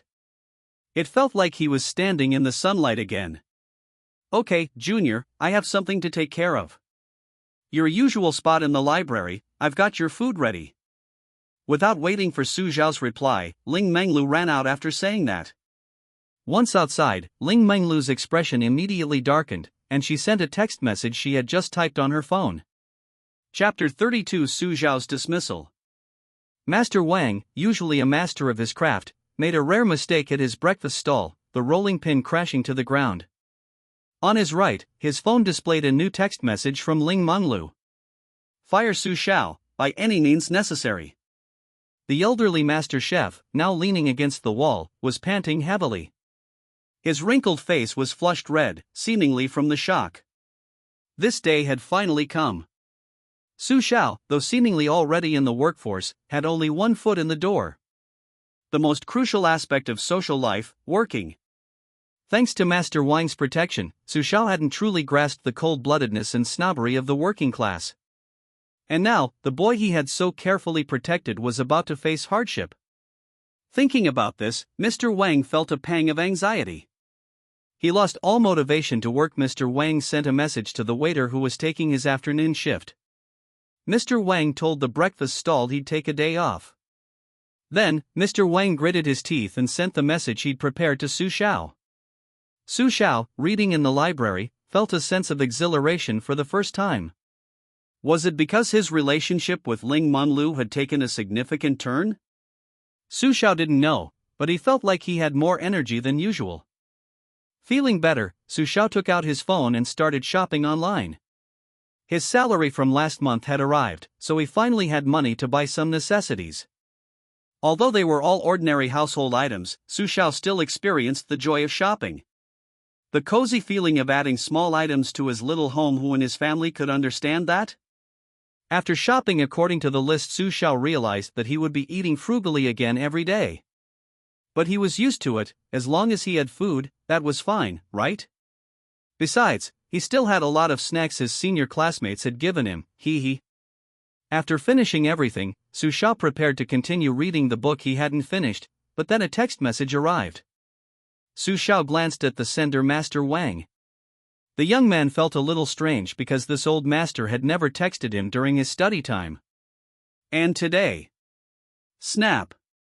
It wasn't until his phone fell to the table that Su Xiao finally reacted. In disbelief, he picked up his phone again and checked it repeatedly. After confirming the message was real, the young man slumped helplessly into his chair. He was fired without reason. Master Wang had simply informed him. Su Xiao didn't complain about Master Wang, he was just a little taken aback. After reflecting on his own actions, Su Xiao thought that firstly, the domestic economy hadn't been doing well in recent years, and it was already a miracle that Master Wang's breakfast stall had been able to stay open. Secondly, Master Wang had always been considerate of him, giving him all the easy tasks, which probably caused resentment among the older employees. Even if they hadn't said it explicitly, whose life was easy? Actually, the boy's overthinking was all wrong. It was just that Master Wang couldn't come up with a reason to comfort him. After a moment of disappointment, the boy rallied. Without parents, he had neither the time nor the resources to wallow in the sadness of being laid off. I'll just find another job. That's what he said, but most jobs require large blocks of time. Even factories wouldn't consider someone like Su Xiao. Who would want a frail college graduate who only works 2 to 3 hours a day? Unless they were genuinely short-staffed. Very few would hire someone like Master Wang. Without his parents' support, Su Xiao was utterly helpless in the face of his current predicament. Before earning money, he fantasized that that path would work, but after starting to earn money, he realized it was all bullshit. Money isn't that easy to earn. Most people can only honestly work for capitalists, struggling their whole lives to pay mortgages and car loans. Even seasoned veterans in society face this, let alone young people like Su Xiao. Thus, the young man fell into a predicament. Having lost his parents at a young age, Su Xiao was more resilient than anyone else. He didn't intend to let this predicament break him. At the same time, the young man also understood a crucial principle. The worst thing a person can do is make excuses to rest for a couple more days before starting anything. That will only corrupt your initial determination, making you increasingly lazy. For Su Xiao, the consequence of laziness is a month without a penny and then starving to death. Su Xiao didn't want that. So, the young man acted immediately, arriving at the local job market that very afternoon. Calling it a job market was really just a gathering place for some self-made millionaires doing day-wage work. Day-wage work means being paid on the same day you work. This kind of work is practically the specialty of many of these masters. Because these masters adhere to the philosophy of work 1 day, play 3 days. As soon as Su Xiao entered, he sensed an atmosphere of decadence. Looking around, unlike the well-maintained streets, the sidewalks here were littered with tattered blankets, empty cigarette packs, and empty bottles. Having been neglected for a long time, black grime had even seeped firmly into the sidewalks. Nearby residents didn't even bother walking their dogs here, but the gods seemed used to it. Their relieved expressions contrasted sharply with the street's environment, creating a symphony that made the young man who had arrived frown deeply. Struggling to find a path through the trenches the gods had built with piles of garbage, Su Xiao gently covered his nose and took small steps forward. The gods merely admired the arrival of such a handsome young man, they made no move. The kind of thug-like disturbances you see in novels didn't occur. Although the gods didn't live a particularly comfortable life, at least they wouldn't actively cause trouble for others. They had simply chosen this way of life, who could say they were wrong? After saying goodbye to the gods, Su Xiao arrived at a rather formal-looking place. The reinforced concrete building, coupled with the large job market sign hanging high above the entrance, looked quite professional. Such a grand place, yet there wasn't a single security guard or receptionist at the entrance. Su Xiao found this rather strange, but the young man didn't linger outside the building. What other choice did he have? Pushing open the door, Su Xiao immediately saw a yawning staff member at the reception desk. That staff member, with huge dark circles under his eyes and deadpan expressions, issued a merciless announcement to Su Xiao. Chapter 33: The Feverish Boy. No work today or tomorrow. Go home. Don't waste your time. The staff member with dark circles under his eyes waved impatiently, but Su Xiao hesitated, wanting to say something but holding back. Then when will I get some? I don't know. Go home. Dejected, Su Xiao walked away with his head down after being asked to leave by the staff. The staff member with dark circles under his eyes squeezed the cigarette the smart genius had given him, glancing at Su Xiao's forlorn figure. He scoffed dismissively. That young lad. He's quite good-looking, but that won't put food on the table. After learning how lucrative even day-wage jobs were, Su Xiao sighed helplessly as he left the job market. He had originally planned to work night shifts and rely on the day wages to get by for a while. But this was ultimately just his plan, whether it could be realized was still a question. Now he was stuck at the very first step. Weighing how to survive this month, Su Xiao's pure melancholy aura quickly attracted the attention of a man in a suit. The middle-aged man in the suit bought a cup of milk tea from a street-side shop and, under Su Xiao's curious gaze, handed it to him. Not easy, are students doing day jobs now? Just like me back then, but I'm not as good-looking as you, ha ha. The man chatted with Su Xiao familiarly, especially when he complimented Su Xiao's looks, which made the young man blush. No, I'm not that good-looking. Looking at the shy Su Xiao, the man smiled and forcefully shoved the milk tea into Su Xiao's hand. Drink it. Don't be shy, I've already bought it, and I remember you young people love this. The uncle's simple kindness warmed Su Xiao's heart. He hadn't expected to meet such a good person so soon after starting his job search. Su Xiao didn't hesitate any longer. In public, would the uncle possibly poison her milk tea? She inserted the straw and took a big gulp. So sweet. The uncle watched Su Xiao happily sipping her milk tea without saying a word. Only after Su Xiao finished did the uncle slowly speak. I have a day-paid job here, I wonder if you'd like it? It's the kind where you work in an environment. After finishing the uncle's milk tea, seeing that he was going to introduce her to a job, Su Xiao wasn't completely naive and became a little wary. You're not lying to me, are you, uncle? The uncle narrowed his eyes and said slowly. Of course not, there's a commission fee. Hearing the uncle say this, Su Xiao felt somewhat relieved. So the uncle was a real estate agent, that makes sense. Since Su Xiao didn't have many other options, he decided to accept the uncle's offer. Just give me whatever work you can, uncle. A while later, in a stuffy, poorly ventilated room.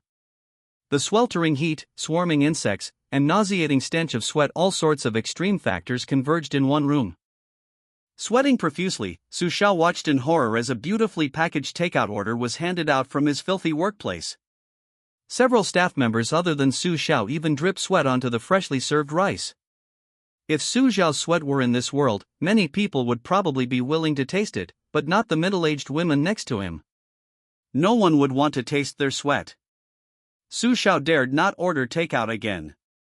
Sometimes Su Xiao could snag supersized takeout coupons, and he would reward himself with a cheap and delicious meal from a small restaurant. But now, he was quite certain that many of these rewards were actually punishments he'd better just cook for himself. Leaving aside the quality of takeout ingredients, just this working environment. Su Xiao had only worked for a little over an hour, and he was already feeling severely unwell. But the young man could only grit his teeth and persevere. He had to earn money. Although Su Xiao was suffering terribly, the middle-aged and elderly women around him seemed completely unfazed, their expressions relaxed, even chatting and laughing. None of them offered Su Xiao a single helping hand. In fact, taking advantage of their experience, they secretly pushed some of the dirty and strenuous work onto him. Looking into the lives of the lowest strata of society, what you often see is the true nature of humanity. It was 10 o'clock at night, the first time Su Xiao had worked so late. He stretched his hand out from the greasy pager, so dark that he couldn't even see the tips of his fingers. The young man felt a little warm, but didn't pay much attention. He assumed it was just his first time working in such harsh conditions and that he was simply not used to it. After leaving the small, beautifully made takeout workshop, Su Xiao stood under a dimly lit street lamp and checked his wages again. Only 80? Su Xiao felt a pang of sadness. He had endured such harsh working conditions for so long, and this was all the money he earned. The young man didn't know that this was only half his salary, the other half was the so-called agency fee. Of course, the low salary was only one aspect, another was the buses had stopped running. How was he going to get home? Su Xiao hadn't even considered taking a taxi.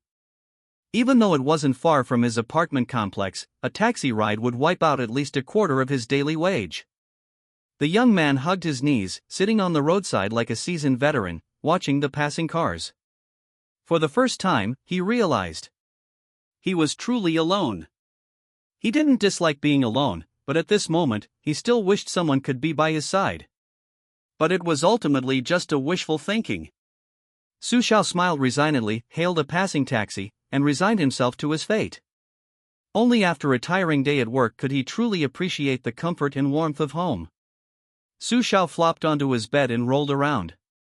He smelled wonderful after his shower, and a few beads of sweat were faintly visible on his smooth, fair skin. The bed is so soft, the bed is good. I'm bad. The boy muttered to himself, finally succumbing to exhaustion and drifting off to sleep. Cough cough cough, got on up and get back to work.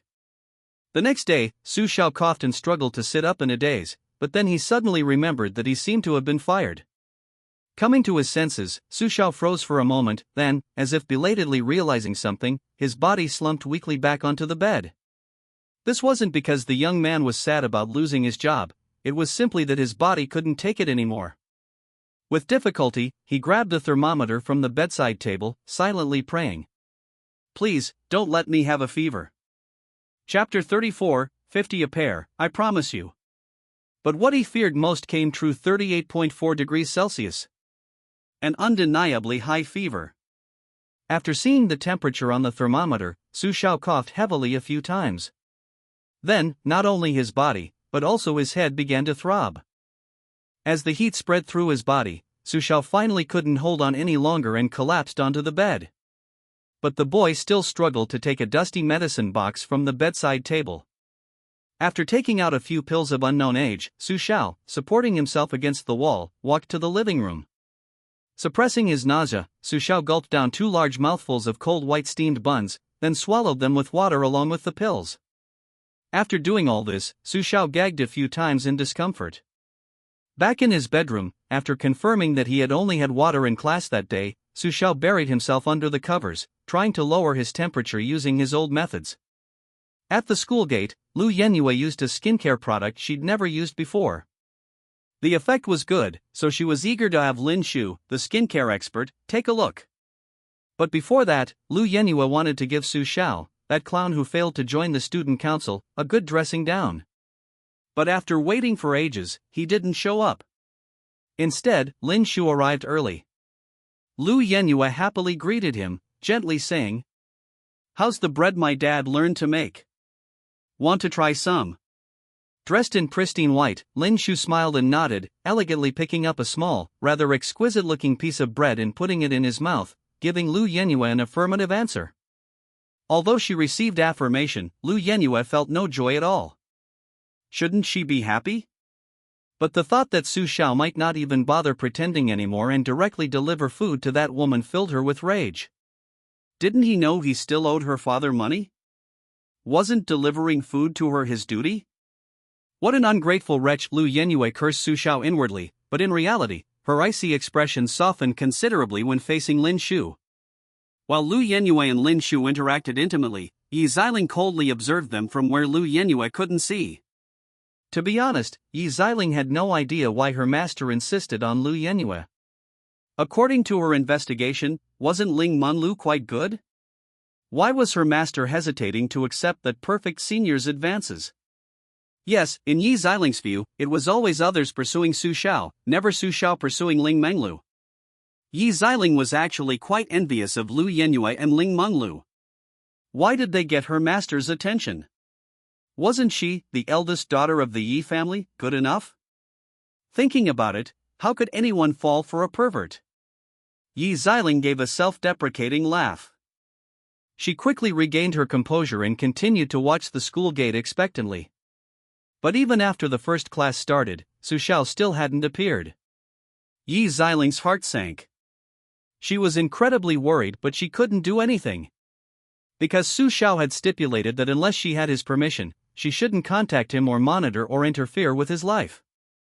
Thinking of that cold, heartless look in his eyes that night, Yi Xiling shuddered. She dared not disobey Su Xiao's orders, nor could she disobey them. After all, she was just a dog, and Su Xiao had already filmed what happened that day. Yi Xiling could no longer go back. She gazed deeply at the university gate, let out a sigh, and left.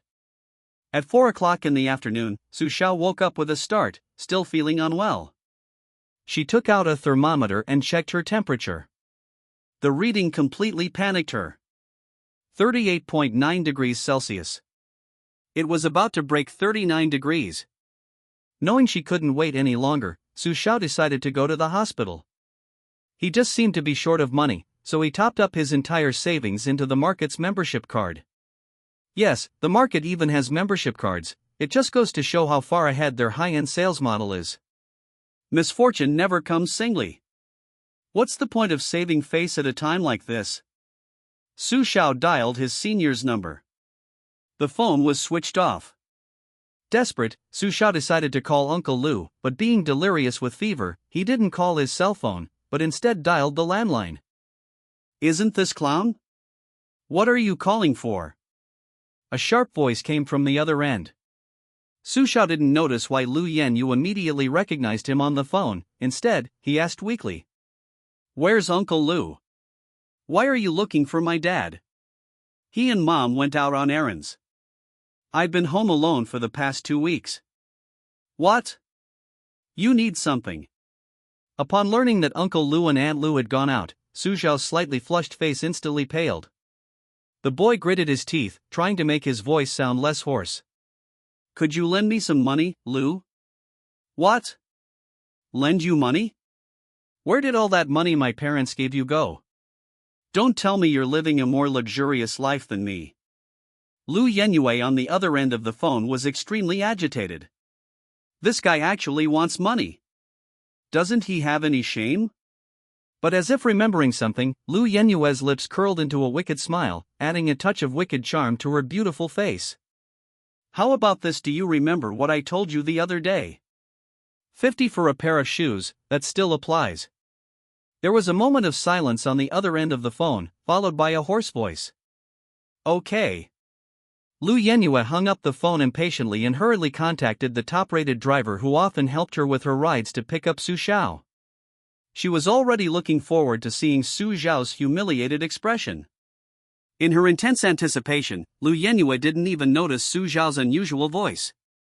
About 20 minutes later, Lu Yenyue finally heard a knock at the door. Wearing cotton slippers, she ran to the door with her long, slender, white feet and opened it. Lu Yenyue was about to speak sarcastically when she realized that Su Xiao hadn't even shown her face today, wearing only a mask. What? Don't you feel ashamed? Washing my shoes is something many people would kill for. Ignoring Lu Yenyue's usual spoiled princess attitude, Su Xiao endured her discomfort and spoke in a hoarse voice. Hurry up and finish. I have things to do after I'm done. Even your voice sounds like an ugly duckling now. How ridiculous. Lu Yenyue's expression grew even more disdainful. Like leading a dog, she forcibly dragged Su Xiao into the bathroom. Here. It's all over there. Get back to work. Chapter 35 The Awkward Lu Yenyu. Looking at the mountain of smelly shoes in front of him, Su Xiao forced himself to stay upright, trying not to fall due to his headache. He only needed to clean 6 or 7 pairs. Once he had saved enough money, he would go see a doctor immediately. No sooner said than done. Su Xiao immediately got to work. He wondered how long it had been since Lu Yenyue had cleaned her shoes after playing basketball this stench. In the bathroom, besides the sound of running water, the faint sound of a boy muttering could be heard. You mean breakfast? Sorry, I can't bring you any tomorrow, Lin, my parents are out. You said you wanted me to teach you how to play basketball? Okay. Let's set a time tomorrow. While Su Xiao, despite her fever, was brushing Lu Yenyue's shoes, Lu Yenyue was happily chatting with Lin Shu. Lu Yenyue had even put the call on speakerphone, her voice so loud that Su Xiao in the bathroom could hear her. The only response Lu Yenyue received was the sound of running water and a faint sob. For some reason, Lu Yenyue felt irritable. After telling Lin Shu she had to hang up, she quickly went to the bathroom. Seeing the 3 pairs of shoes that had already been cleaned, Lu Yenyue suddenly said something to Su Xiao. There's a pair of Lin Shu's shoes in here. I see you're having a good time cleaning them. What? Making money by smelling other men's stinky feet makes you happy? Lu Yenyue was a little confused as to why she suddenly blurted it out. The shoes were clearly hers, but she just wanted to see Su Xiao's reaction. However, the response wasn't the furious reaction she expected from Su Xiao, but a dull thud as she fell to the ground. As if belatedly realizing her mistake, Lu Yenyue quickly reached out and touched Su Xiao's forehead. But the scalding heat stunned Lu Yenyu. Her heart pounded, a powerful chill shot straight to her head. A wave of discomfort washed over her, and Lu Yenyu's steps faltered. Ambulance! Lu Yenyu screamed, frantically pulling out her phone and dialing for an ambulance. Before the ambulance arrived, Lu Yenyu picked up Su Xiao and placed him on the living room sofa. Then she stared blankly at the boy, masked and unconscious. What had she done? Why was she feeling so unwell? Only Su Xiao was sick. Tick-tock. Tick-tock. The boy was awakened by the sound of an four drip beside his ear. Su Xiao wearily lifted his eyelids. His eyes, hidden behind his glasses, were a little red and swollen. He glanced around, pure white walls, and an four drip hanging high beside the bed. The warm sunlight streaming in through the large, clear windows. This is a hospital, isn't it? Su Xiao remembered he was at Lu Yenyue's house brushing her shoes, so why was he suddenly at the hospital? Oh, it seems he suddenly fainted. Su Xiao stared blankly at the ceiling. Why hadn't his senior come to find him yet? Why was her phone suddenly switched off? The boy couldn't understand, but he was happy. Because he felt his fever had subsided, he could go back to his day job. With experience this time, he was sure he could find a good job. Click. While Su Xiao was pondering what job to take tomorrow, Lu Yenyue let a doctor in with a complicated expression. The doctor examined Su Xiao for a moment, then placed his hand on Su Xiao's forehead to feel his forehead. Looking at the doctor's gloved hand, Lu Yenyue clenched her fist tightly. This student is fine now. Remember to come to the hospital earlier next time you have a fever. His constitution isn't very good to begin with. After instructing Lu Yenyue, the doctor left the room, leaving Su Xiao and Lu Yenyue staring at each other. Finally, Su Xiao broke the silence first. Anyway, thank you very much, Lu. The money will be deducted from your shoe shining wages. After saying this, Su Xiao closed his eyes. All he cared about Lu Yenyu now was that she was Uncle Lu's child. Oh, right, and also their classmate relationship. Nothing more. Seeing Su Zhao's resistance, Lu Yenyu surprisingly didn't verbally abuse him, but instead looked somewhat confused. It seemed Su Zhao really didn't like her anymore. But how could this be? And on what grounds? He's clearly just a useless man who owes her family money. Lu Yenyu looked at Su Zhao with red eyes and said in a harsh tone, "I just paid your bed fee, which is already more than the 150 you earned washing those 3 pairs of shoes. You still need to wash 2 more pairs when we get back." Su Zhao opened her eyes, glancing at Lu Yenyu indifferently. Oh.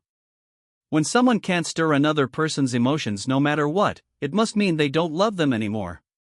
Lu Yenyu felt uncomfortable at Su Zhao's cold attitude. She rushed out of the ward, panting, her eyes red, and deftly pulled her phone from her pocket, dialing a familiar number.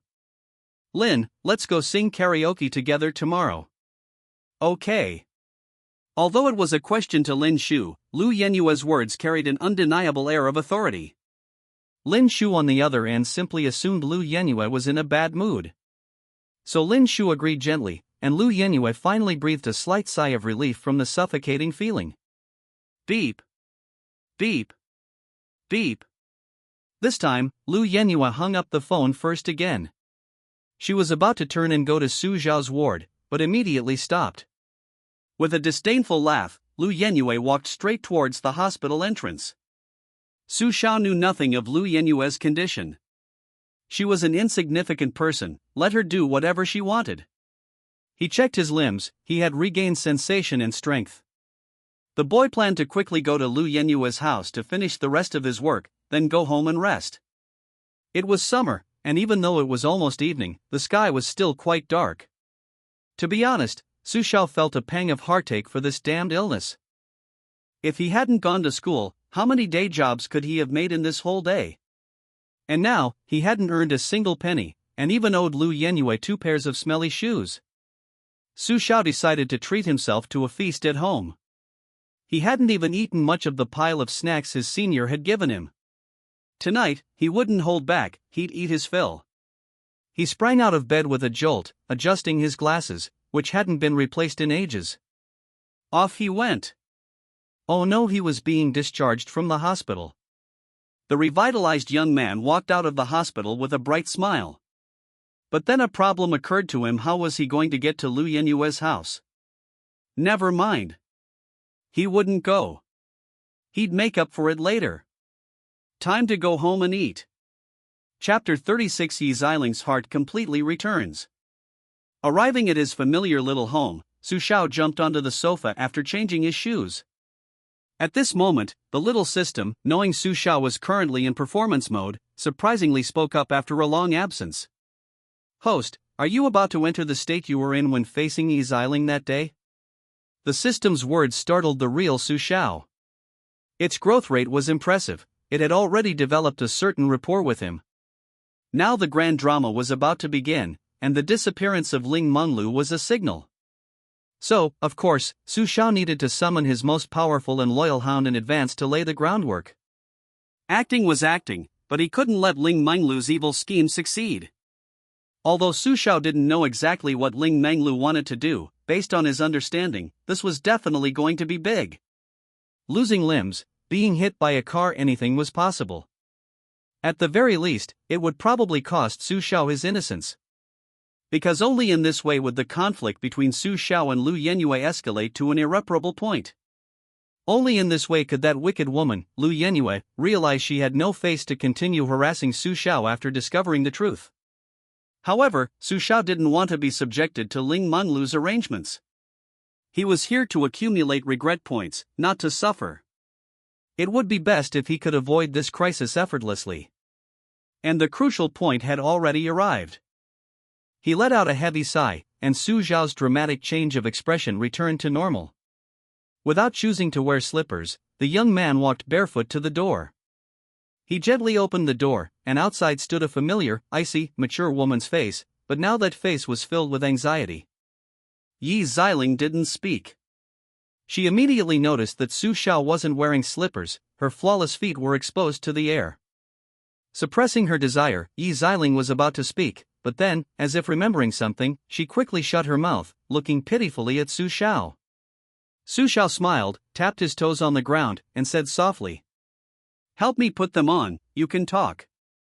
Yi Xiling was about to help, but then stood up and bowed. "Thank you, master." After expressing her gratitude, Yi Xiling picked up the slippers placed by the door, gently lifted a piece of art in her hands, and slipped it into the slippers.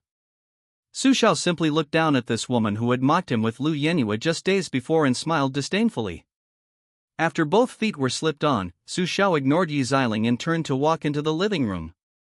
Without Su Xiao's instruction, Yi Xiling didn't dare move an inch. 3 minutes later, a light, airy voice came from the living room. "Come in, Wolf-chan."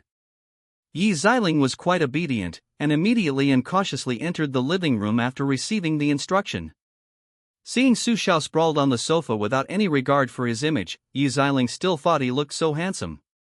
Because he had long since let down his glasses and changed his hairstyle, Su Xiao was now in a state of complete visual liberation, and with his exceptional charisma. She'd probably say even if Su Xiao picked his nose right now, it smelled good. Although he had called Yi Xiling into the living room, Su Xiao didn't say anything, but simply took out a bag of snacks and started eating. And Yi Xiling had no choice but to watch all of this. Fortunately, aside from her somewhat eccentric hobbies, Yi Xiling was far more intelligent than Lu Yenhua and immediately understood Su Xiao's meaning. "Woof." Su Xiao glanced at Yi Xiling and waved for her to speak. Seizing the opportunity, Yi Xiling excitedly said, "Master, tomorrow I'll go and acquire the factory that produces this snack. I'll make snacks just for you." Su Xiao didn't react much to Yi Xiling's words, simply gesturing for her to come closer. Yi Xiling approached Su Xiao with some confusion, but before she could react, Su Xiao pulled her pretty little head tightly into his chest. This was the first time they'd been so close. Yi Xiling could even clearly smell Su Xiao's fragrance, like the scent of flowers. Looking up, Yi Xiling was greeted by Su Xiao's breathtakingly beautiful, ethereal presence. She felt as if she had entered paradise. Su Xiao spoke softly, no longer calling her Wang Jiang. "While I'd love to play with you, I hope you can please me through your own efforts. Don't always talk about your family's wealth, your parents, and you earned your money through hard work, didn't you?" Su Xiao's gentle words completely stunned Yi Xiling. She had only one thought in her mind. How could there be such a gentle fairy in this world? And Lu Yenhua, who made this fairy weep, really deserved a beating. At this moment, Yi Xiling was completely won over from childhood to adulthood. Even her parents had never shown her such gentleness most of the time, it was just cold violence. She wanted to stay right behind Su Xiao. Unbeknownst to Yi Xiling, Su Xiao had observed her entire reaction. "So you mean you're going to help me get revenge on Lu Yenhua?" In the living room, Yi Xiling, who had just been in Su Xiao's arms, was now kneeling again before him. The young man remained seated on the sofa, head bowed, seeking confirmation from Yi Xiling. Without speaking, or rather, without permission, Yi Xiling simply nodded repeatedly. At the same time, she was extremely anxious. "Aren't you afraid that I still like Lu Yenhua and will punish you for what you just said?" Su Xiao stared intently at Yi Xiling, who was kneeling before him, with his large, watery eyes. Yi Xiling stubbornly raised her head, and after gaining Su Xiao's permission, resolutely declared, "Then I'll take revenge on Lu Yenhua. Just because she hurt you, master." Yi Xiling's words made Su Xiao suddenly smile. His perfect face, accentuated by the divinely placed mole. Su Xiao's smile made Yi Xiling's brain freeze. Her facial muscles stiffened, causing a single, glistening drop of saliva to dangle from her lips. Su Xiao slowly stepped off the sofa, took a tissue from the coffee table, knelt down, and gently wiped the saliva from Yi Xiling's mouth. Looking at the boy's face so close to hers, Yi Xiling was momentarily panicked and at a loss for what to do. "Then so be it, Wang-chan, let's take revenge on Lu Yenhua together." A voice as gentle as a spring breeze reached Yi Xiling's ears, making her so mesmerized that she even forgot Lu Yenhua was her good friend. She now had only one thought: she would fulfill Su Xiao's requests. As long as she wouldn't be abandoned by Su Xiao, Yi Xiling was willing to do anything. Even if it hurt her best friend. Chapter 37: Lu Yenhua, Don't Explain to Dad. The next day, Yi Xiling walked listlessly through the campus. She was supposed to help her master get revenge on Lu Yenue, but she had absolutely no ideas. Although her master had told her to cooperate with his actions at the appropriate time, Yi Xiling also wanted to take the initiative. She needed to become more useful so that her master wouldn't abandon her. As for her master's love, Yi Xiling no longer dared to hope. She had witnessed firsthand her master's flirtatious relationship with that renowned senior. At that time, the tenderness in Su Zhao's eyes when he looked at Ling Manglu was completely different from the tenderness he showed her. For her, it was more like the look of affection for a pet. Yi Xiling smiled self-deprecatingly. If she had abandoned Lu Yenue and surrendered to Su Xiao when they first met. If she had stood up for Su Xiao and confronted Lu Yenue when he was bullied by her. Would she be standing shoulder to shoulder with her master now? Yi Xiling dared not think any further because she was afraid she would burst into tears. Wasn't all of this her own doing? Now her only wish was that when Su Xiao got married in the future, he could take her with him as part of his dowry. Yi Xiling thought with a touch of humility. Lu Yenue was unaware that her good friend had come to school early that morning for her melancholy walk. Right now, Lu Yenue had no interest in why Yi Xiling hadn't come to school with her today. She only cared about why that bastard Su Xiao had skipped work. He still owed her 2 pairs of shoes that he hadn't finished cleaning. She had even cancelled her karaoke date with Lin Shu to wait for him to come and clean her shoes in such a humiliating way. But after waiting all day, she hadn't even seen a hair. So this man didn't even have the most basic moral virtue of keeping his promises? Lu Yenue's eyes gleamed with coldness, her beautiful face was now as cold as an iceberg, and the bulging muscles of her 2 pale thighs were faintly visible. This appearance caused students at the school gate to avoid her, fearing they might get into trouble. Finally, Lu Yenue had met the culprit she had been waiting for. Although his fever had completely subsided, Su Zhao's mood was far from pleasant. He had gone to buy a sesame seed cake from Master Wang today, only to find the shop closed. Just as he had suspected, the shop had gone out of business. Su Xiao had said that Master Wang wouldn't fire him for no reason. But thinking about the years he had worked there, Su Xiao felt a pang of sadness, but life had to go on. Reluctantly contributing a pancake's profit to the breakfast stall not far from Master Wang's, Su Xiao carried the pancake to school. However, to his surprise, usually he was the one waiting for Lu Yenue, but today Lu Yenue was already there. But none of that mattered to Su Xiao. Lu Yenue wouldn't accept his pancake anyway. He'd just go up and ask a perfunctory question. Lu Yenue, you're here so early today. Is this breakfast? Before Su Xiao could even finish speaking, Lu Yenue, meeting his incredulous gaze, snatched the sesame seed cake from his hand. Looking at the dry cake in the bag, Lu Yenue sneered. You should know very well that I don't like dry food in the morning. If I'm not mistaken, this is probably for that woman, Ling Menglu. What do you take me for? With that, Lu Yenue threw the cake on the ground and stomped on it several times with her designer sneakers. Su Xiao stared blankly at this scene. Realizing what had happened, he shoved Lu Yenue hard, shouting, Why are you wasting food? So what if it's for your senior? You don't want it anyway. Hearing Su Xiao repeatedly call her senior, Lu Yenue's icy aura intensified. She said mockingly, Since you're so concerned about food, why don't you pick up the cake on the ground and eat it yourself? After catching his breath, Su Xiao calmed down.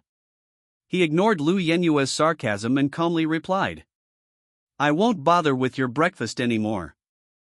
I'll explain our relationship to Uncle Lu when he gets back. Isn't it tiring to keep pretending? After informing Lu Yenue of his decision, Su Xiao didn't even bother to give her another glance and turned to leave. Lu Yenue watched Su Zhao's retreating figure with some urgency, but still didn't say what she wanted to say. Don't explain to Dad. Unfortunately, Su Xiao didn't hear Lu Yenue's soft mutterings as she left. Su Xiao felt incredibly unlucky, his mood ruined first thing in the morning by Lu Yenue. He desperately needed to replenish his senior's energy. At the same time, he also needed to thoroughly investigate why Ling Menglu had turned off her phone yesterday. And why she hadn't answered his calls today either. Ignoring his feverish state was hardly the behavior of a good senior. But Su Xiao also felt a little guilty. Was it really okay that he hadn't brought her any pancakes and had essentially taken her breakfast for free? But Su Xiao was just overthinking things. By 8 o'clock, Su Xiao still hadn't seen Ling Menglu. While feeling disappointed, Su Xiao was also worried. Could his senior have encountered some trouble? But being powerless and without influence, Su Xiao couldn't help his senior. Therefore, the young man decided that he needed to take good care of himself, so that when his senior returned, he could give her a vibrant and energetic junior. Thinking of this, Su Xiao regained his motivation. He was heading to the library to review his advanced mathematics, just to prepare for his upcoming advanced mathematics class. Thinking of the advanced mathematics teacher who often patrolled the classroom, Su Xiao trembled slightly. This time, he had to be fully prepared. He couldn't leave a bad impression on the teacher again. But things rarely go as planned. Upon arriving at the library, Su Xiao immediately noticed his nightmare. The one who had harmed him so many times, Lu Yenyu's lackey, an ordinary-looking girl named Fu Xian. Su Xiao intended to avoid Fu Xian, but she noticed him too. With a malicious smile, she clung to Su Xiao like a stubborn plaster. The boy didn't know if Fu Xian's behavior would warrant a charge of disturbing the peace. Moreover, the boy didn't dare bother the police with such a trivial matter. This only emboldened Fu Xian further. Chapter 38: The Stolen Scholarship.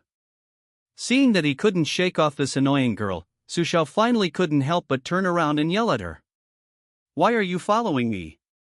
If you have something to say, say it. If not, get lost." Su Xiao's tough attitude amused Fu Xian.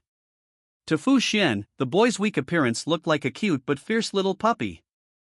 Without any politeness, Fu Xian stepped forward and shoved Su Xiao hard. With her considerable strength, Su Xiao was almost knocked to the ground.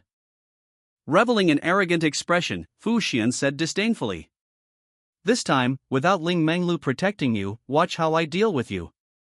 Su Xiao hadn't expected that the reason he hadn't been bothered by Fu Xian, Lu Yenyue's lackey, before was because his senior had been protecting him. But now that his senior was gone, he was all alone again. That's why Fu Xian dared to bully him so brazenly. It must be at Lu Yenyue's behest. They clearly had a childhood bond, so how did Lu Yenyu become like this? Su Xiao's expression unintentionally revealed a hint of heartbreak. This completely stunned Fu Xian, who was looking at him from across the room. Her heart skipped a beat. Remember, Fu Xian was a girl too. Who wouldn't be moved by such an expression? But then she thought of the abuse Ling Menglu had inflicted on her that day, and the skilled doctor and machine that could heal her fractures in a short time. Fu Xian couldn't help but shudder. This young lady's background was far more complex than it appeared. If she didn't do as she was told. Fu Xian remembered Ling Menglu's text message saying she'd crush her skull if she didn't do it right. She felt this wasn't a joke. For her own life. And also for the children in the orphanage who would rely on her in the future. Fu Xian had no choice but to carry out Ling Menglu's instructions here to discuss Su Xiao. And Ling Menglu's standard was to make Su Xiao cry. No matter what method Fu Xian used, as long as she made the boy in front of her cry, that was enough. Therefore, Fu Xian was going all out. Having finally followed Su Xiao to a secluded corner, she was going to seize this opportunity to make her move. Ignoring Su Xiao's shattered expression, Fu Xian reached out and slapped him hard. Her eyes gleamed with a wolfish hunger, and her lips curled upwards like a dragon king's. Never experienced anything like this before. Today's a good opportunity. Fu Xian's words stunned Su Xiao. He hadn't expected that this lackey of Lu Yenyue would actually want his innocence. Would her lackey dare to do this behind her back without Lu Yenyue's permission? The Lu Yenyue who stood up for him, the Lu Yenyue who gently fed him snacks. Why had she become like this? Finally, a tear rolled down Su Xiao's cheek. Everything about their childhood friendship had shattered. He'd even hoped that because of Lu Yenyue's status as Uncle Lu's daughter, he could at least be friends with her, or at the very least, strangers who could greet each other. But now, seeing Fu Xian's ferocious gaze, Su Xiao understood. He and Lu Yenyue could only be enemies. Su Xiao smiled with relief. And Fu Xian, sitting opposite him, also smiled with relief in her heart. Her move was incredibly effective. She successfully made Su Xiao cry. Of course, she also secretly took a picture of the boy crying to give to Ling Menglu. Her mission was complete. Although Ling Menglu was fierce, she was still very generous. After completing this job, Fu Xian's reward was more than enough to support the orphanage children's expenses for a month. And at this moment, fate cooperated, giving Fu Xian a chance to gracefully retire. She spat dismissively and said with displeasure, "Damn it! Someone's coming. I'll teach you a lesson later." After uttering those harsh words, Fu Xian left under Su Zhao's watchful gaze. This relieved the boy. He wanted to preserve his innocence. After all, his senior probably wouldn't like someone who was tainted. Although his senior wouldn't believe the rumors about him, Su Xiao stubbornly believed that if he were truly tainted, his senior would abandon him. No, Su Xiao quickly denied his own guess. He didn't think his senior was like Lu Yanyu. Su Xiao blushed, his body fidgeting slightly. This scene was witnessed by a passing student. Thinking Su Xiao was unwell, the student was about to ask if he needed help when Su Xiao covered his face and ran away. How strange. The student shook his head, unconcerned about the little incident. Scholarship and financial aid distribution. Su Xiao, who had just arrived at the library, tilted his head, looking at the notice from the school, his eyes shining with anticipation. His mood, which had been disgusted by Fu Xian and Lu Yanyu's affair, immediately improved. Although scholarships might not be very relevant to Su Xiao, a poor student, he had a good chance, or rather, he was certain he would get a financial aid. With his parents deceased, which student was as unfortunate as him? At some point, Su Xiao could even talk about his parents' death with a smile. Perhaps knowing that grief couldn't change anything, it was better to face it positively, wasn't it? Su Xiao accepted the scholarship without a second thought. But his dream was shattered when the list of recipients was announced. The boy jumped up in disbelief, the sudden noise attracting the attention of students quietly reading in the library. Realizing he had disturbed them, Su Xiao bowed apologetically, while the library staff waved dismissively behind them. Who doesn't have moments of emotional turmoil? The most important thing is to apologize after making a mistake because of emotions. Su Xiao was disappointed at not receiving the scholarship. He had only assumed that some students came from families worse off than him. But when he saw the student in Su Zhao's major who had received the scholarship, he couldn't hold back anymore. The name that had just helped Lu Yanyue humiliate him was now prominently listed among those receiving the scholarship. Fu Xian. Did she, who made a living by fawning over Lu Yanyue, lack money? The money Lu Yanyue casually tipped her was probably enough for Su Xiao to eat for a month. Why? Why could even someone like that take away his scholarship? Chapter 39. Let's settle this once and for all. Lu Yanyu. Su Xiao could understand it, but he couldn't accept it. In his opinion, it was probably something the new student council president, Lu Yanyue, had said to the teacher. Even Fu Xian, a villain who often helped Lu Yanyue bully him, managed to get a scholarship. Su Xiao didn't believe Lu Yanyue wasn't involved. Having just caused the senior to resign as president, Lu Yanyue, now the new president, was already abusing her power for personal gain. Thinking about when Lu Yanyue instructed Fu Xian to try and seduce him, Su Xiao was prepared to assume the worst about Lu Yanyue. He could understand any outrageous thing she did. But Su Xiao didn't want to be a puppet. Someone anyone could mold. Although the chances of success were slim, he wanted to show the students in the student council who still had a shred of conscience the true face of their so-called president. Su Xiao wasn't afraid of things escalating. It was all Lu Yanyue's own doing, wasn't it? After a long pause, in the student council classroom, Su Xiao, with clear and logical sentences, meticulously exposed Lu Yanyue's actions, word by word. After finishing, Su Xiao looked around expectantly. To Su Xiao's surprise, all the classmates who had supported him when he wanted to join the student council had vanished. The remaining people all looked at Su Xiao with mocking expressions. Hey, classmate, are you mistaken? The selection of scholarships is the teacher's responsibility. What are you doing here? A rough-looking female student stepped forward, a smirk playing on her lips as she spoke to Su Xiao. Her expression seemed to say to Su Xiao, so what if they're behind this? Although this student was only responsible for moving chairs in the student council, an inexplicable emotion swayed her, and when their president was falsely accused, she stood up like a loyal dog to defend Lu Yenue. But who doesn't know you can talk to the teacher? Enough! Shut up! Get out! This isn't a place for you to run wild. Following the sharp shout, Su Xiao saw Lu Yenue's cold and indifferent face and Lin Shu standing beside her, equally angry, glaring at Su Xiao. The sharp shout came from Lin Shu. Perhaps it was because he didn't want to see his classmate Lu wrongly accused by Su Xiao. As Lin Shu spoke, the other members of the student council seemed to have found their pillar of support. The repeated orders to get out pierced Su Xiao like sharp swords. The glares, like spotlights, made Su Xiao feel incredibly uncomfortable. Looking at everyone dressed in designer brands, Su Xiao felt the world was absurd. Then Lu Yenue clarified the nature of the matter. The selection of scholarships is fair and impartial. If you're not satisfied, go find a teacher. Now get out. You're not welcome here. After saying this, Lu Yenue ignored Su Xiao and gently handed the documents to Lin Shu beside her. The two took a sip of coffee made from imported beans and began working together. To onlookers, they seemed like a perfect couple. And Su Xiao? He was dragged out of the student council room by two burly girls. After Su Xiao was kicked out, the door to the student council room slammed shut, and uncontrollable laughter erupted from inside. Senior. Looking at a stunningly beautiful female classmate passing by, Su Xiao asked in a daze. But the girl responded only with an excited look, asking for his WeChat. The senior has disappeared. The feeling of being alone returned. Ignoring the girl's request for WeChat, Su Xiao ran away dejectedly.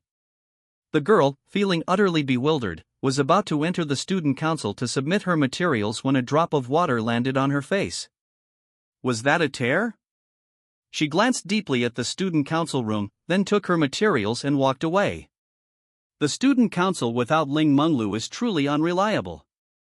The female student muttered something to herself, then turned and went back to the club without looking back. After running for a long time, Su Xiao finally returned to the library and fell asleep from exhaustion. Look! He took my things. It's him. A group of children surrounded a handsome little boy, relentlessly accusing him. It's hard to imagine such a thing happening in elementary school. Classmate, you'd better admit your mistake quickly. The teacher stood behind the group, coldly addressing the surrounded student. As for why he wasn't called by name, perhaps he didn't remember. The surrounded little boy just lowered his head and kept explaining in a low voice. I didn't. But this futile explanation only earned him a single, salty tear falling into his mouth. At this moment, his hero appeared. Get out of my way. He didn't steal it. First, you have no proof whatsoever. Second, that boy who's accusing this student, want to see what's tucked into your notebook.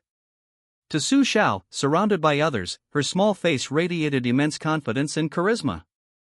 His gentle expression was the perfect finishing touch, and Lu Yenue simply couldn't resist the temptation. Can I really? Am I really worthy? Su Xiao was stunned for a moment by Lu Yenue's words, then he suppressed the overwhelming hatred rising within him and comforted her. Silly girl. Of course you are worthy. After comforting her, the young man didn't ask for Lu Yenue's consent again, directly grabbing her hair and pressing her against his lap. Ouch. Sorry, did I accidentally hurt you? It's all right. It doesn't hurt.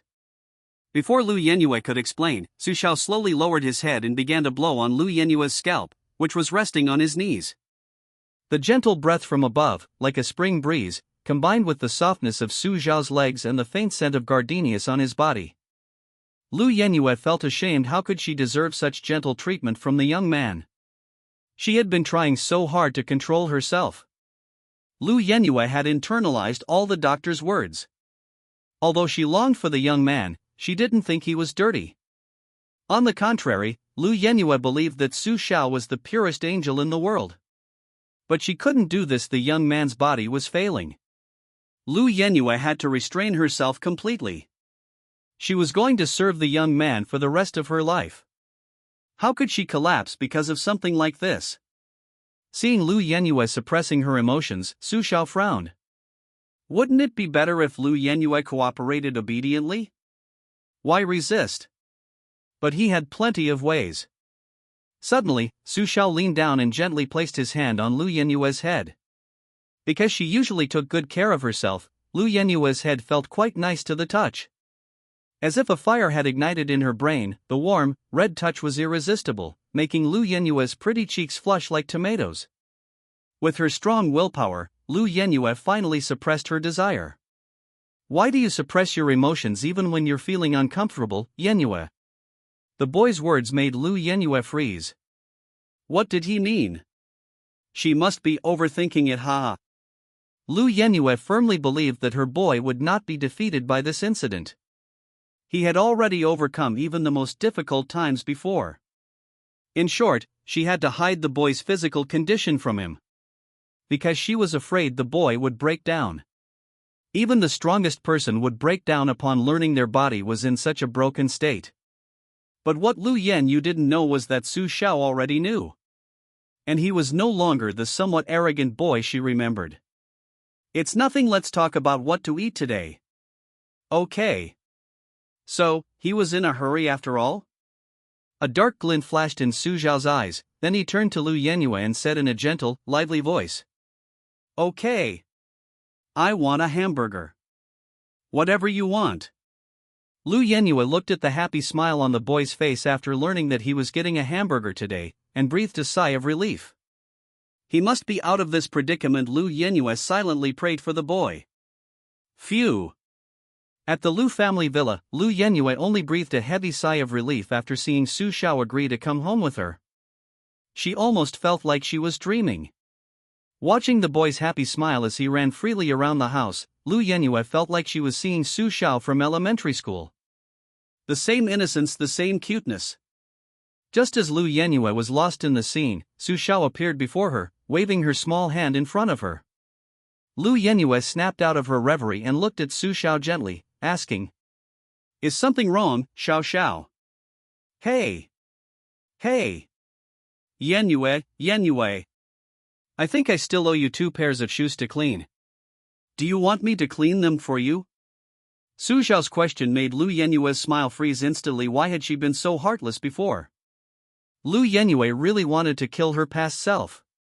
But now, she couldn't die, she still had to take care of her boy for the rest of her life. Xiao Xiao, do you want me to clean your shoes? You just got out of the hospital, you should go and rest. Giving Lu Yenyue a complicated look, Su Xiao agreed to clean her shoes. But I have one condition. Hearing the request, Lu Yenyue was indifferent. She'd be willing to die for the boy if it meant doing him a favor. With a sly smile, the boy put his hands behind his back, nimbly spun around, and surveyed the Lu family compound. He frowned slightly and spoke like the patriarch of the house. Look around, Yenyue. So slovenly. It's settled then. I'll clean, and you do what you're supposed to do. How about that? Chapter 44 Lu Yenyue, it's like a dream. After speaking, the young man dutifully put on the apron from the chair by the kitchen door and began cleaning, giving Lu Yenyue no chance to react. It felt like a dream. Lu Yenyue thought, looking at this, isn't this scene like she and the young man are married? After that incident, Lu Yenyue's greatest wish was for Su Xiao to keep her by his side. Even as a servant. But now, Su Xiao wasn't at all the hysterical she had imagined. Instead, he was even more gentle and virtuous. It was as if he was saying, maybe she still has a chance. She still had a chance to get that little marriage certificate that Lu Yenyue was now dreaming of. With that certificate, she could be by his side forever. For this goal, Lu Yenyue was determined to work hard. Now, let's start working. But how do you clean shoes? As a pampered young lady, she had never encountered such a problem before. However, it was no challenge. She could simply learn from her phone first. What course couldn't she find online these days? 10 minutes later, Lu Yenyue felt she had figured it out. She prepared to take action. She picked up the shoes Su Xiao had taken off at the door, but as soon as she held them in her hand, Lu Yenyue noticed something was wrong. The wear and tear. How long had these shoes been worn? Why hadn't she noticed such a detail?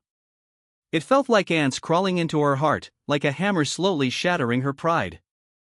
A piercing, excruciating pain. Lu Yenyue couldn't imagine how much her boy had suffered before. He couldn't even afford a new pair of shoes. Suddenly, a memory from not long ago attacked Lu Yenyue.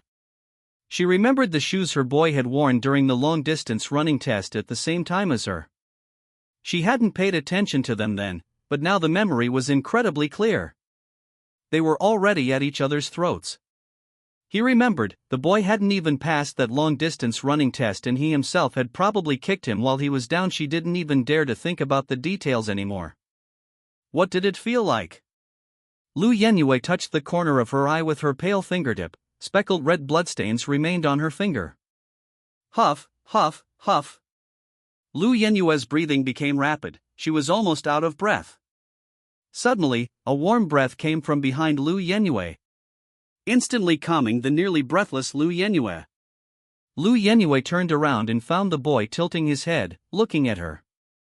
She couldn't let the boy worry anymore. Forcing a smile, Lu Yenyue told Su Xiao she was all right, then quickly grabbed Su Xiao's shoes and rushed to the bathroom. After she left, the boy noticed a trace of red blood. She had coughed up on the floor, but showed no expression, simply standing there coldly. Here are a few more dates for you. It's time you got some work done. Lu Yenyue, having escaped to the bathroom, couldn't see Su Xiao's strange behavior or his utterly indifferent expression outside. Like a madwoman, Lu Yenyue frantically tapped her phone screen. Ironically, she didn't even know the boy's shoe size before starting to buy shoes. But that wasn't a problem for her. She could just buy a pair of every size, right? After a shopping spree, a third of Lu Yenyue's living expenses were gone. Conversely, her online shopping account had hundreds of new orders. After doing all this, Lu Yenyue slumped onto the bathroom floor. Her eyes were lifeless, her face blank as she stared at the light fixture embedded in the bathroom ceiling. She thought about how she had been so indifferent to the boy before, how much she had hurt him. Even she couldn't forgive herself, yet the boy had miraculously forgiven her. Honestly, Lu Yenyue would have preferred the boy to hysterically lash out at her, or at least cut off all contact forever. But none of that happened. The boy had even become gentler and more virtuous than before. This terrified Lu Yenyue. She was afraid this was all just a dream.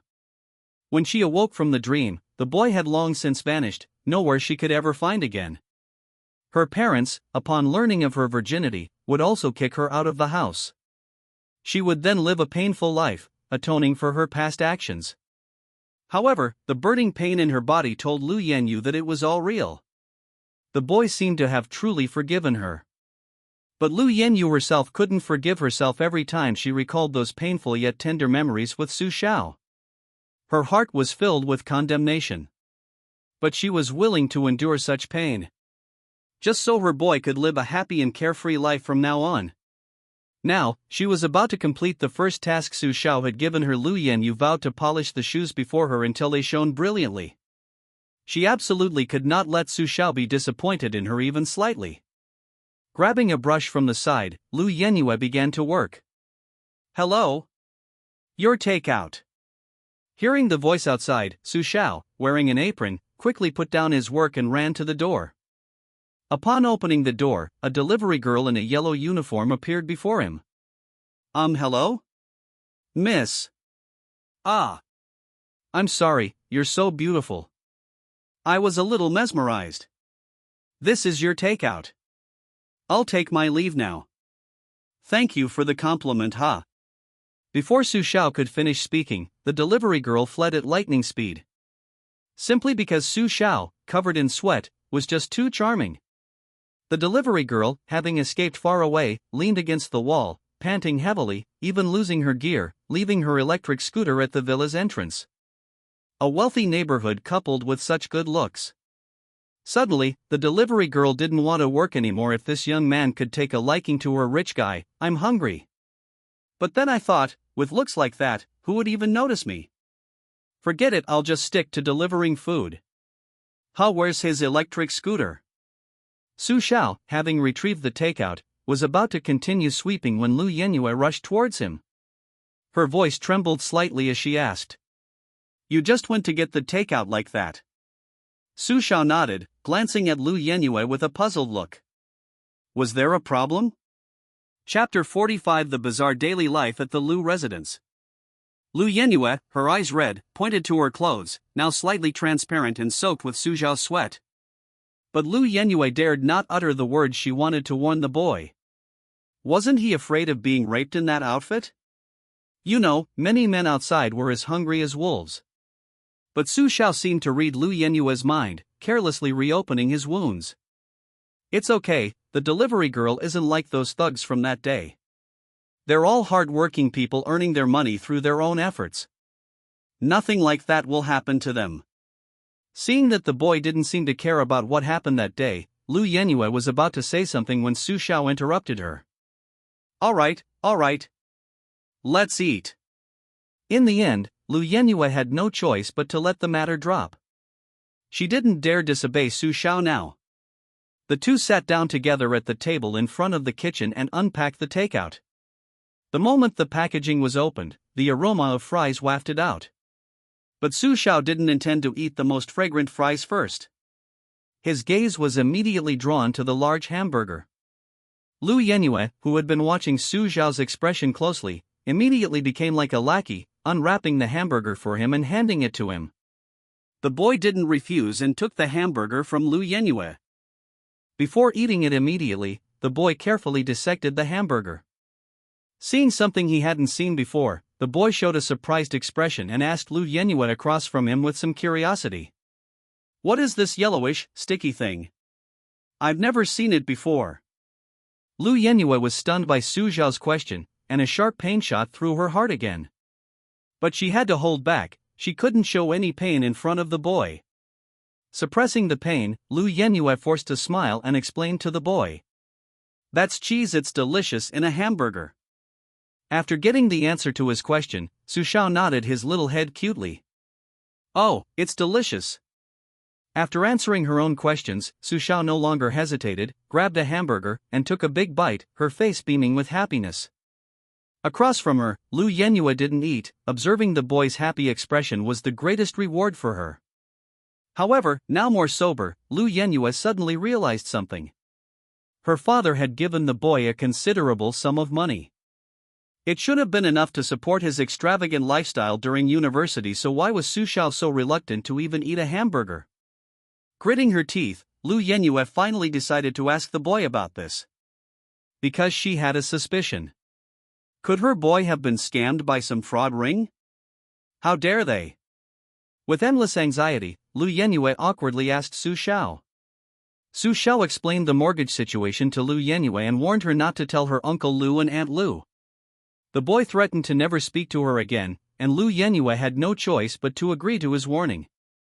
But her heart ached even more. Such a polite, gentle, and grateful boy, how had he endured all these years alone?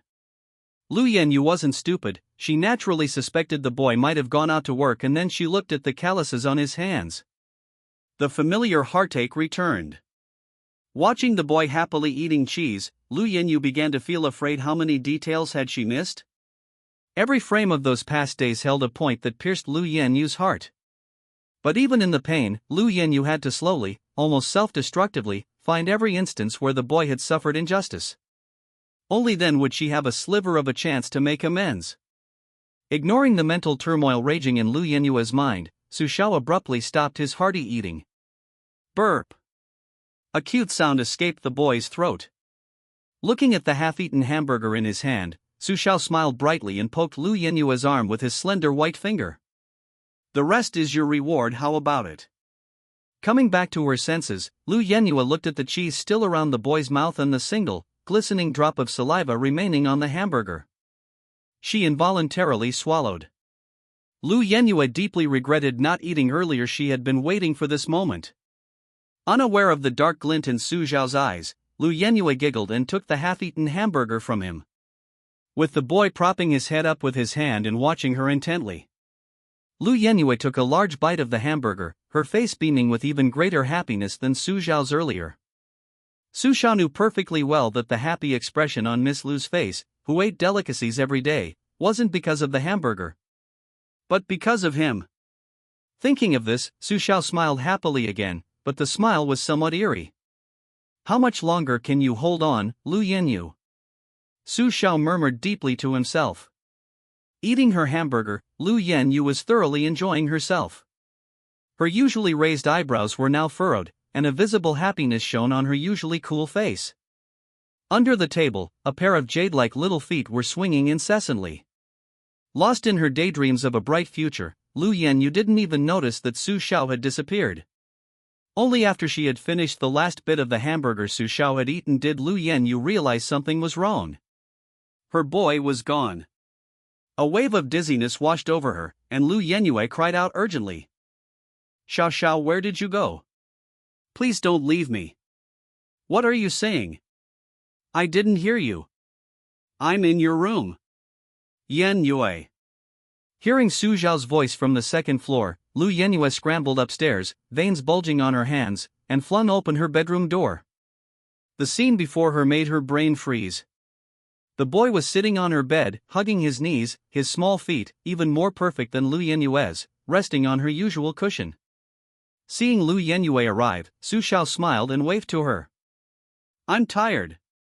Can I sit on your bed for a bit? You don't mind, do you?" Upon hearing this, Lu Yenyu nodded rapidly, like a pile driver, but then she shook her head frantically, softly urging. "My sheets haven't been used for days. They're dirty. Should we go to another room?" Chapter 46 Yenyu, who can't be cleaned up properly. Su Xiao stopped hugging his knees and instead lay flat on Lu Yenyue's bed, as if to tell her with his actions he didn't mind. Seeing the boy lying there like a frog, his long legs stretched out on her ocean-colored sheets, Lu Yenyue realized with a panic that she seemed to be getting excited again. "Damn it! What are you thinking, Lu Yenyue?" Su Xiao's words made Lu Yenyu immediately stand up from her kneeling position. She was now at a loss in front of the boy. "Fine as you wish, tell me about our childhood." Seeing a glimmer of hope, a spark of light appeared in Lu Yenyu's sorrowful eyes. If the boy was willing to give her a chance, she would seize it at all costs. After a while, Su Xiao sat cutely on Lu Yenyue's bed in a duck-like pose, while Lu Yenyue looked at a childhood photo of herself and Su Xiao. Lost in her own memories, she softly recounted their childhood stories to the boy. However, it seemed only Lu Yenyue was truly moved by these long-forgotten memories. Su Xiao maintained a formulaic smile throughout, as if giving someone the respect due when they're telling a story. Whether a story touches the heart can be seen in their eyes. Although the boy's eyes held a smile, behind that warm, sunny smile lay a calm, still lake in a cave. "Hey, how could we have been so silly back then, ha ha ha." "Yeah." Lu Yenyue tried hard to recall funny and warm moments from their shared memories as topics of conversation. But it was clearly ineffective. No matter which of her childhood memories she mentioned that she found interesting, Su Xiao's response was always just a simple "mm." She was about to cry. Hadn't the boy forgiven her? Why was he so unmoved by these cherished memories? Lu Yenyue dared not think, dared not imagine why the boy would have such a reason. Perhaps the boy was simply under too much pressure, causing some of his memories to become hazy? Or perhaps the boy was just tired? Yes, that's it. The boy was just sweeping the floor. He must be tired. The more Lu Yenyue thought about it, the more likely it seemed. After finishing the last story, she cautiously asked Su Xiao. "Xiao Xiao, are you tired? Why don't we go to sleep and rest?" Upon hearing the word sleep, a light suddenly flashed in Su Xiao's eyes that Lu Yenyue couldn't understand, and his whole body trembled. It was as if he was anticipating something. Lu Yenyue didn't think much of it, only that she was right, her boy really wanted to sleep. Like a mother soothing a child to sleep, Lu Yenyue squatted down, looking at Su Xiao with her beautiful eyes. "Xiao Xiao, let me take you to your room, okay?" To Lu Yenyue's surprise, Su Xiao shook his head. Thinking of the drama she had watched before, Lu Yenyue blushed and tentatively asked, "Do you want me to carry you there?" But as it turned out, Lu Yenue was overthinking things. The key issue wasn't there. Su Xiao still rejected her approach. This completely baffled Lu Yenue. She didn't have her father's abilities and couldn't guess what Su Xiao was thinking. Su Xiao simply told her the answer directly. Chapter 47 Lu Yenue. Can't I sleep in your room, Yenue? After saying this, Su Xiao made a cat-like gesture of scratching his head. It was almost summer, and for Su Xiao's health, Lu Yenue hadn't turned on the air conditioning. Therefore, the room was incredibly hot, and with the boy acting like this, Lu Yenue swallowed hard, looking at Su Xiao's face, and said somewhat awkwardly, "Are you joking, Xiao? How can a man and woman? It's okay as long as Uncle Lu and Aunt Lu don't know, it'll be fine, right?"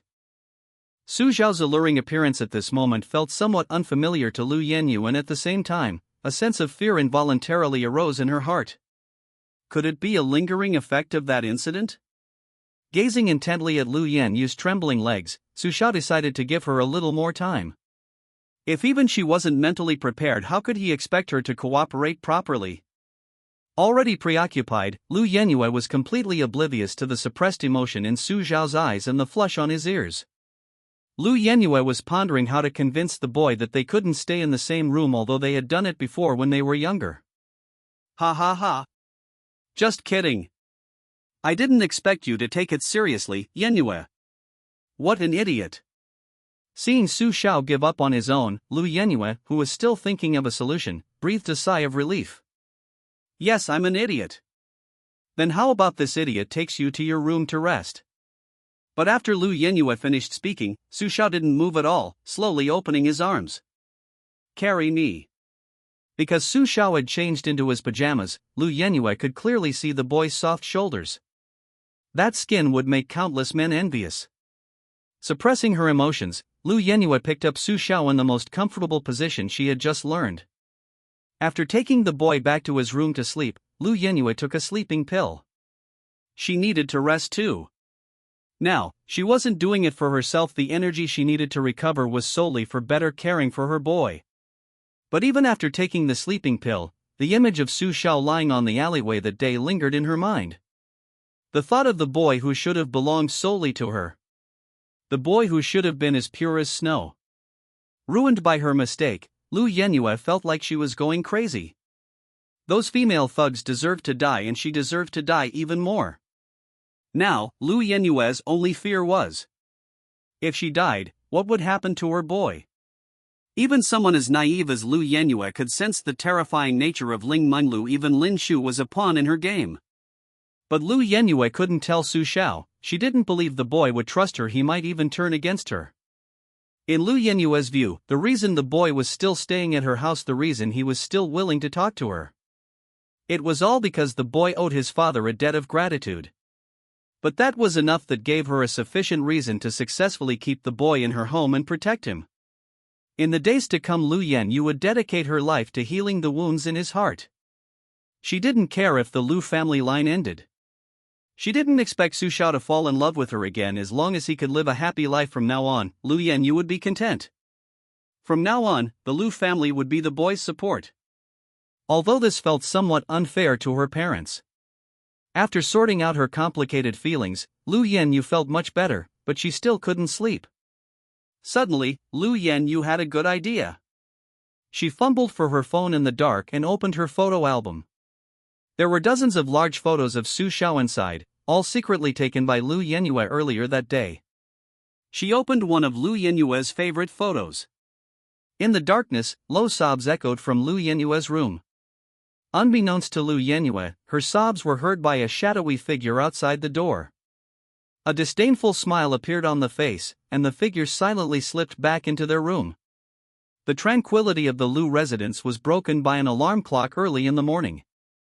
Lu Yenue sat bolt upright in bed. To avoid oversleeping, Lu Yenue set an alarm. She wanted to prepare a loving breakfast for her son first thing in the morning. Rushing out of her room, Lu Yenue decided to try making potato and egg omelets, a dish she'd learned from a video tutorial. Having never been in a kitchen before, Lu Yenue was a little nervous about her first cooking experience.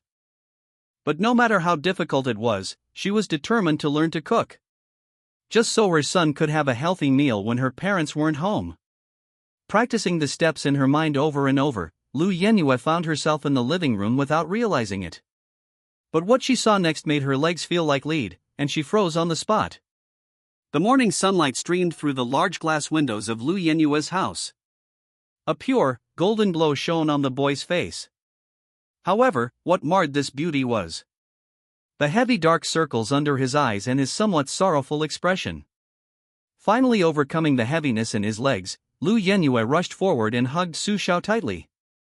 Lu Yenue could clearly hear the rapid pounding and piercing pain in her heart. She was afraid of what was about to happen, but she had to ask. Xiao Xiao, didn't you sleep all night? Why are your dark circles so heavy? And what's bothering you? Please tell me, I beg you.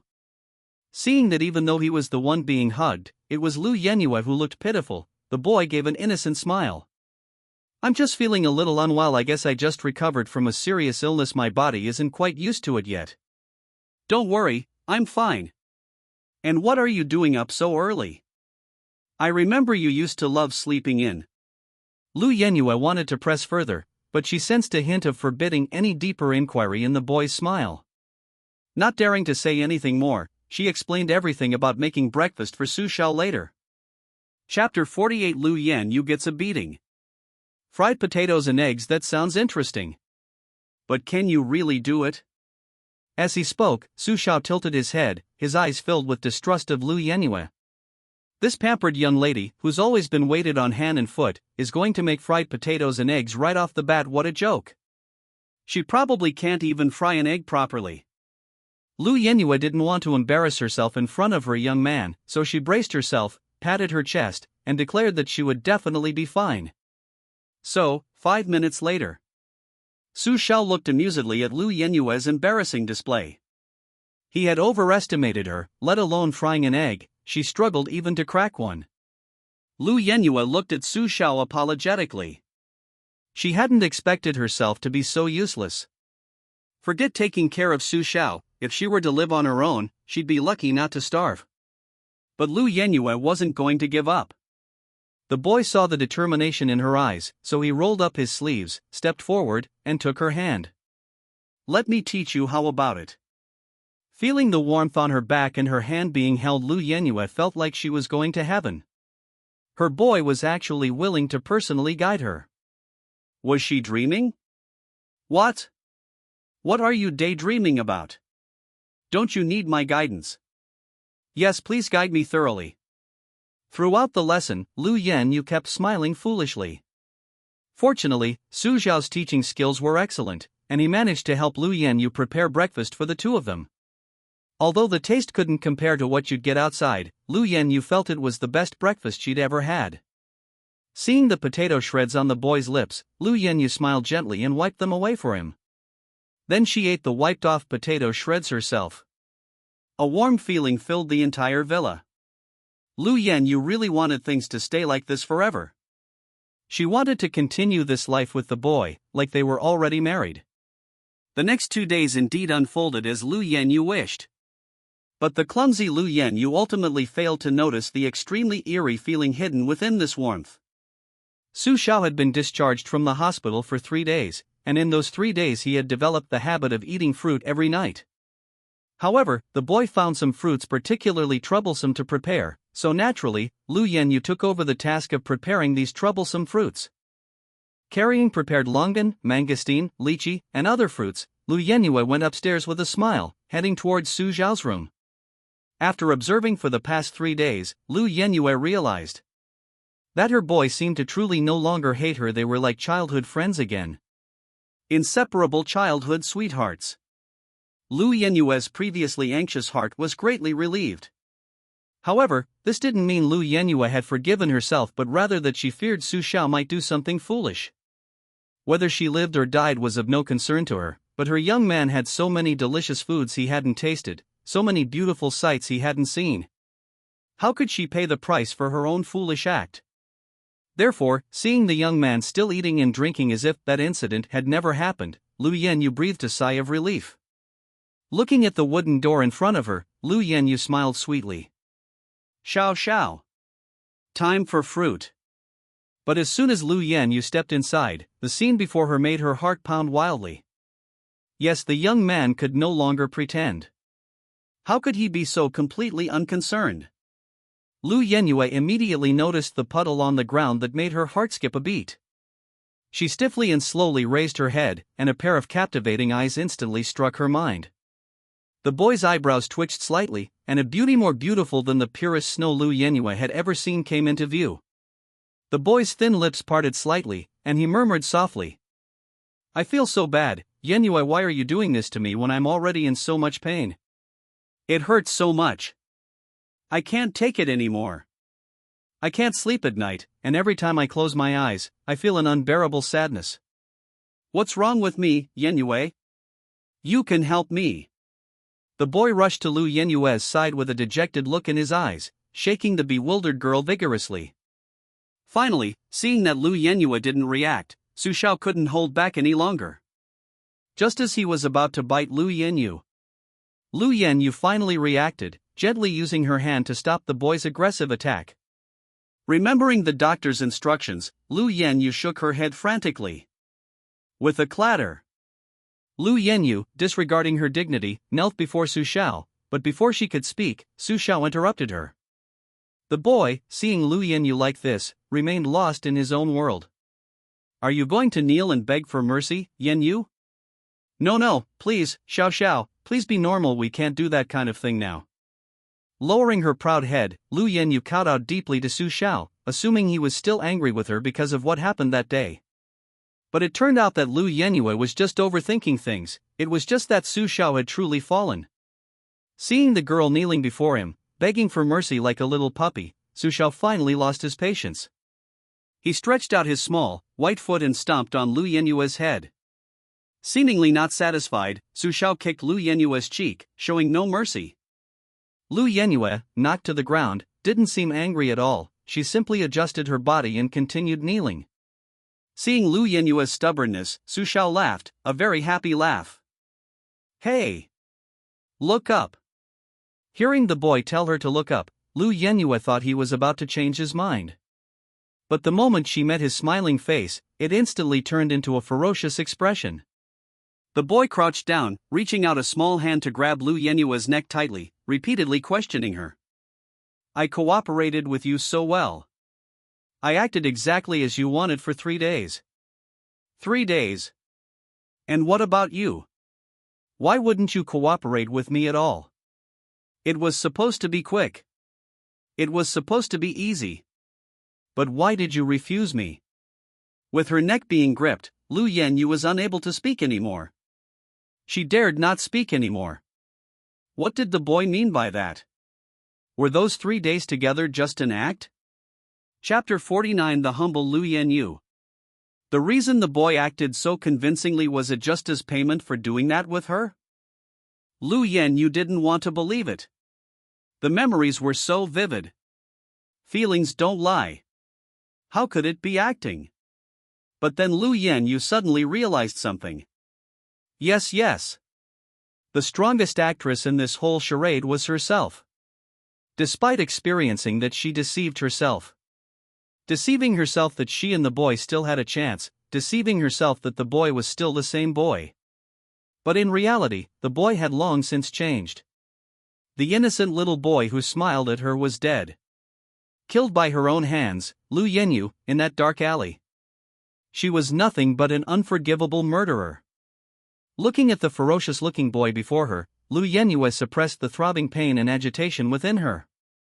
She instantly stood up, disregarding the boy's wishes, and forcefully restrained him. To prevent harming Su Xiao, Lu Yenue used only a small amount of force, but this force was an insurmountable obstacle for the boy. "Let me go! Let me go!" The boy screamed, and seeing that Lu Yenue showed no reaction, he felt no pity and bit down on her arm. Because he held back, he bit down hard enough to draw blood, and a small piece of flesh could be seen disappearing from the bite mark. But Lu Yenue showed no intention of letting go. This pain was far too insignificant compared to the excruciating pain shooting through her heart. After struggling in vain, and because his body had just recovered from a serious illness, coupled with the intense conflict with Lu Yenue, The boy quickly fell asleep with dark circles under his eyes. Stroking the boy's fair cheek, Lu Yenyue gave a bitter smile. She gently placed the boy back on the bed. After covering Su Xiao with the blanket, Lu Yenyue felt as if all her strength had been drained. Her legs went weak, and she collapsed in front of the boy's window. Seeing that all the fruit she had brought had fallen to the boy's window, Lu Yenyue picked up a longan, not caring whether it was dirty or not, and put it directly into her mouth. There was no sweetness from the longan, all Lu Yenyue tasted was bitterness. What should she do? What should she do?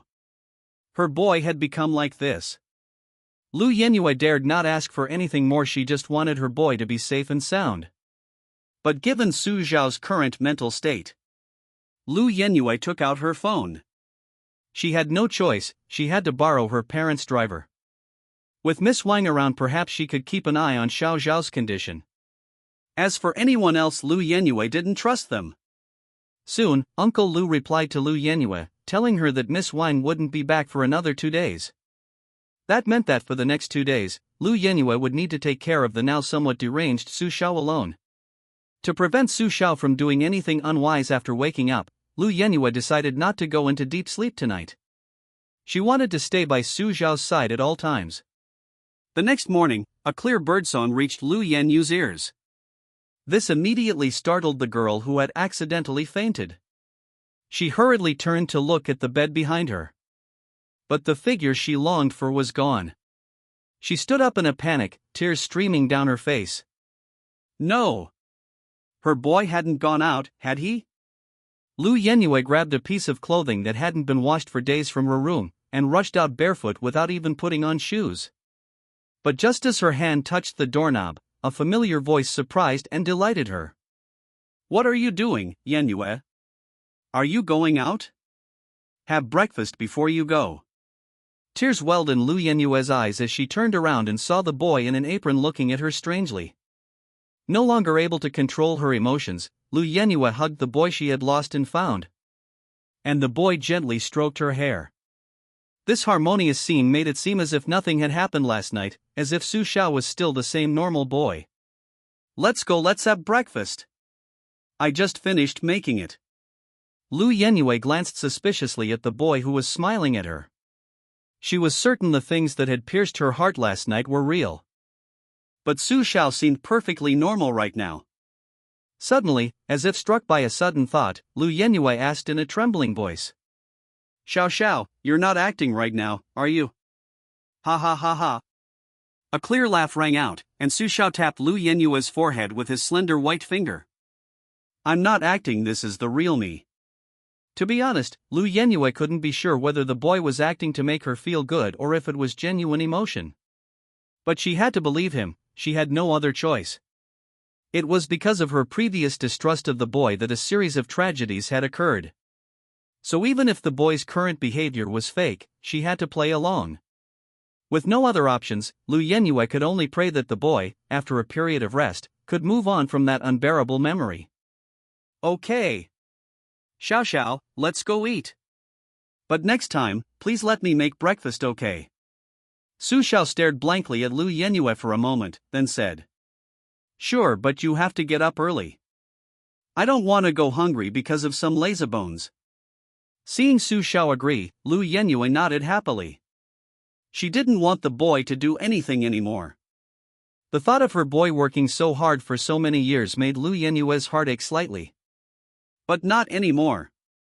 She would take care of everything for the boy. And the boy? He could just be a happy little prince. At the dining table in front of the kitchen, Lu Yenyue humbly pulled out a chair for the boy, who didn't stand on ceremony and plopped down. After Su Xiao sat down, Lu Yenyue quietly sat down opposite him. The aroma of the hot breakfast wafted through the air, tantalizing Lu Yenyue's taste buds, but she hesitated to pick up her chopsticks, even though she was very hungry and craving food. Until the boy, who was peeling an egg, gave Lu Yenyue a strange look. What are you standing there for? Is it because my cooking isn't to your liking?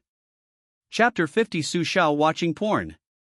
Upon hearing the boy's question, Lu Yenyue shook her head frantically, grabbing the steamed bun in front of her and devouring it. No, I just wanted to get your permission, Xiao, before I ate. Besides, you made it really well. Su Xiao frowned at Lu Yenyue. He was most annoyed by such submissive women. How could this bring him joy? However, since he was the one who needed help now, Su Xiao still had to give Lu Yenyue a friendly look. Why do you need my permission?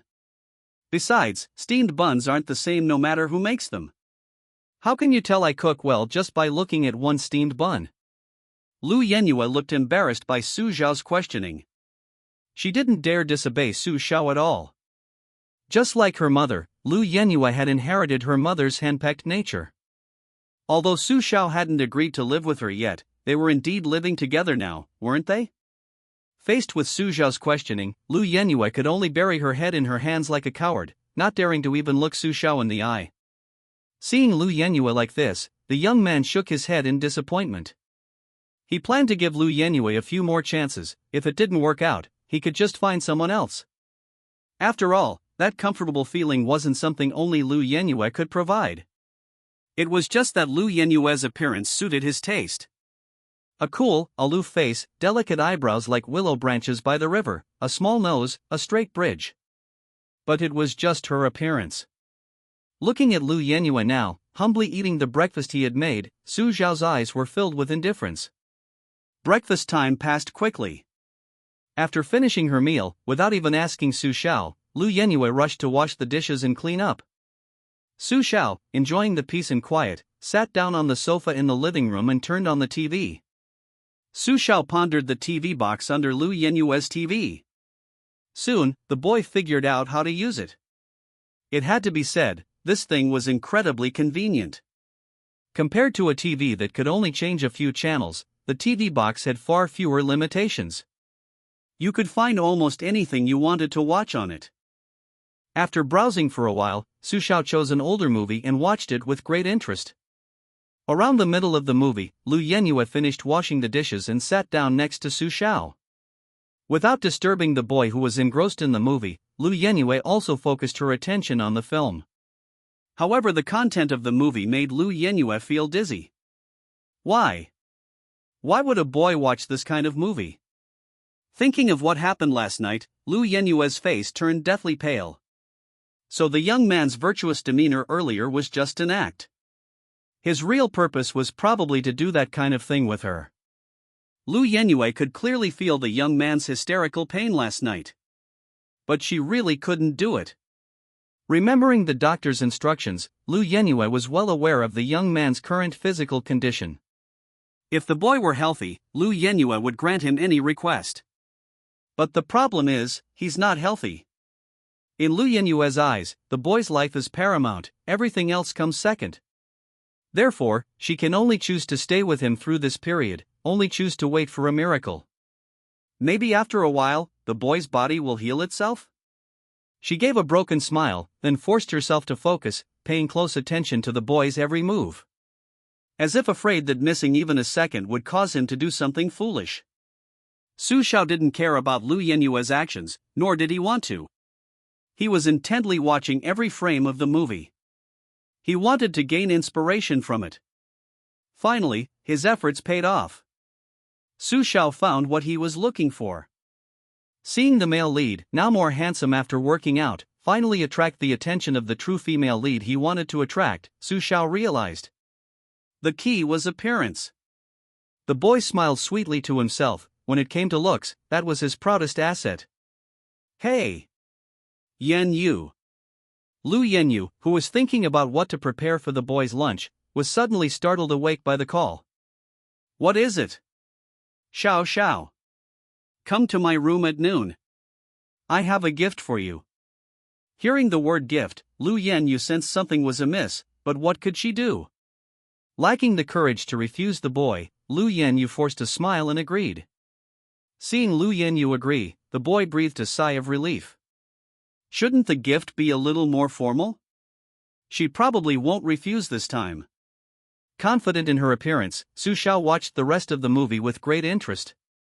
At noon, because Su Xiao went back to her room early, and Lu Yenyu was forbidden from coming over, Lu Yenyu could only sit alone in the living room, waiting anxiously.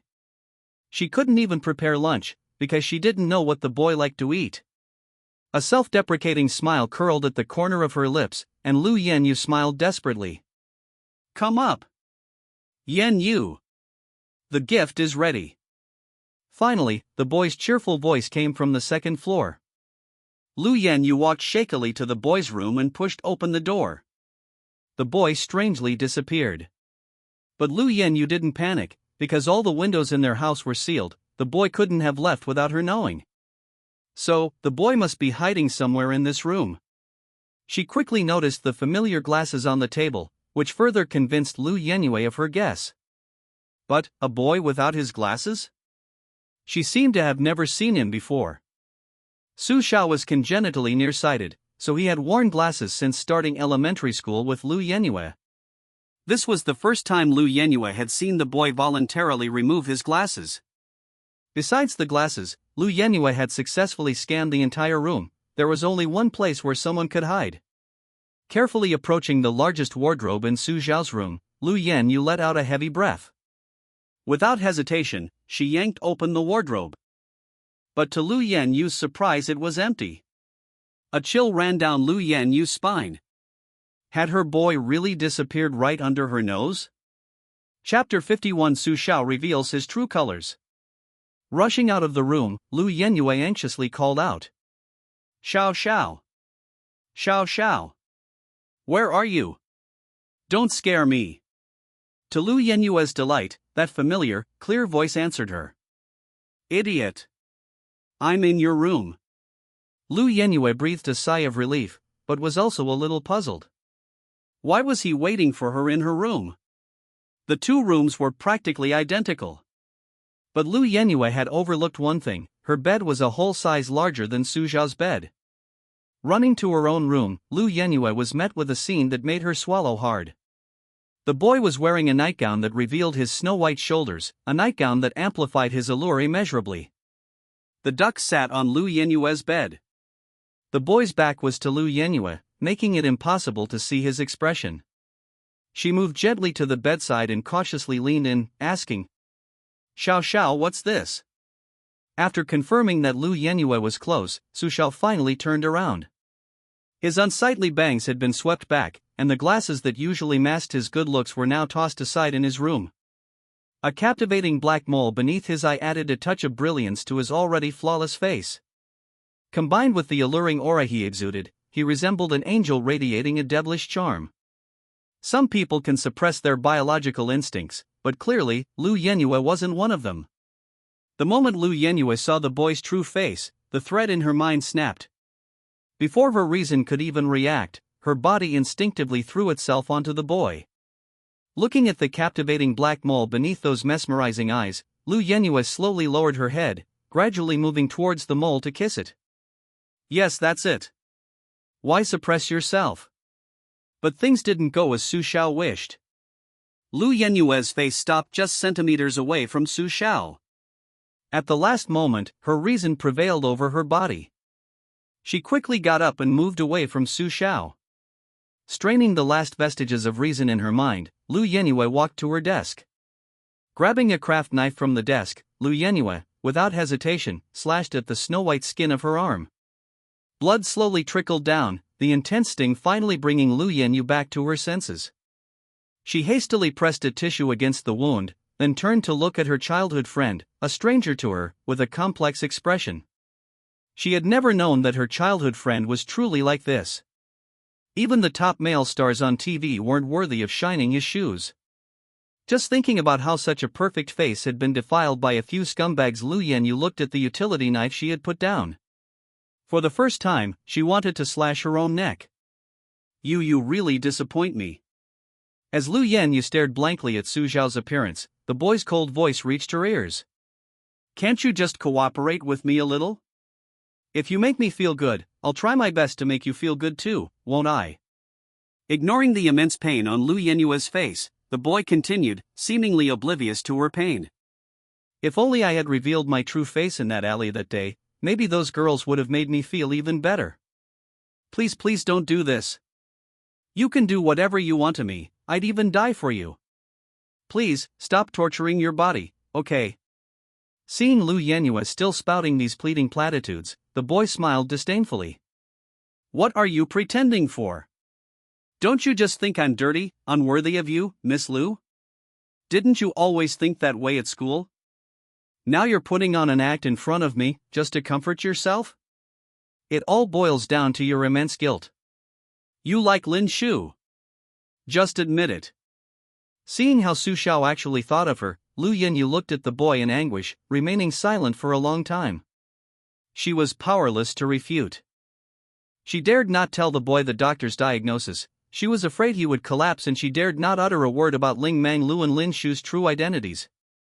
Because she knew that even if she did, the boy would only think that she, Lu Yenyu, was a bad girl slandering his senior, thus worsening their relationship. Besides pain, Lu Yenyu's heart was filled with bitterness. She finally understood the boy from before, that feeling of having unspeakable suffering, that feeling of being misunderstood by the person you like.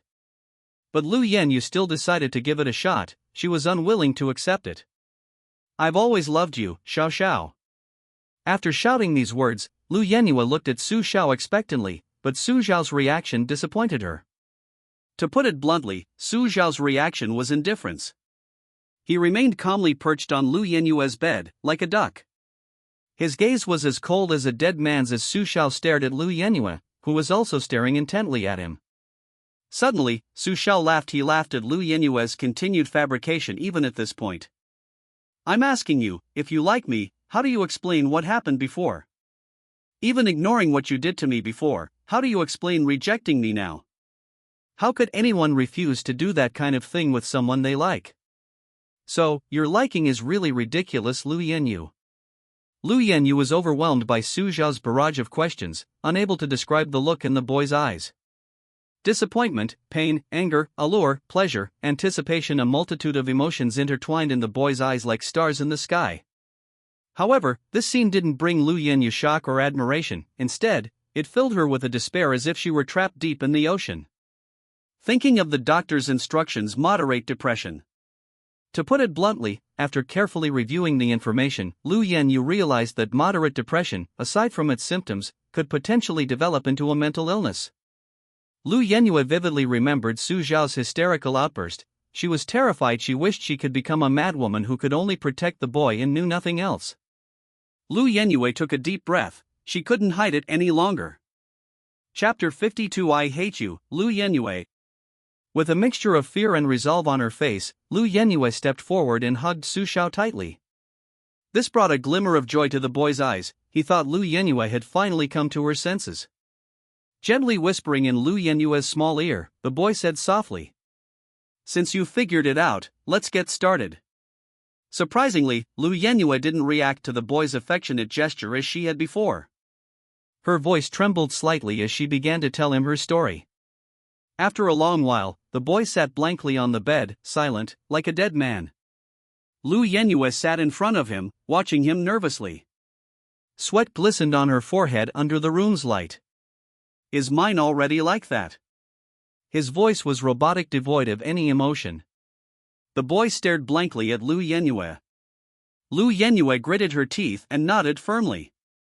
Although she shouldn't have told Su Xiao the truth, she really couldn't hide it anymore. Besides, the boy would find out eventually. Just as Lu Yenyu braced herself for a beating from Su Xiao suddenly spoke. "Hey! Come closer." With swift, clean movements, like a puppy obeying its master's command, Lu Yenyu immediately moved in front of Su Xiao. She was bracing herself for the slap she expected. But to her surprise, Su Xiao merely gently touched her face. Freeing her little feet from her duck-sitting position, Su Xiao smiled and said, "Could you give me a massage? My shoulders are a little numb." Before Lu Yenyu could refuse, the boy stretched out his body in front of her. Looking at the smooth, jade-like shoulders before her, Lu Yenyu swallowed hard. Although she didn't quite understand what the boy meant, she knew she had no right to disobey his orders. As if handling the most precious jewel in the world, Lu Yenyu gently pressed down on the boy's shoulders. Using what she thought was the gentlest pressure, she began to massage lightly. But she hadn't been massaging for long when the boy slapped her away. The slap was merciless. Lu Yenyu wiped a trace of blood from the corner of her mouth, her smile still gentle. As expected, how could the boy not hate her? Sorry, I was just being a little sensitive. Seeing the boy actually apologize to her, Lu Yanyu was immediately confused again.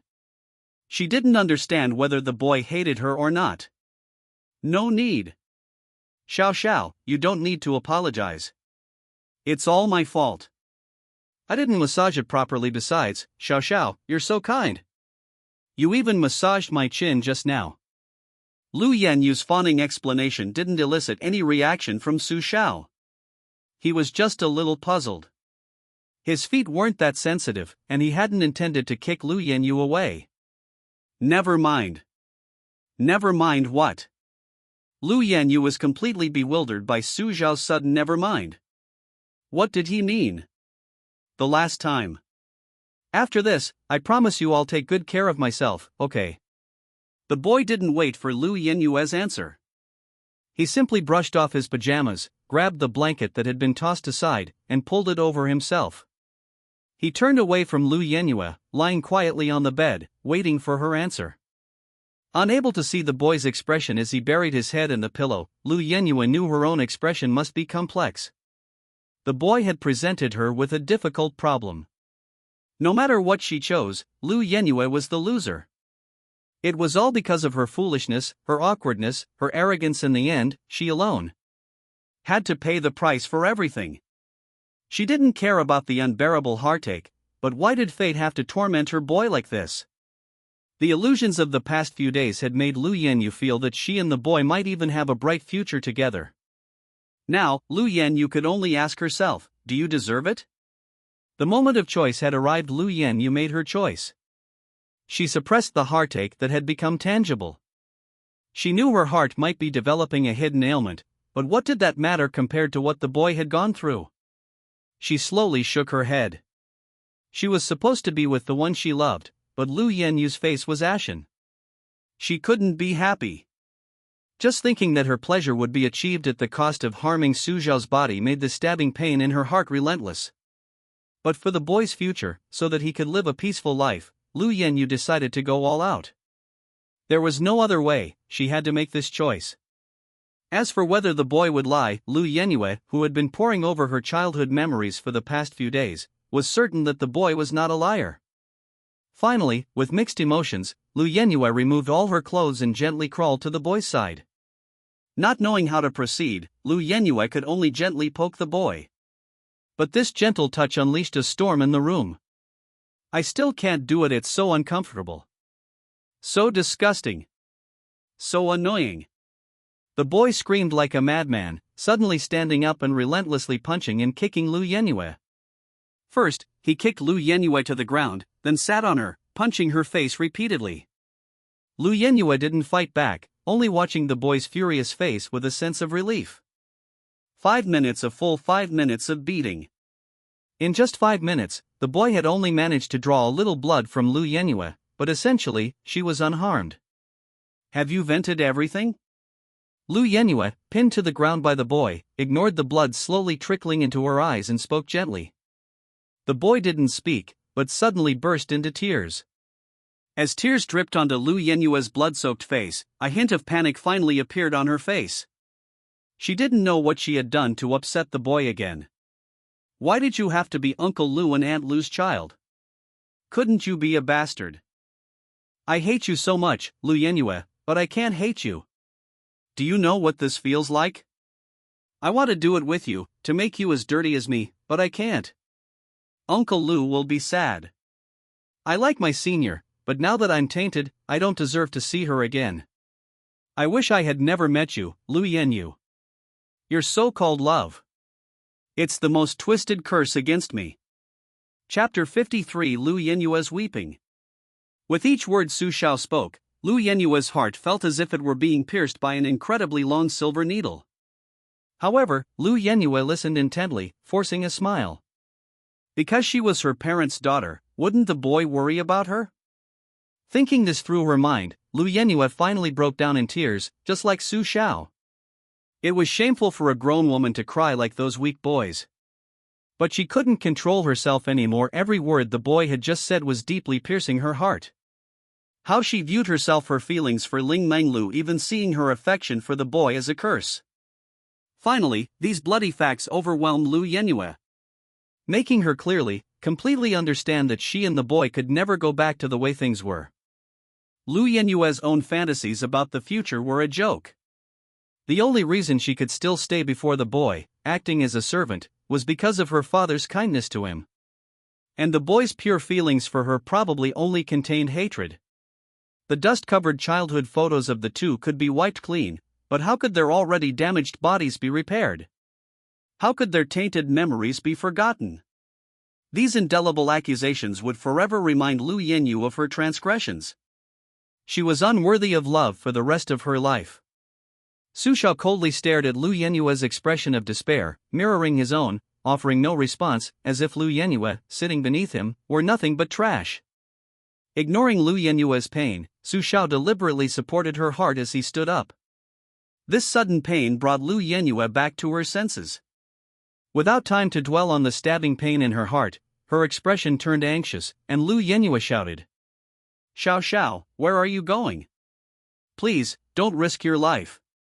Just think of my father." Hearing Lu Yenyue mention Uncle Lu, Su Xiao froze in his dressing, finally glancing at Lu Yenyue with lifeless eyes. "I'm hungry. Just going to eat." After saying this, Su Xiao, now fully dressed, stepped over Lu Yenyue, seemingly oblivious to the person beneath his feet, and opened the door to leave. After watching the boy leave, Lu Yenyue felt a bitter pang in her heart. So it was all an act all along. But it was better this way. Even if he treated her coldly, even if he treated her like trash, it was still better than that chilling performance. Taking a few breaths, feeling her heart calm down a little, Lu Yenyue hurriedly picked up her clothes that she had thrown on the floor. After frantically dressing, Lu Yenyue rushed out. Even though the boy didn't like her now, she still wanted to cling to him shamelessly. Lu Yenyue was afraid that the mentally unstable boy might do something foolish. Downstairs, the sounds of chopping vegetables and gas from the kitchen made Lu Yenyue pause in surprise. Su Xiao, who had been coming to her house for a long time, was cooking for the first time in their home. Previously, she would only make breakfast at most. The main meals were usually ordered by Lu Yenyue. As the aroma wafted from the kitchen, Lu Yenyue's stomach inexplicably began to rumble. A drop of saliva involuntarily dripped from her mouth. Previously, only five-star restaurant food could elicit such a reaction from Lu Yenyue, but now Lu Yenyue felt her stomach's reaction was normal. Compared to the food, what truly concerned Lu Yenyue was the person cooking. She felt her parents' cooking was better than five-star restaurant food, but in reality, it couldn't compare. Under Lu Yenyue's watchful gaze, 10 minutes later, Su Xiao finally finished, pouring the food from the pot into plates. Taking the leftover rice from yesterday from the steamer, Su Xiao glanced at Lu Yenyue, who was standing blankly at the door, and did something Lu Yenyue never expected. Su Xiao simply dumped the rice into the plate of stir-fried vegetables, then, carrying the plate, completely ignored Lu Yenyu, ignoring her entirely. Lu Yenyu, following closely behind the boy, finally lowered her head in disappointment when the door to his room locked. She looked exactly like a little puppy that hadn't been fed. Yes, what was she even expecting? Hadn't the boy made it very clear just now? The only reason he still tolerated Lu Yenyu appearing in front of him was because she was Uncle Lu's daughter. And she actually expected the boy to cook for her. Lu Yenyu gave a self-deprecating laugh, but then perked up again. Although the boy won't cook for her anymore, she can cook for him. Lu Yenyu doesn't care about being rejected now. Without further ado, Lu Yenyu decides she'll learn right now. Because the videos online before were unreliable, Lu Yenyu plans to consult her all-knowing good friend, Yi Ziling. Nervously, Lu Yenyu dialed her friend's number. Once the call connected, she began to tell Yi Ziling her request. What? When did our Miss Lu start learning to cook? Is it for Lin Shu? No, anyway, don't ask anymore, just tell me if you'll teach me or not. Alright. Since you're my best friend, I'll teach you the simplest one. First, remember to follow my steps carefully. Lu Yenyu nodded earnestly, as if Yi Ziling on the other end of the phone could see it.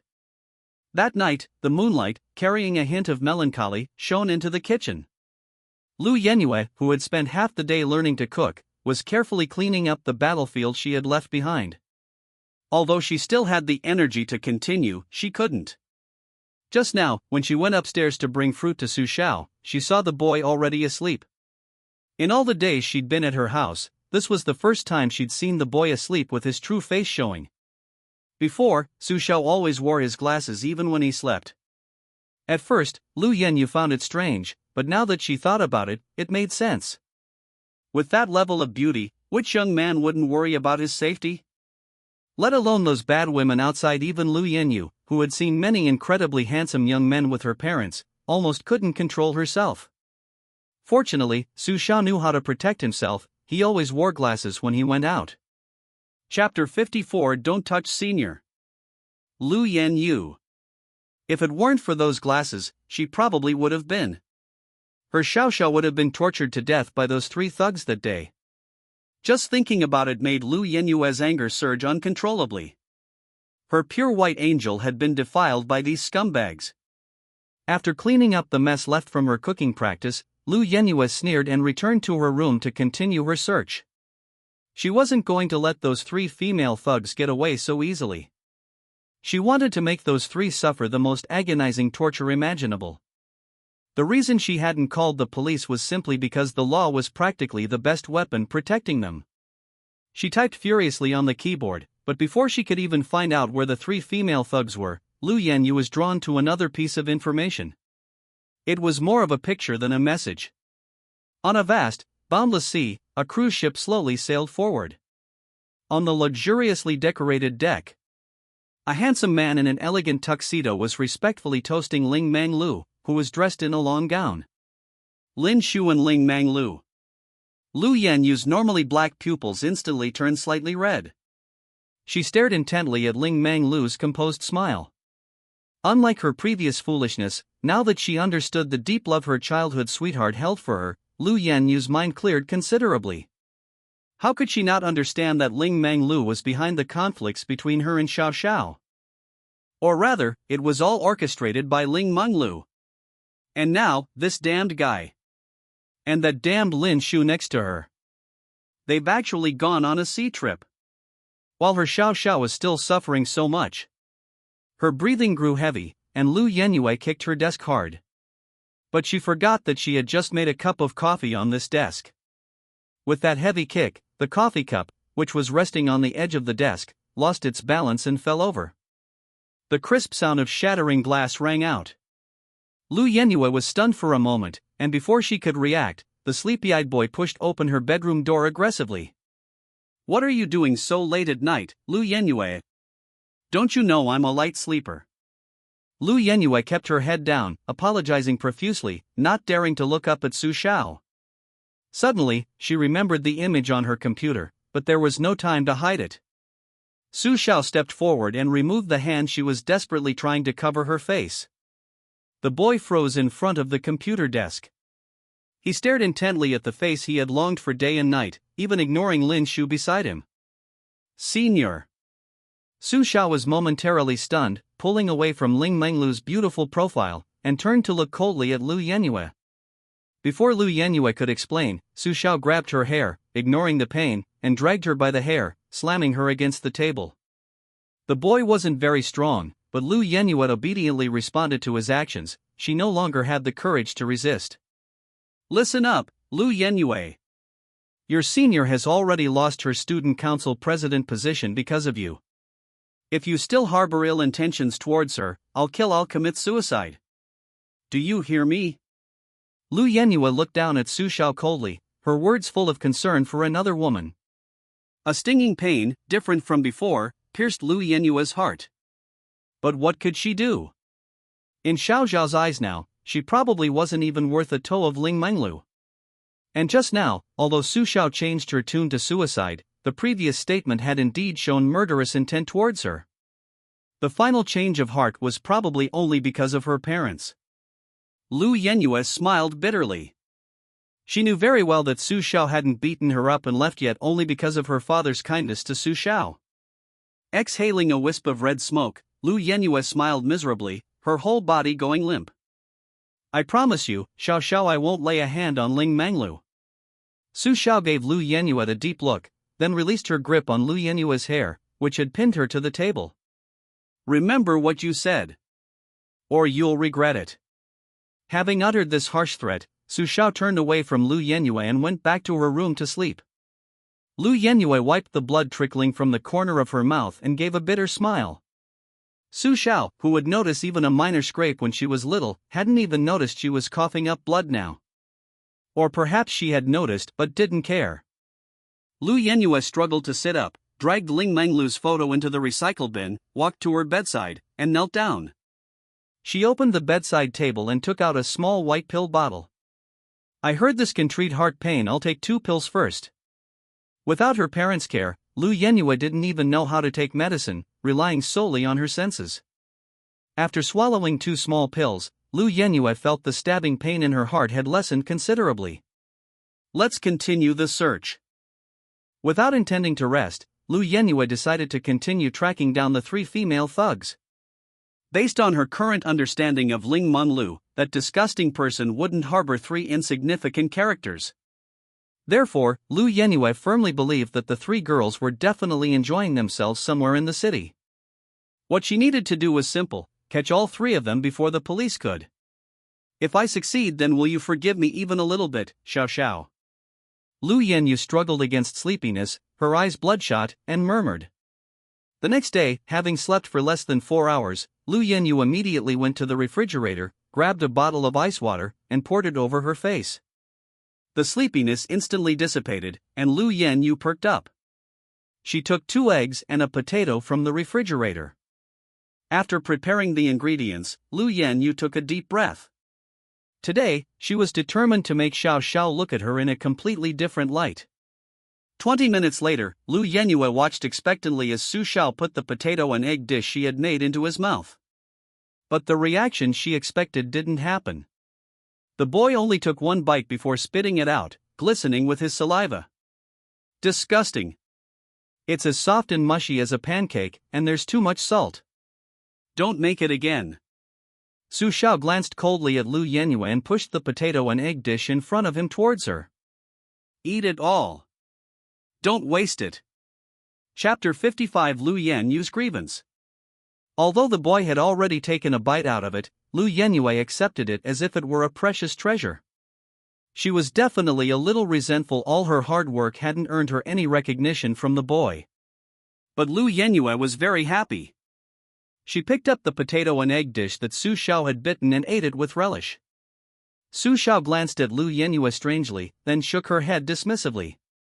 Wearing cute bare slippers that showed off her toes, Su Xiao strode into the kitchen.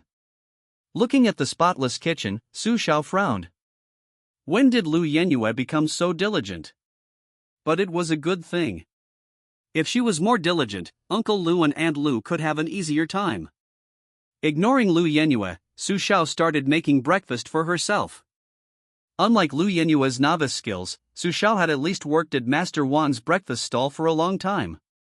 Even through constant exposure, he had heard quite a bit about Master Wang's secret recipes. A quarter of an hour later, the kitchen filled with a familiar aroma. This aroma seemed to transport the young man back to the days before he was fired. Those nostalgic and happy days. But now, everything was different.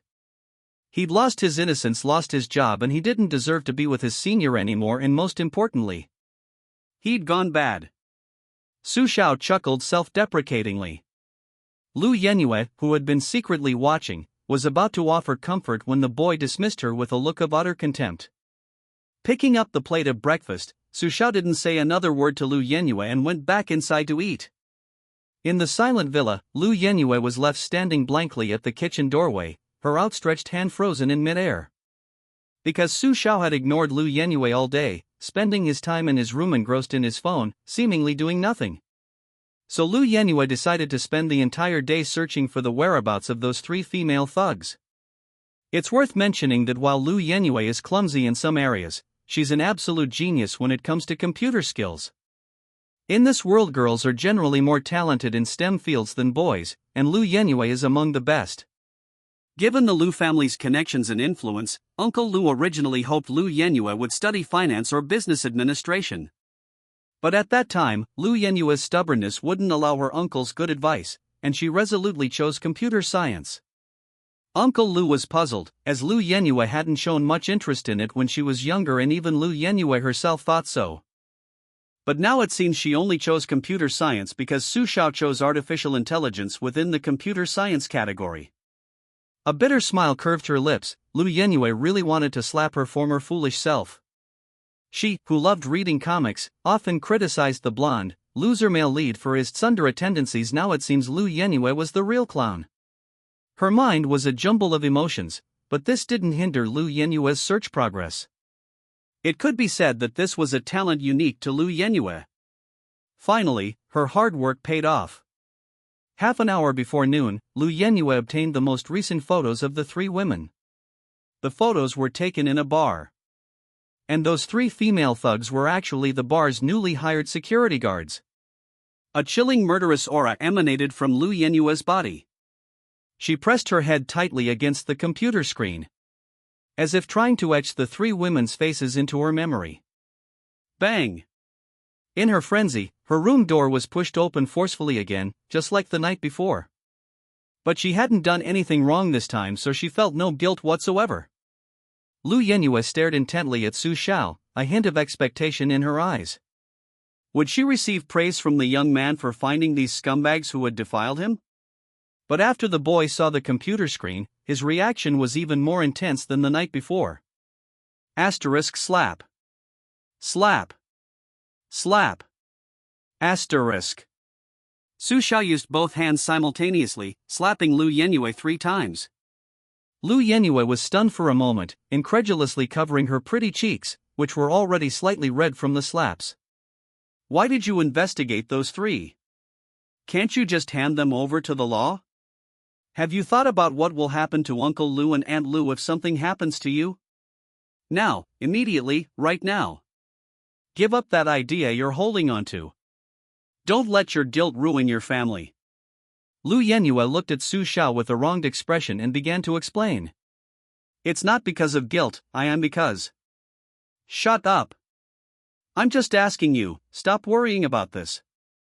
Can you even understand human language? Seeing Su Xiao's merciless and sharp questioning, Lu Yenyue forced herself to hold back her tears and replied in a lifeless voice. I understand. Su Xiao stepped forward and carefully examined Lu Yenyue. Only after confirming she wasn't lying did he leave her room, completely ignoring the faint blood that clung to her lips from his slap. As soon as the boy left the room, Lu Yenyue collapsed to the floor, utterly bewildered. Touching her cheek where she had just been slapped, the burning pain in her mind told her the boy hadn't held back. In his eyes, she probably held no place whatsoever. The once warm and cozy room of Lu Yenyue was now filled with a chilling atmosphere, accompanied by the soft, heart-wrenching sobs of the girl carried on the cold wind. She felt so wronged. Why? Why couldn't he give her another chance? Why did he slap her after she avenged him? Lu Yenyue, inexperienced in the ways of the world, was ultimately just a young girl. She had never suffered such humiliation before. But Lu Yenyue knew she didn't deserve sympathy, it was all her own doing. After these days, Lu Yenyue probably understood why Su Xiao had continued to stay at her house. Perhaps she's worried about getting into trouble. However, this worry isn't purely about her, but rather about Uncle Lu and Aunt Lu behind her. Thinking of this, Lu Yenyue gave a bittersweet smile, then a hint of madness flashed in her eyes. Let her be mad a little longer, then at least her boy shouldn't leave her house before her parents return. Chapter 56 Driver Wang returns. For the rest of the day, Lu Yenyue followed Su Xiao's instructions and didn't pursue the whereabouts of the 3 female thugs. She was thinking about something. That is, she would tell her parents exactly what she had done to Su Xiao. Even if Xiao Xiao objected, she would still tell her. Because if her parents found out, they would definitely force Xiao Xiao to stay with them, and considering her mother's methods, Lu Yenyue didn't think she would let those 3 female thugs go. Then, wouldn't Xiao Xiao be powerless to resist? Isn't her son always the most obedient to his elders? Thinking of this, a trace of bittersweetness unintentionally appeared on Lu Yenyue's face. It was all her fault. If only she had understood her own heart sooner, how happy her family and Xiao Xiao would be now. A gentle, loving son making her breakfast, the four of them sitting together at the table eating and chatting. She, Lu Yenyue, had ruined all of this. The beautiful fantasy shattered like a mirror, and Lu Yenyue, her thoughts returning to the cold room, stared blankly at her phone lying beside her. 2:30 a.m. It's past midnight. No matter how late she stayed up these past few days, Lu Yenyue couldn't get a good night's sleep. Every time she closed her eyes, trying to drift off to sleep, the scene from that day would appear in her mind. Damn it, she picked up Lin's shoe, leaving her most precious treasure there alone.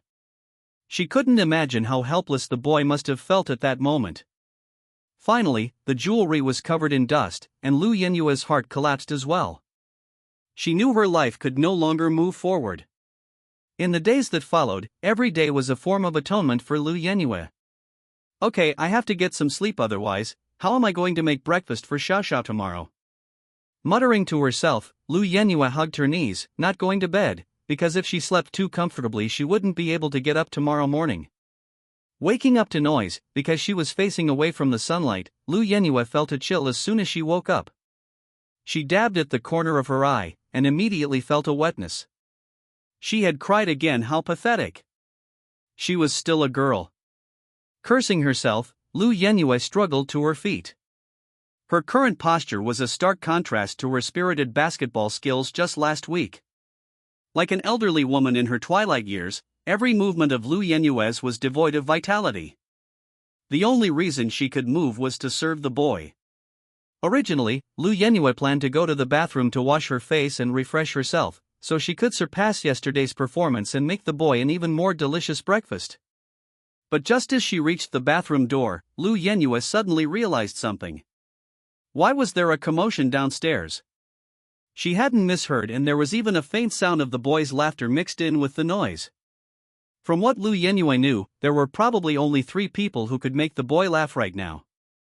2 of them were her parents, but that was impossible. They were out of town on business and couldn't get here so quickly.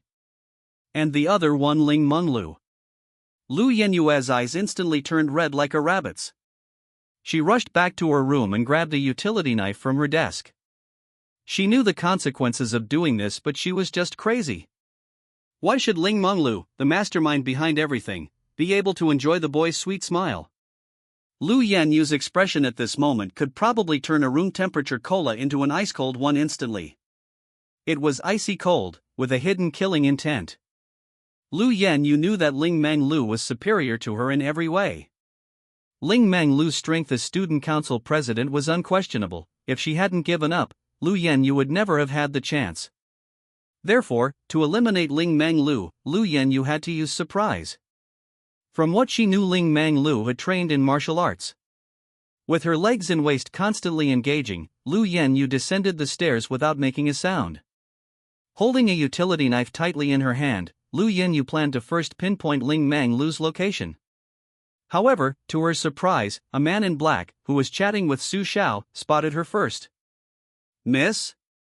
What are you doing lurking around there? Driver Wang?" Hearing the voice clearly, Lu Yenyu finally realized it wasn't Ling Menglu, but her family's personal driver and butler. It seems she had gotten driver Wang back from her parents to take care of Su Xiao. The sadness of these past few days had made Lu Yenyu almost forget what she had done. She gave an awkward laugh, secretly hiding the craft knife, and casually walked to the dining table. She glanced at today's breakfast out of the corner of her eye. The familiar plating, the familiar style driver Wang made it. Just as Lu Yenyu was about to sit down and eat, she saw Su Xiao wolf down the rest of his breakfast. After thanking driver Wang for the treat, the boy simply walked past Lu Yenyu and went back to his room. He didn't want to eat at the same table as Lu Yenyu. Su Xiao had originally enjoyed his breakfast quite a bit, and the driver's cooking gave him a familiar feeling.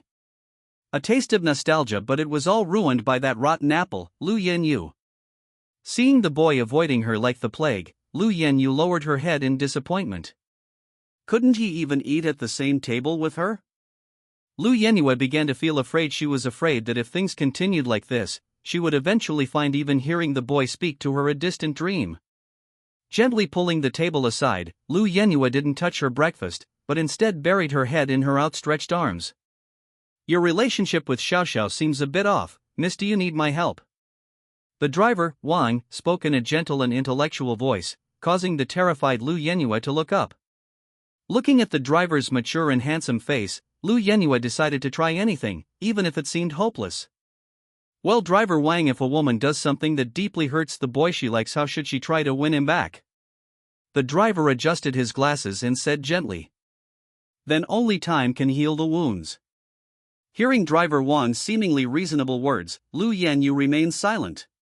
She was no longer the person she used to be. Driver Wang's words, while seemingly logical, were essentially meaningless. They carried a hint of deceiving Lu Yenyu. Chapter 57. Lu Yenyu, driver Wang, you? But Lu Yenyu wasn't so easily fooled now. I want to hear your truth. Is that alright, driver Wang? Seeing that Lu Yenyu had indeed asked the same question as the young lady had expected, without omitting a single word, driver Wang was utterly shocked. She once again realized how terrifying the young lady of the Ling family was. However, now, she needed to deliver the words the young lady had prepared. Let go. Driver Wang's answer made Lu Yenyu's heart skip a beat. Let go, two seemingly light words, but the weight of those two words could kill Lu Yenyu. How could she bear to let go? The thought of another woman tenderly caring for the young man made Lu Yenyu feel like she was going crazy. Although the young man couldn't do that anymore, he could do other things. His divine face, with its celestial beauty, being kissed, his pure white legs being caressed, how could she accept that? Lu Yenyu was unaware of the ferocity in her expression at that moment. It even startled the driver, Wang, who was watching her. But quickly, Lu Yenyu suppressed her anger. Replacing it with helplessness, she seemed to have no reason to possess the boy anymore. If the boy had found someone else, what right did she, Lu Yenyu, have to stop him? Should she continue to ruin the boy's happiness? No, she had no right. She could only watch helplessly as her boy was embraced by another woman. But that woman absolutely could not be Ling Menglu. That bastard orchestrated everything, even causing her boy to lose his innocence. Lu Yenyu refused to believe that Ling Menglu truly loved Su Xiao. Taking a sip of soy milk, the sweet taste of the sugar made Lu Yenyu cough uncontrollably. It was cloyingly sweet. She used to like this taste. But now Lu Yenyu felt nauseous at the cloying sweetness. Driver Wang, could you please get me a cup of unsweetened soy milk? Yes, miss, but not at all. Yes, not at all. After dinner, Lu Yenyu locked herself in her room. She had already instructed driver Wang on several things, such as cutting and serving fruit, and frequently asking Su Xiao if she wanted anything or anything to eat. Before, when Lu Yenyu did these things, she only received the boy's angry shouts. But now, with driver Wang in charge, Lu Yenyu could even hear the cheerful conversation coming from Su Xiao's room. When she heard these sounds, Lu Yenyu would usually bury her head deep in the pillow. She dared not listen closely. She was afraid she would be jealous. She was afraid she would be envious. If she could, Lu Yenyu even wished she could switch bodies with driver Wang to win Su Xiao over again. And let driver Wang take over her useless rich girl status. Unfortunately, all of this was just her fantasy. The truth is, in Su Xiao's eyes, she was nothing but a piece of non-renewable trash. Lu Yenyu kept replaying the scene of her brushing past Su Xiao at breakfast. Before, the boy would at least glance at her disdainfully. But now, he wouldn't even give her that look. It was as if she were some unworthy piece of trash. She chuckled softly and continued her deep dive into her phone's cloud storage and Baidu Cloud. She had no motivation to do anything now. Lu Yenyu wanted to collect all the photos of the boy. Although in those photos the boy was never in his true form, but rather wearing glasses that drastically diminished his good looks. For some reason, Lu Yenyu actually preferred the boy with glasses. Now, with Su Xiao's looks fully revealed, he felt like a dream to Lu Yenyu, so dreamlike that she felt deep down she wasn't good enough for him. Engrossed in searching through photos, Lu Yenyu didn't notice the rapid passage of time until a strange sound interrupted her. Frowning slightly, Lu Yenyu stood up in confusion. What was that soft, delicate breathing sound? Could it be that the owners of the villa next door were having too much fun? But the neighbors were clearly an elderly couple. Suddenly, a terrible thought occurred to Lu Yenyu. No way. They'd only known each other for a short time. Although she had driven Su Xiao around before, they had hardly spent any time together. Lu Yenyu couldn't believe it. She couldn't believe such a thing could happen.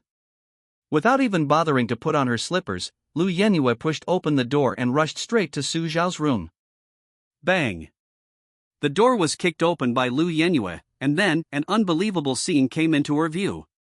Su Xiao had now removed his disguise, his glasses and hairstyle were no longer concealed, and the mole on his face and his bear-patterned pajamas perfectly complemented each other, exuding unparalleled charm. This perfect young man was being cornered against the wall by a mature and beautiful woman in a black suit.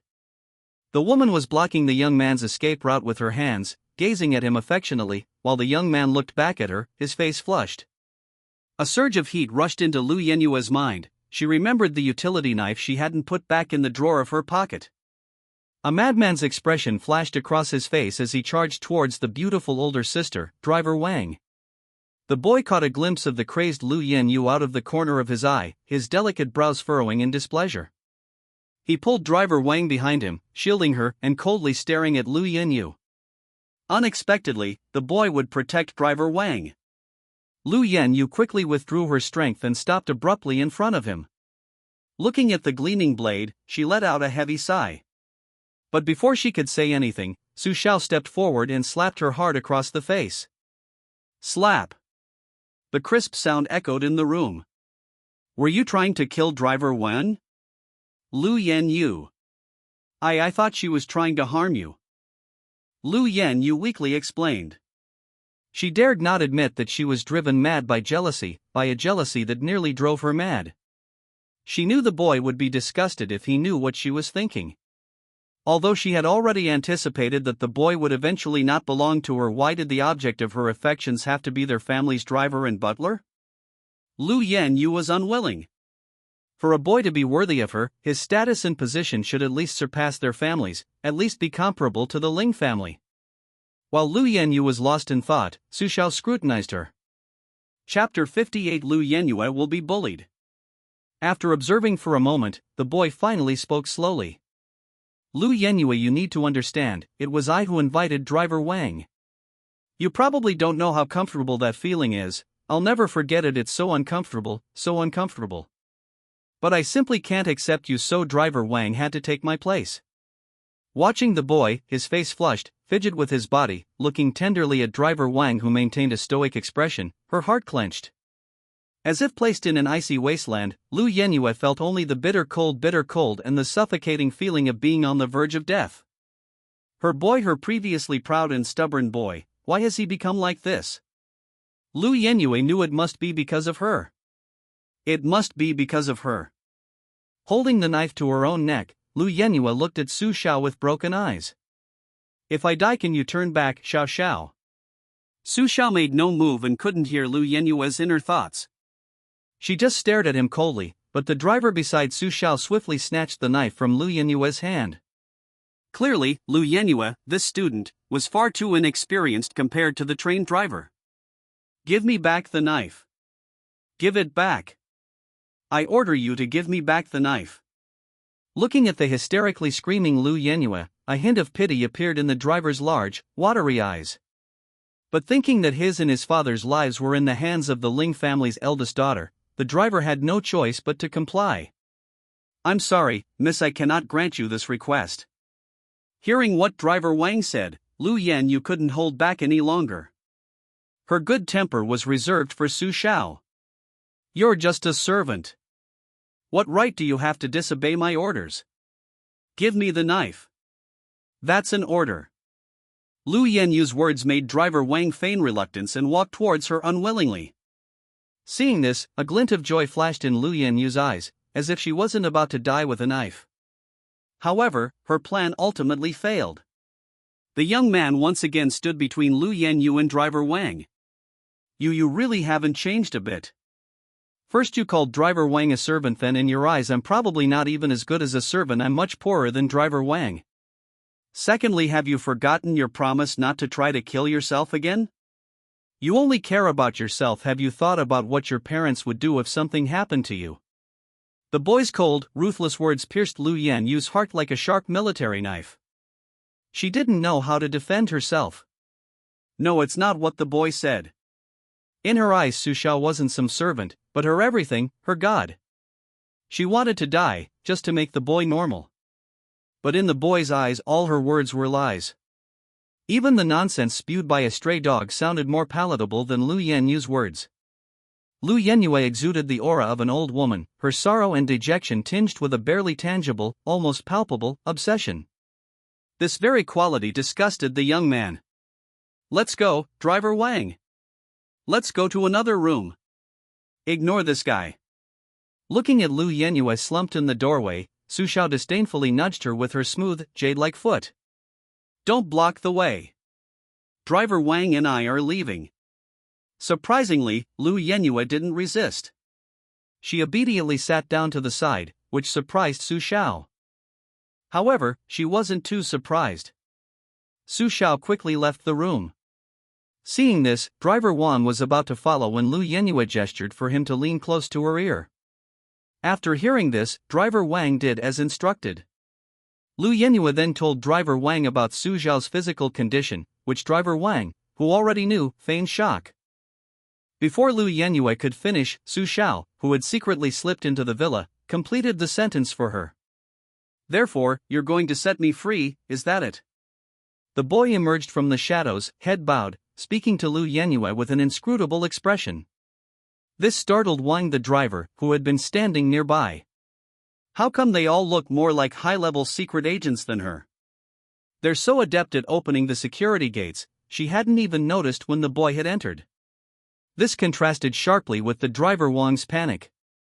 Lu Yenyu's face showed no fear or hesitation, only endless guilt and love hidden beneath a relieved expression. But clearly, the boy didn't appreciate it. He pounced on Lu Yenyu like a beast. As Lu Yenyu was bewildered, tears slid down the boy's face, landing on hers. The previously relieved Lu Yenyu was suddenly filled with panic. She hadn't done anything, but what was the boy doing? Why are you only saying this now? Why are you only bowing to me now? Why are you only letting me know you love me now? You don't know it's all too late. Even if my body doesn't reject you, my soul denies you. I don't love you anymore, Lu Yenue. After venting his pent-up lust, Su Xiao slapped Lu Yenue, whom he was pinning down, across the face. What am I supposed to do now? Without my innocence, how can I be with my senior? Tell me, tell me. Like a madman, the boy roared at Lu Yenue without regard for his image. Finally, the boy, exhausted from his ordeal, released Lu Yenue and slumped onto a small sofa, staring blankly at the ceiling. Lu Yenue, who had just experienced this firsthand, felt a profound sense of guilt once more.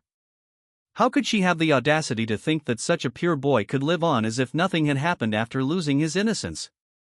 The excruciating pain in her heart, almost enough to make her faint, could no longer conceal the immense sorrow within her.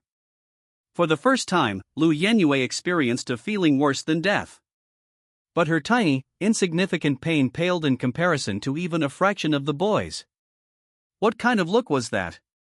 It was like the primordial chaos, a void of nothingness, a deathly desolation beyond emptiness and sorrow. She wanted to hold the boy's hand. But Lu Yenue knew she was not worthy. The immense pain hidden beneath the calm of these past few days finally erupted within the boy. Because of that woman Ling Minglu. The eerie atmosphere in the living room made Driver Wang wisely leave. She dared not interfere in the youthful madness of the young people. She now had only one task to complete. That was to provide the grieving young man with a refreshing drink, like an elegant and intellectual lady, to ease his inner pain.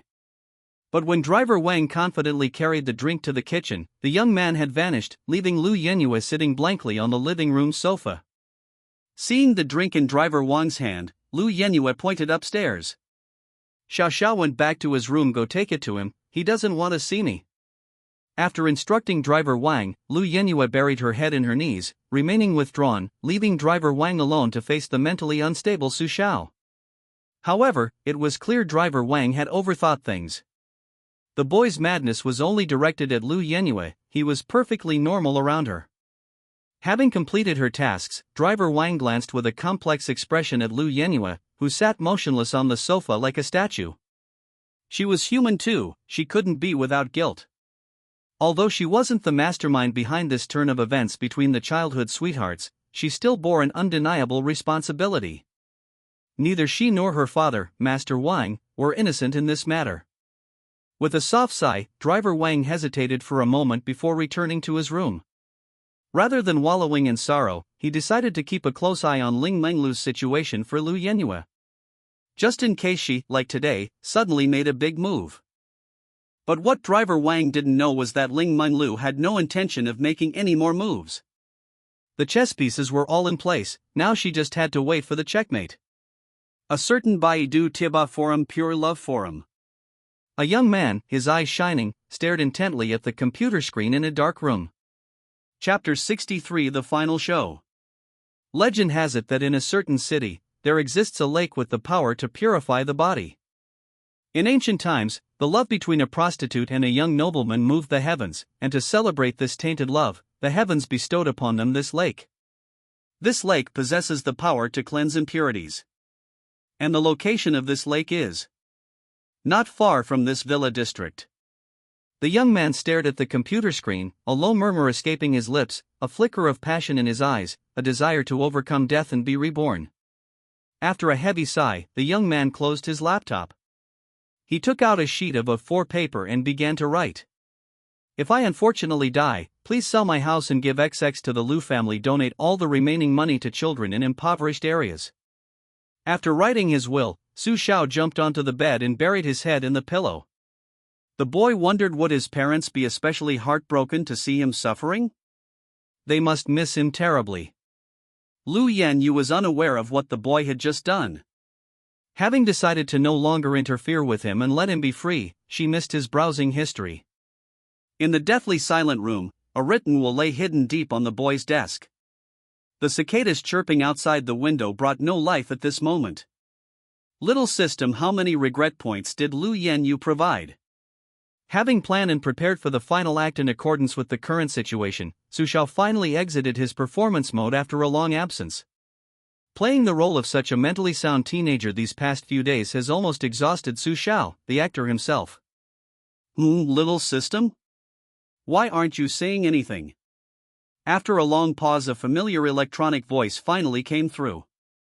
Sorry, host, I'm a little out of it. Your actions these past few days almost burned out my CPU. The system is even a bit confused about the host's situation now. Seeing the little system's slightly trembling voice, Su Xiao chuckled all afternoon. Don't worry, I won't torture you like that. Host. Is Zundu fake? Of course it's Zundu. And what about my question? How many regret points did Lu Yenyu provide? The little system had been so engrossed in this grand drama these past few days that it hadn't even had time to check its regret value. Only after Su Xiao reminded it did it remember. With a heart full of excitement, the little system opened the panel. Host almost full. You're almost draining the first boss, Lu Yenyu, dry. Almost drained. Su Xiao stroked his smooth chin. It seemed he could finally drain Lu Yenyu dry after tomorrow's grand drama. It was time to say goodbye to Lu Yenyu. For Su Xiao, this first bad woman, Lu Yenyu, was relatively easy to deal with. However, the other one, Ling Menglu, who still harbored feelings for her white moonlight, was a bit more troublesome in Su Xiao's eyes. But that's all in the future. The most urgent thing right now is for Lu Yenue to make her exit quickly. Su Xiao took out his phone and sent a text message to Yi Xiling, but that wasn't foolproof. Su Xiao asked his little system. Do you have any gadgets that allow a person to breathe underwater? The little system's brain, no, its CPU, flashed with many question marks. Thinking about the forums its host had just browsed, it had a bad feeling. Would they really jump into the lake? However, the little system then remembered that they now had a lot of regret points and were quite wealthy. There was no need to worry about this problem at all. System shop activated. Diving capsule found. The information was sent to the host, and as expected, Su Xiao was very satisfied. Diving capsule allows a person to breathe underwater for a long time, simply take it. After spending a negligible amount of regret points, a capsule alternating between red and blue appeared in Su Xiao's hand. Su Xiao observed it for a moment, then put it away. Next time to rest and prepare for the final scene of tomorrow's Childhood Sweethearts Theater. Good night, little system. Good night, White Lotus host. Ignoring the little system's teasing, Su Xiao slowly drifted off to sleep. The next day, driver Wang and Lu Yanyu got up very early. Knowing that Su Xiao didn't want to eat her breakfast, Lu Yanyu cleverly mixed her fried eggs into driver Wang's breakfast. As for why Lu Yanyu did this, perhaps she just wanted to find solace in the boy's life. But things changed so quickly. When driver Wang delivered breakfast to the boy's room, something she hadn't expected happened. Miss Xiao Xiao is missing. The driver's voice now betrayed genuine panic, because even the script Ling Menglu had given her hadn't included this scene. In other words, even Ling Menglu hadn't anticipated this situation. Driver Wang, already burdened with immense guilt towards Su Xiao, was now truly panicked. However, compared to driver Wang, Lu Yanyu appeared remarkably calm. In reality, after driver Wang gently nudged her, Lu Yanyu nearly collapsed to the ground. Miss. I'm fine, quick, go get my laptop from my room. Lu Yanyu, barely able to support herself on the sofa, whispered to driver Wang, her voice weak and strained. Knowing the gravity of the situation, driver Wang immediately experienced an adrenaline rush and rushed upstairs to retrieve the laptop, handing it to Lu Yanyu. Once she had the laptop, Lu Yanyu, ignoring her near-fainting state, slapped herself hard to regain her senses. After a flurry of fumbling with the laptop, Lu Yanyu's face gradually paled. No way, Xiao Xiao clearly promised me she wouldn't joke with her life just to face Ling Menglu with her innocence. How dare that bastard? Quick, get the car ready, driver Wang, there's still time. Throwing her laptop aside, Lu Yanyu urgently ordered. After driver Wang left, Lu Yanyu knew there was no other way, so she slowly dialed that number. The contact displayed on the phone screen was her father. Chapter 60 for the boy who jumped into the lake. After telling her father to rush back immediately, Lu Yanyu let out a heavy sigh. Without time to dress, she grabbed a short-sleeved shirt that hadn't been washed in 3 days and immediately got into driver Wang's car. High-rise buildings flashed by as driver Wang sped along at full speed. Pedestrians stared in astonishment at this fleeting black lightning bolt. What kind of madman is this? Isn't he afraid of getting caught by the traffic police? Lu Yanyu, in the car, paid no attention to any of this. She had already called 120, but the lake wasn't in the city. It was in a mountainous area behind the villa district. Surrounded by mountains on all sides, this lake, known as the Lake of Purity. In this terrain, an ambulance probably couldn't get there immediately. So Lu Yanyu could only try to get there as fast as she could. Driver Wang, can you go any faster? Driver Wang, called out by Lu Yanyu, glanced at the road ahead with only 2 or 3 cars, a wave of guilt washing over him. With a steely resolve, driver Wang decided to go all out. His foot on the accelerator slowly increased, and the speedometer needle, already nearing its limit, rolled forward a little further. A wisp of black smoke billowed from the exhaust, and the black luxury car sped past the cars in front, heading rapidly towards the lake surrounded by mountains. X-City's popular tourist attraction Clean Lake. At this moment, countless elderly men and women, and countless young couples, gazed at the lake, reminiscing about their love stories. The two of them strolled along the small wooden bridge that circled the lake. Old man, do you remember confessing your love to me right here? The old man slammed his cane against the bridge. It was you who confessed, wasn't it? The old woman was about to retort, but seeing the same smug expression on her husband's face as it had in his youth, she stopped arguing and chuckled. The atmosphere among the elderly couple was pleasant. Just as this loving elderly couple was still playfully bickering, a young man in white walked between them, his eyes filled with the nostalgia of an aging person. The incredibly refreshing scent of gardenias made the bickering old man and woman pause in surprise. Compared to the old woman, who had been straightforward in her youth, the more sentimental old man noticed something was amiss first. The young man in white who had just passed by was barefoot and carrying a bouquet of flowers.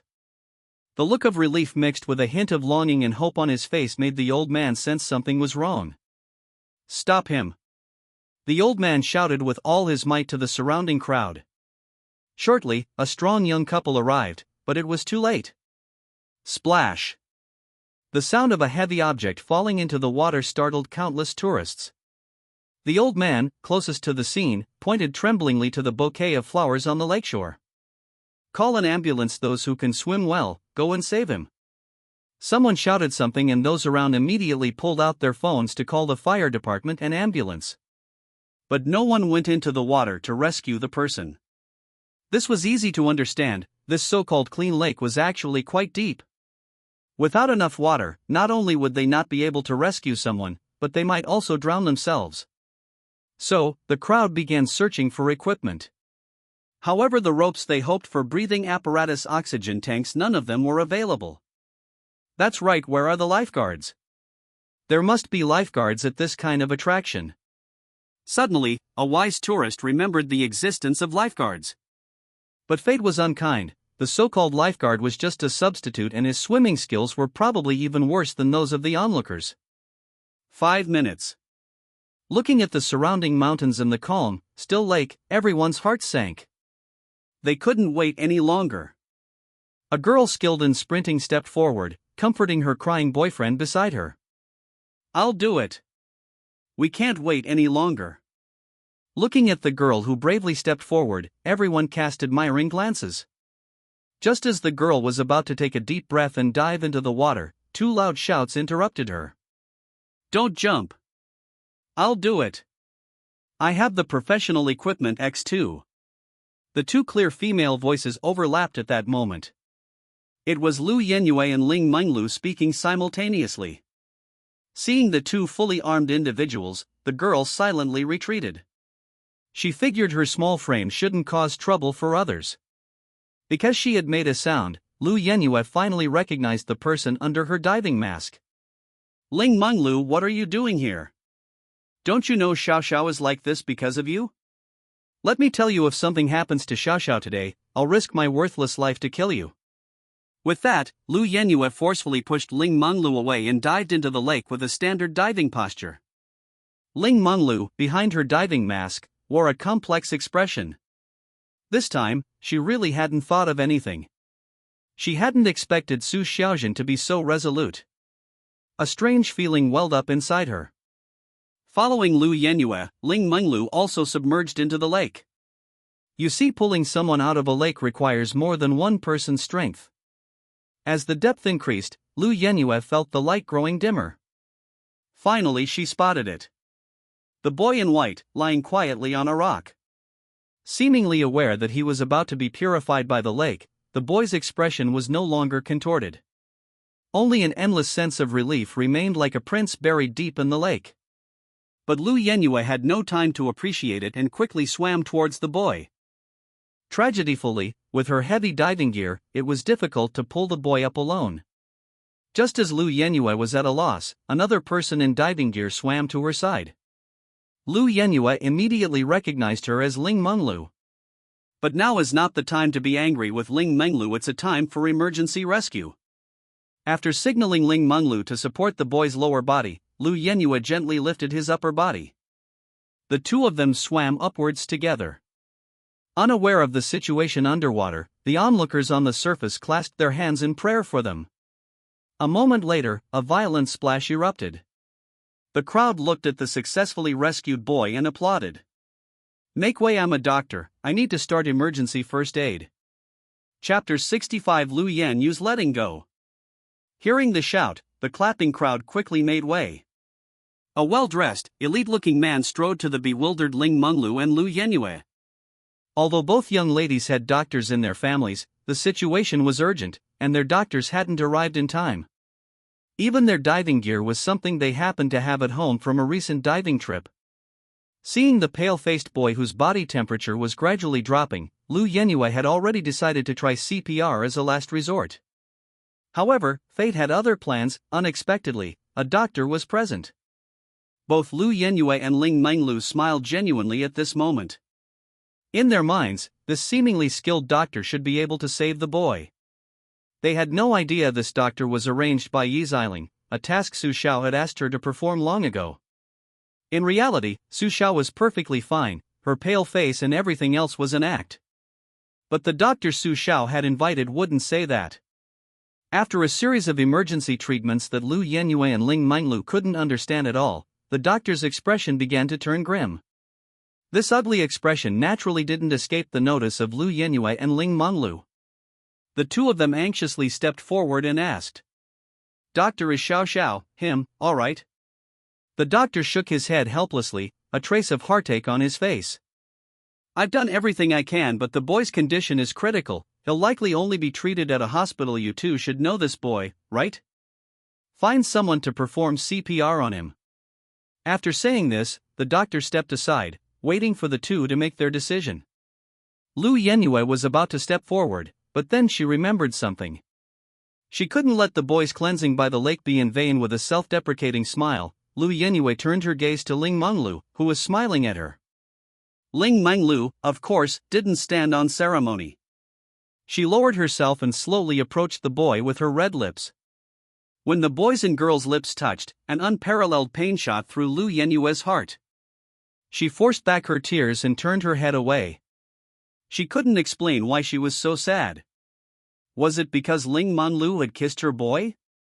Or was it because of her worry for the boy's safety? Lu Yenyu didn't know, but the only thing she was certain of was the boy chose to jump into the lake for Ling Menglu. And this so-called pure lake actually worked. Ling Menglu, who was currently performing CPR on the boy, was proof of that. Slumped to the ground, Lu Yenyu stared blankly at the sky. She dared not look at the two people kissing. She was afraid she would go mad. Seeing Lu Yenyu like this, the onlookers assumed she was some relative of Su Xiao and was worried about him, so they all stepped forward to comfort her. But Lu Yenyu only forced a smile to indicate that she was all right. Seeing this, the crowd didn't say anything more and could only continue to wait for the wine cart to arrive. Based on the doctor's advice, it was best not to move a drowning patient whose condition was unknown at this time. If the patient had other infectious diseases, further movement could easily cause irreversible damage. Therefore, everyone abandoned their plans to take the young boy to the hospital and obediently waited for the ambulance to arrive. Ling Menglu tirelessly performed CPR on Su Xiao. Out of sight of others, her ears were already incredibly red. She hadn't expected the boy without glasses looked even more like him, even more handsome.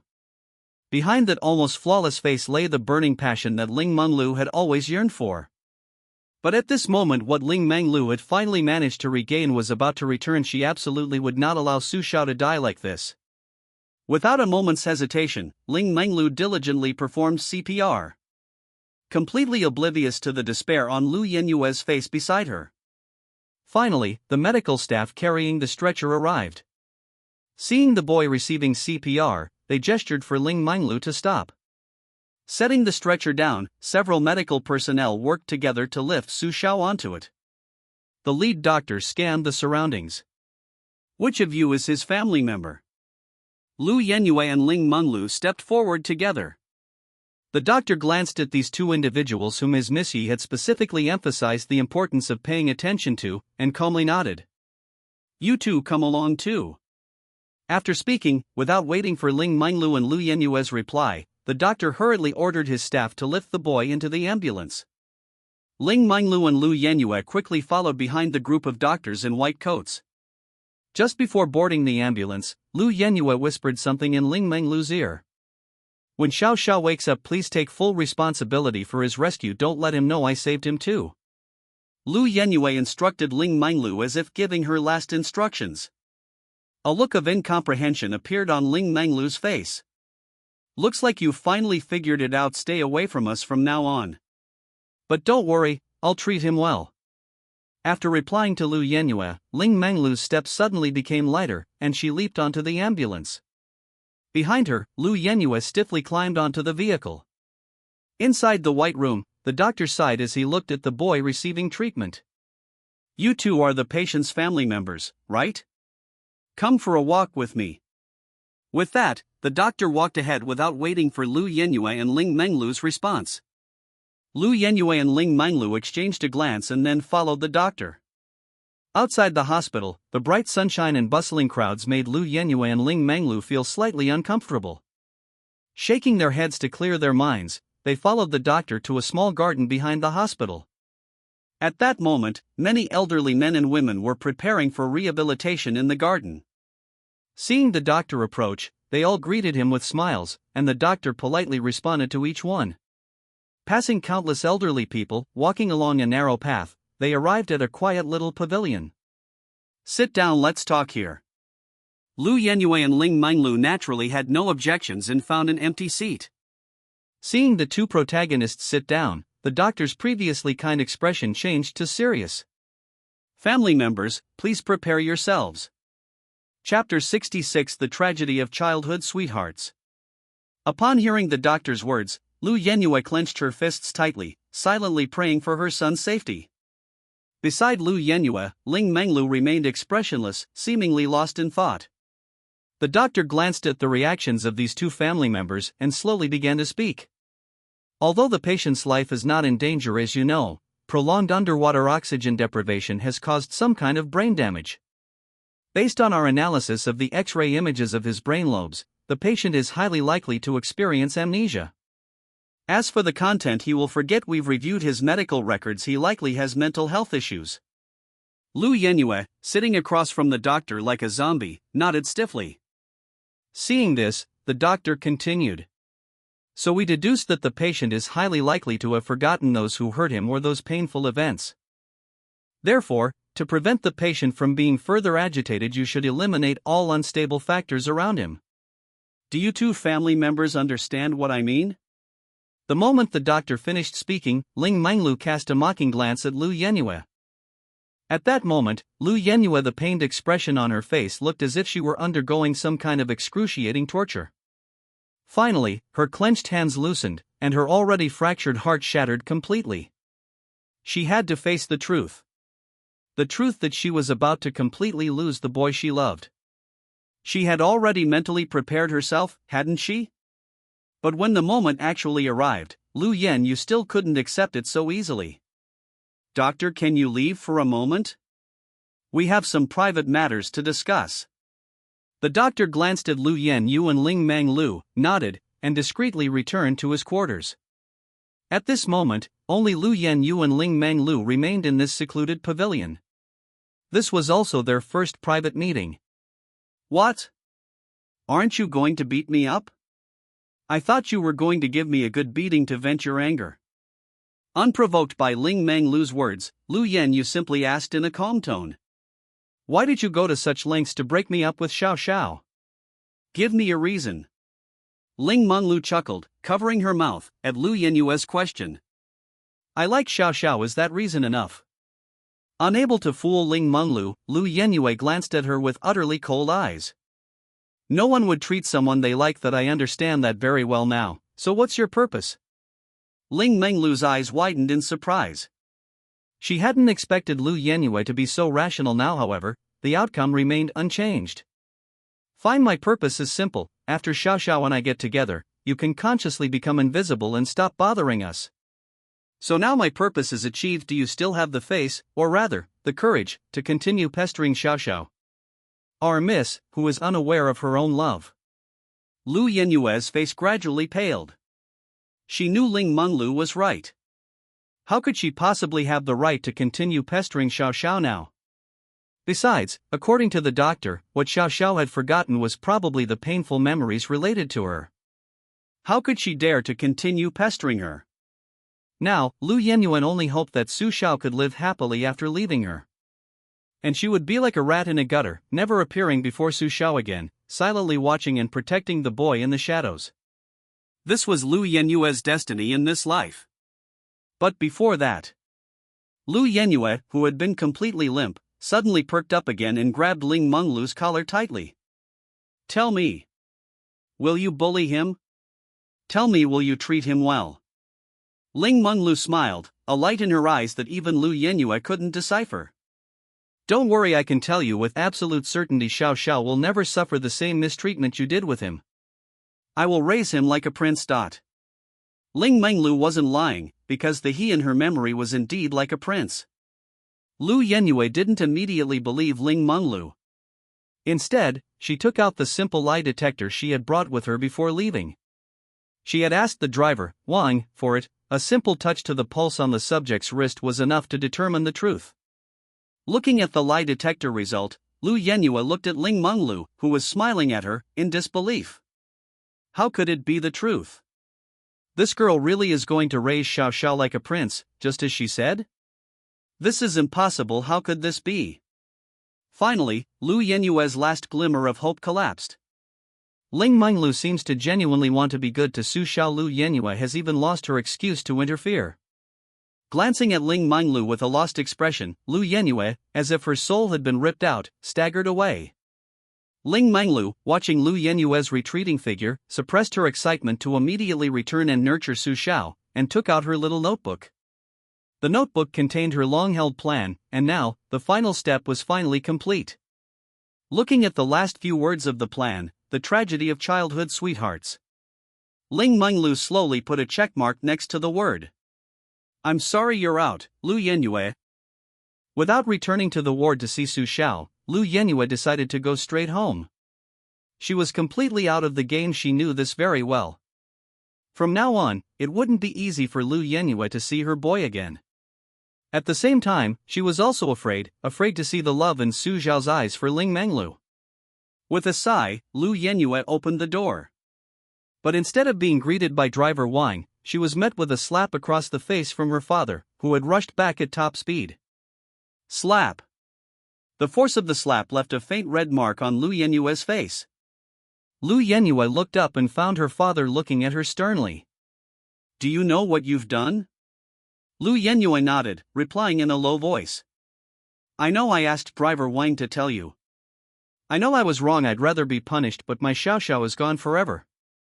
Perhaps because the person in front of her was her biological father, Lu Yenyue finally couldn't hold back and burst into tears. Chapter 67 Senior's Feeding. Seeing his daughter, whom he had doted on since childhood, burst into tears for the first time, Uncle Lu felt a pang of guilt. But he knew he couldn't soften his heart. Even though Lu Yenyue was his biological daughter, Xiao Xiao was also a child he had watched grow up. He just couldn't understand how could two people who had been so close since childhood have ended up like this. Sigh. It's partly my fault. I spoiled you, Yenyue. Looking at his wailing daughter and Su Xiao, still lying in the hospital, Uncle Lu painfully slapped himself repeatedly. In his view, while Lu Yenyue bore a great deal of responsibility, the greatest responsibility undoubtedly belonged to him, the incompetent adult. He was the one who had been relentlessly pursued by Aunt Lu in his youth, yet when the two children were in trouble, why hadn't he immediately pulled them together for a frank and open conversation? Thinking this, Uncle Lu slapped himself even harder.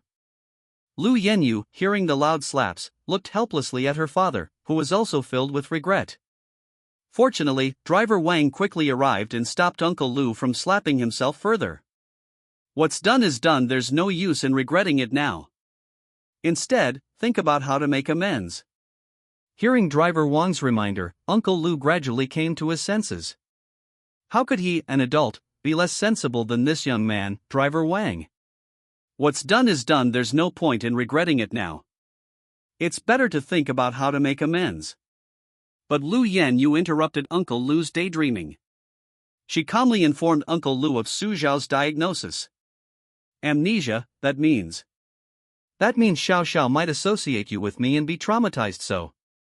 Uncle Lu looked at Lu Yenyue in disbelief, his voice trembling even more. So I can't visit Xiao Xiao anymore? She's a child I've watched grow up. Ignoring her father's immediate shock, Lu Yenyue felt almost tormented, thinking, has Xiao Xiao woken up? Is Ling Menglu already taking care of Xiao Xiao? In a luxurious hospital room, Su Xiao's heavy eyelids were jolted open by the glaring indoor light. Su Xiao touched her heavy head. He seemed to have forgotten something. He remembered that he had gone to polish Lu Yenyue's shoes while running a fever and then he fainted and was taken to the hospital, right? That's what the boy thought. Clearly, he had lost his memory of the series of unpleasant events that followed. That's right. Su Xiao seemed to have realized something, his eyes flashing with fear as he looked around the ward like a startled mouse. Looking at the environment, so different from a normal ward, the boy's mind raced. Would Lu Yenue use the hospital fees to blackmail him into polishing her shoes again? Just as Su Xiao was mentally cursing Lu Yenue for being such a jerk, the ward door was suddenly pushed open. The boy stared warily at the doorway, but what he saw was different from what he expected. It wasn't Lu Yenue, but the figure he had always wanted to see. "Senior, how did you know?" Ignoring the boy's exaggerated reaction, Ling Menglu stepped forward and hugged Su Xiao tightly. The warmth of her body made Su Xiao stiffen, but before the boy could speak, Ling Menglu said gently, "I snatched you away from Lu Yenue, Jr. As payment, how about you go out with me? You already rejected me once before. If you reject me again this time, I won't give you a third chance." Almost without hesitation, after hearing Ling Menglu's words, the boy blurted out, "I do." Having gotten the answer she wanted, Ling Menglu began to play with the boy's cheeks with her delicate white hands. In an instant, the boy's smooth, fair cheeks were like a piece of flexible clay in Ling Menglu's hands, being kneaded into various shapes. Tired, let go. Ignoring Su Xiao's command, Ling Menglu continued kneading. Finally, I can shape you into the form I want." Ling Menglu screamed internally like a madwoman. 5 minutes later, tired from kneading, Ling Menglu started peeling fruit for Su Xiao. The boy rested his head on his hands, looking at Ling Menglu with a smile in his eyes. Feeling a little uncomfortable under the boy's intense gaze, Ling Menglu couldn't help but ask, "Why are you looking at me, Junior?" "No, nothing." "Then why are you still looking?" "No, nothing." Ling Menglu sighed, unable to persuade Su Xiao otherwise. Let him look if he wants to. Anyway, this gaze won't last long. To prevent Su Xiao's mental state from relapsing, Ling Menglu needs to give him a buffer period, right? And after the buffer period, that's when she'll truly begin the transformation. Ling Menglu chuckled inwardly and offered the boy the peeled apple she had prepared. But Su Xiao didn't move, only staring at her. "What's wrong?" "I demand you feed my senior." Seeing Su Xiao's familiar words, Ling Menglu felt a little dazed. She had felt the same way more than 10 years ago. "I command you to feed me, Ling Menglu." The familiar figure from her memory gradually merged with Su Xiao. Her face flushed involuntarily, and Ling Menglu nodded shyly, gently cutting a small piece from the peeled apple. "Open your mouth, ah." Su Xiao looked at the incredibly cooperative Ling Menglu and was momentarily at a loss. He had only intended to tease her, but he hadn't expected his senior to actually feed him. Now it was his turn to be at a loss. Finally, after a moment of hesitation, the boy, blushing, took the small piece of apple Ling Menglu offered him and ate it in one bite. Crunch! "What are you doing, senior?" A flash of embarrassment and indignation crossed Su Xiao's eyes as he glared at Ling Menglu, who was taking a photo with him using her phone. Ling Menglu chuckled in response. "Of course, it's to show that Lu girl. She doesn't know how to cherish what she has, but someone else does. Senior is asserting her dominance." Su Xiao heard Ling Menglu's words clearly, and immediately blushed and lowered his head. A warm current surged through his heart, so comfortable. The boy touched his burning chest, watching Ling Menglu, who couldn't wait to show off to Lu Yenue after taking the photos. These days aren't so bad. Chapter 68, Lu Yenue, who wants to protect Su Xiao for a lifetime. At the same time, at the Lu residence, Lu Yenue, slumped on the living room sofa with her father, heard her phone ring. She couldn't understand who would be texting her at this hour. Could it be? Under her uncle's scrutinizing gaze, Lu Yenue rushed to the phone like a madwoman. Could it be her Xiao Xiao? Even if the chances were almost zero, what if Xiao Xiao really had forgiven her? Please, don't let it be her good friend Yi Ziling. Gods above. However, when Lu Yenue saw the sender's name, her heart skipped a beat. Ling Menglu, what did she want? With trembling fingers, already pale from pressing the phone, she unlocked it. The image on the screen nearly made Lu Yenue faint. Her boy was smiling broadly as he ate the apple Ling Menglu fed him, his expression devoid of the sadness and sorrow he usually showed when they were together. Breathing heavily, Lu Yenue stared at the photo repeatedly, almost self-destructively. nodded Ling Menglu, but wanting to see the boy's smile more often. Because it had been a long time since the boy had smiled at her so genuinely. Lu Yenyue's unusual behavior, of course, didn't escape the notice of her uncle, who had been watching her intently. Without her permission, he snatched the phone from her hand. Seeing the harmonious scene on the screen, her uncle's demeanor suddenly hardened, completely abandoning his previous gentle, domestic demeanor. Tell me. Who is this girl in the picture? What's her relationship with Xiao Xiao? Her uncle questioned Lu Yenyue sharply, and she only gave a bitter smile. Don't you already know what our relationship is? And she's been very good to Xiao Xiao, we shouldn't bother her. Hearing Lu Yenyue say this, Uncle Lu felt a pang of heartache mixed with relief. As long as Su Xiao could recover from the hurt caused by Lu Yenyue, Uncle Lu would be happy. However, he wouldn't just listen to Lu Yenyue's side of the story. Driver Wang. Investigate this person's background. I need to know everything that happened between her and Xiao Xiao, down to the last detail. Because of his bad mood, Uncle Lu didn't even call him Xiao Wang, but instead addressed him formally as Driver Wang. But just after he gave the order, Driver Wang brought Uncle Lu a stack of documents. Miss had me investigate this already, you can just look at it. These are stories about what happened between the girl in the photos and Xiao Xiao at school. Uncle Lu glanced at Lu Yenyue sitting beside him in surprise. It seems she hasn't completely failed to grow, but it's still not enough to atone for her mistakes. Uncle Lu picked up the documents and began to read them. The more he looked, the more satisfied he became. He felt at ease entrusting Xiao Xiao to this classmate named Ling Menglu. However, the family background information at the bottom made Uncle Lu's pupils shrink. The Ling family, this was undoubtedly the leading family in their city.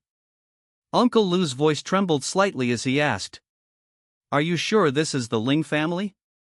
Without any hesitation, Driver Wang nodded firmly. This caused Uncle Lu, who had initially been quite supportive of Su Xiao and Ling Menglu being together, to change his expression drastically. Don't you know that there's a lot of gossip going around about how the eldest daughter of the Ling family isn't quite right in the head? That's common knowledge in high society, of course. How could someone like you, who's always been so carefree, possibly know? Shut down in shame after being scolded by Uncle Lu, Lu Yenyu lowered her head. She had indeed been naive before. But, Ling Menglu isn't right in the head? Lu Yenyu felt a little, but it didn't matter. As long as she was good to Xiao Xiao, wasn't that enough? Although she wasn't worthy, and couldn't get close to Xiao Xiao anymore. She, Lu Yenyu, would always keep an eye on the young man's actions.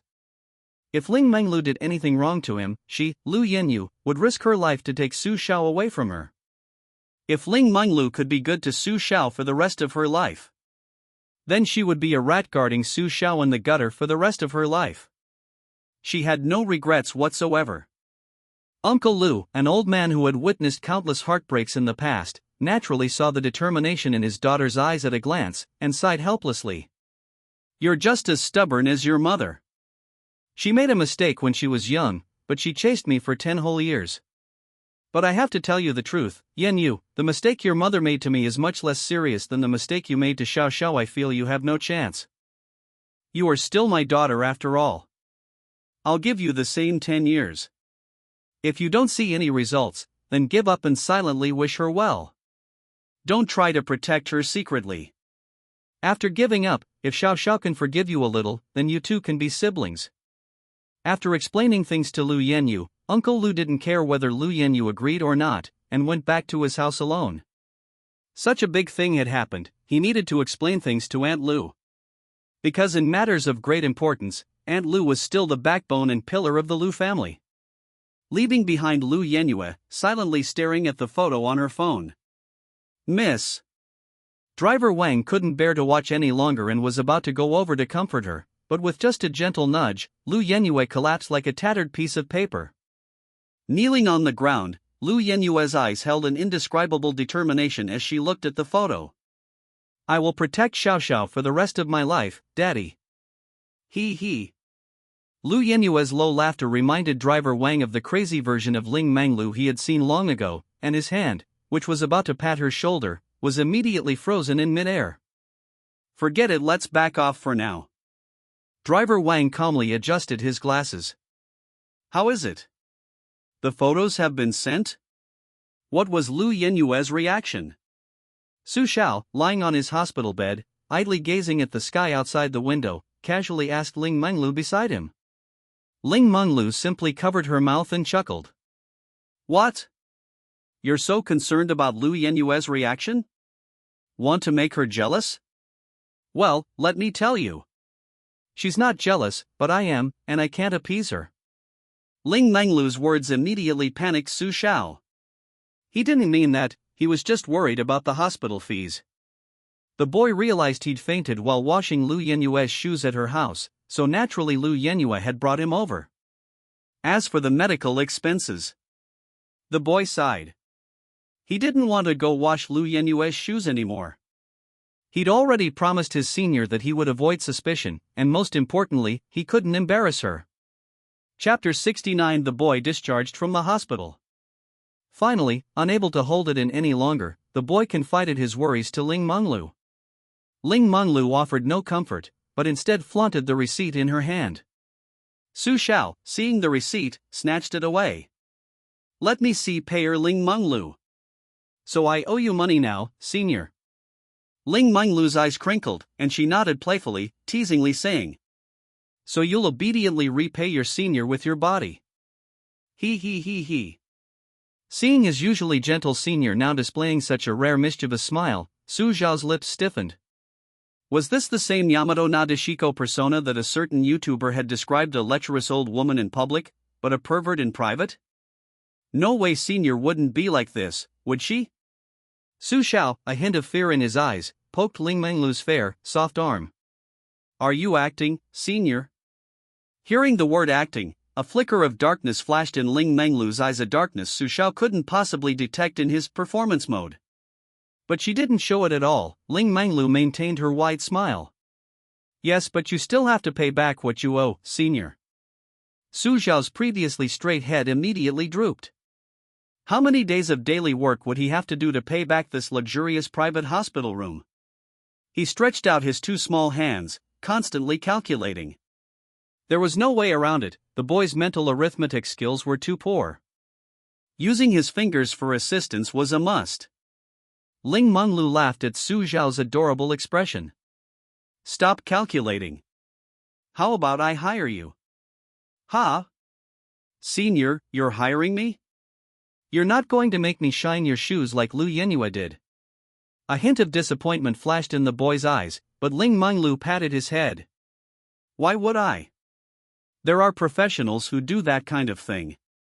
Why would I need someone as unprofessional as you? The reason I'm hiring you is simple, just to go out with me for a day. Su Xiao glared at Ling Menglu in dissatisfaction. You need to hire someone for this? I'd be embarrassed to accept the fee. Ling Menglu rolled her eyes at Su Xiao speechlessly, explaining for the stubborn boy. You know, there's a profession called gigolo in the neighborhood. You can understand that what you'll be doing is similar to what they do. You know, a top-tier gigolo costs a lot for a day. Ignoring the awkward boy, Ling Menglu glanced at Su Xiao and clapped her hands approvingly. Without a doubt. Look at your face, absolutely top-tier. And with that slightly arrogant trait, it's just the icing on the cake. Su Xiao hadn't expected Ling Menglu to be so dishonest at heart. Was all that gentle, intellectual facade before they were together just a facade? She actually compared him to a top-tier gigolo. Take this headbutt. Dragging his injured body, the boy headbutted Ling Menglu's stomach. Unfortunately, it didn't cause much damage. Instead, Ling Menglu subdued him. You delivered yourself to my doorstep, don't blame your senior. She pinched the boy's ticklish spot. Laughter and cheers erupted from the luxurious, icy hospital room. In stark contrast to this was. In a dimly lit computer room, a pretty girl with dark circles under her eyes was typing furiously on the computer. Just a little harder, almost there, almost there. This was Yi Xiling, who had been diligently completing the tasks Su Xiao had assigned her. Through these tasks, Yi Xiling was seeing a glimpse of her master's true nature for the first time. As the saying goes, never mess with a man. Yi Xiling now understood this deeply. She had a vague idea that Su Xiao's actions towards Lu Yenue and Ling Menglu were all an act. In other words, in this world, only she truly knew Su Xiao's true colors. Only she was the closest person to the young man. An involuntary blush rose to Yi Ziling's face. She was already wondering how Su Xiao would reward her. It was agreed before that after punishing each bad woman, the young man would give her a surprise. Yi Ziling was already looking forward to it, but Su Xiao was still busy, and she didn't dare disturb him. She could only wait day after day for this great gift. Alright, let's continue investigating Ling Menglu as our master instructed. Originally, with the Ling family's technology, Yi Ziling didn't have any good solutions. After all, her family wasn't as large as the Ling family. However, Su Xiao provided her with a new approach. An approach that Yi Ziling had never even considered before. The truth is about to surface. So until then, let you dart around a little longer, Ling Menglu. With a low laugh, Yi Ziling took a sip of her 1.5-liter Americano and focused all her attention back on the computer. 2 days later. Are you sure everything's alright, doctor? If Xiao Xiao has even the slightest problem, I'll make you pay. Su Xiao, blushing, pulled at her senior who was threatening the doctor. Senior, this isn't appropriate in public. The doctor is obviously a professional. Ling Menglu crossed her arms over her chest and pinched Su Xiao's pale cheek. Then tell me, Xiao Xiao, why is your face so pale? Caught off guard by Ling Menglu's question, Su Xiao's face flushed crimson. Just as he was about to deny it, a glug sound rang out, followed by a series of soft plop sounds from his lower abdomen. Of course, Ling Menglu didn't think Su Xiao was having an upset stomach. Xiao Xiao, just say you're hungry. Being too arrogant will make you lose your senior, you know. Seeing that his hunger had finally been discovered, Su Xiao simply stopped struggling. He readily admitted it. The reason he had tried to pretend before was simple. After accepting Ling Menglu's confession, he was a little unsure how to interact with her. And eating together as a couple, just thinking about it was so embarrassing. But Ling Menglu didn't give Su Xiao a chance to refuse, and in a prince-like carry, she scooped him up. Ignoring the doctor's amused gaze, Ling Menglu smiled and waved to him before carrying Su Xiao away. Out of the hospital, through the crowd. Ling Menglu stopped in front of a red sports car, still carrying Su Xiao. Opening the passenger door, Ling Menglu tossed the boy inside. After settling Su Xiao in, Ling Menglu sat in the driver's seat, looking curiously at the dazed Su Xiao. Chapter 70, the place Ling Menglu longs for. What are you standing there for, Xiao? Buckle up. We're about to leave. Su Xiao didn't move, only staring stiffly at Ling Menglu. Senior, where's our driver? It's me. Is there a problem? Ling Menglu gave Su Xiao a disapproving look. Did she really not trust her? She was a woman who passed her driving test on her first try. Senior, I trust you, but look at this car's features. I can't even tell if it's manual or automatic. But I can tell it's a sports car. It should be different from a normal private car, right? Are you sure you can handle it, Senior? Although Su Xiao obediently buckled up, he still looked at Ling Menglu with some unease to confirm. He was alone and didn't care, but his senior had her family. How could she be careless? Ling Menglu noticed the worry in the boy's large, watery eyes and patted his head reassuringly. She knew that no matter how she explained, it would be useless at this moment. Only actions, only gentleness, could put the boy at ease. Besides, he would have to get used to sports cars sooner or later. Because this was something he had loved since he was a child. Let's go. Let's go. Hold on tight, Xiao. Without saying a word to Su Xiao beside her, Ling Menglu stepped on the gas and reversed out of the parking space, speeding out of the hospital's VIP ward parking area amidst Su Xiao's exclamation. 3 minutes later. The scenery along the road flashed by, and the boy's eyes sparkled as he watched Ling Menglu calmly driving the sports car with adoration. The city was quickly swept away by the impressive sports car, and they arrived in the suburbs.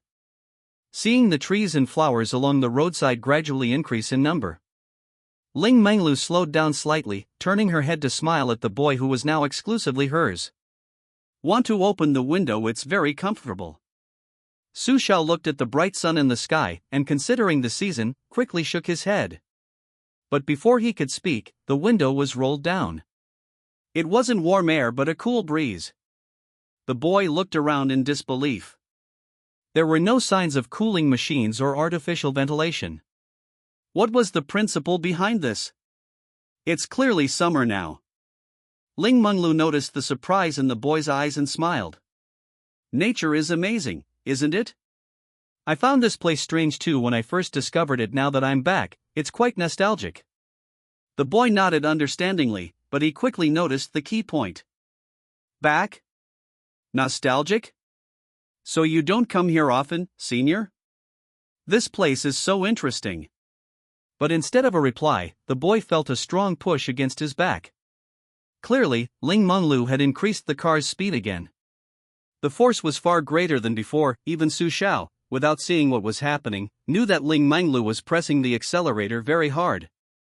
Seeing this, the boy wasn't completely stupid. He realized he had said the wrong thing and quickly covered his mouth with his delicate white hand. Ling Menglu, whose expression had initially been somewhat flustered, immediately realized what was wrong when she saw the boy's appearance. What was wrong with her? She couldn't be careless. The transformation wasn't complete yet. She needed to continue the disguise. But in this place Ling Menglu really had no mood to tease or discipline Su Xiao, who was standing to the side. Because this was where everything began for her, and also where her beautiful childhood was shattered. The person she was supposed to wait for didn't come, only a fake had arrived. However, it did offer her some solace. Ha! Xiao, we need to speed up. We'll be late for lunch. In an instant, the forest path transformed into a German highway. Not because the speed limit had been lifted, but because Ling Menglu had unleashed her full power. Su Xiao, sitting in the car, could even vaguely feel the bumps from under the chassis. Watching the trees rushing past the window, Su Xiao noticed a hint of ferocity in his senior's eyes. Nothing more, just because Ling Menglu's expression was so obvious this time, even a boy could easily notice it. Senior, could you slow down a little? Hearing this weak voice, Ling Menglu glanced at Su Xiao's somewhat aggrieved face out of the corner of her eye. This expression gradually overlapped with her childhood fear. Ling Menglu became more and more annoyed. The more she looked, the more annoyed she became. What she hated most was that time when she clearly liked someone but pretended to be cowardly. Why couldn't she be a little bolder? If only maybe he wouldn't have left, maybe he would have kept his promise and come back to find her. Without slowing down, his eyes grew even more bloodshot. We're almost there, Xiao, just bear with it a little longer. As a young man, Su Xiao was naturally sensitive. He easily sensed the sadness hidden in Ling Menglu's current state. As Ling Menglu's boyfriend, he naturally had to be more understanding of her. Suppressing his discomfort and fear, Su Xiao told himself to be strong. He couldn't let Ling Menglu repeat the tragedy he and Lu Yenyue had. Clenching his hands tightly, Su Xiao desperately didn't want to look out the window. But he had to. He needed to help his senior observe the road situation. Right now, his senior's attention was completely focused on driving. He also needed to share some of the pressure with his senior. Taking a deep breath, Su Xiao forced her head to turn away. Her slightly reddened eyes were fixed intently on the rearview mirror beside her, fearing some unexpected incident might erupt from behind them. Fortunately, nothing unexpected happened until the car gradually slowed down. The car slowly drove off the country road and turned onto a deserted side street. The boy in the passenger seat swallowed hard. Senior, you're not going to sell me off, are you? At this moment, Ling Menglu, who had recovered her composure, gripped the steering wheel with one hand and pinched Su Xiao's cheek hard with the other. You really miss your senior that much? If I wanted to sell you off, I would have done it already, wouldn't I? Because his cheek was being pinched, the boy couldn't even utter a clear sentence. Oh, wrong food open. Humph. See if you dare to talk nonsense about your senior again next time. Su Xiao, his cheek finally released, glanced at Ling Menglu with lingering fear. Such strong grip. His face had just suffered terribly. Chapter 71, The Best Stand. After the brief incident in the car, they soon arrived at a small courtyard nestled deep in the mountains. Just an ordinary farmhouse restaurant. Su Xiao looked at the strange sign and the rather decent surroundings with surprise. If this were in a big city, it might attract a lot of customers. But this wasn't a big city. Surrounded by mountains, in such a remote location, what shrewd person would open a business here? Could it be that some businessperson actually yearns for the mystique of such secluded shops? In Su Xiao's opinion, isn't the most mysterious thing for business people money? Don't let the remote location fool you, the chef here is incredibly skilled. Take a closer look around. Hearing this, the young man curiously looked around. To his astonishment, although there weren't many cars parked around the farmhouse, those cars were anything but ordinary. Even the cheapest one was of the same caliber as Lu Yanyu's house. Are all rich people this picky about food? Coming all the way to such a remote place just to eat this simple farmhouse stir-fry. Ling Menglu deeply resonated with the young man's sentiments in this world. Not everyone who becomes rich continues to work tirelessly to make money from money. There are quite a few who indulge in unrestrained enjoyment. Where does that enjoyment come from? The simplest from food. Having grown up in a wealthy family, Ling Menglu knew all too well that many rich people would spend fortunes just to find their favorite flavors, and this farmhouse stir-fry was clearly a carefully chosen choice. Finally, the boy's curiosity was piqued. What kind of flavor could attract so many people? Could it be even better than the hamburger Ling Menglu had given him that morning? Su Xiao nervously and expectantly fidgeted with the hem of his clothes. Ling Menglu noticed the boy's nervousness, reached out and took his hand, speaking in a gentle and intellectual voice. Hurry up and go in.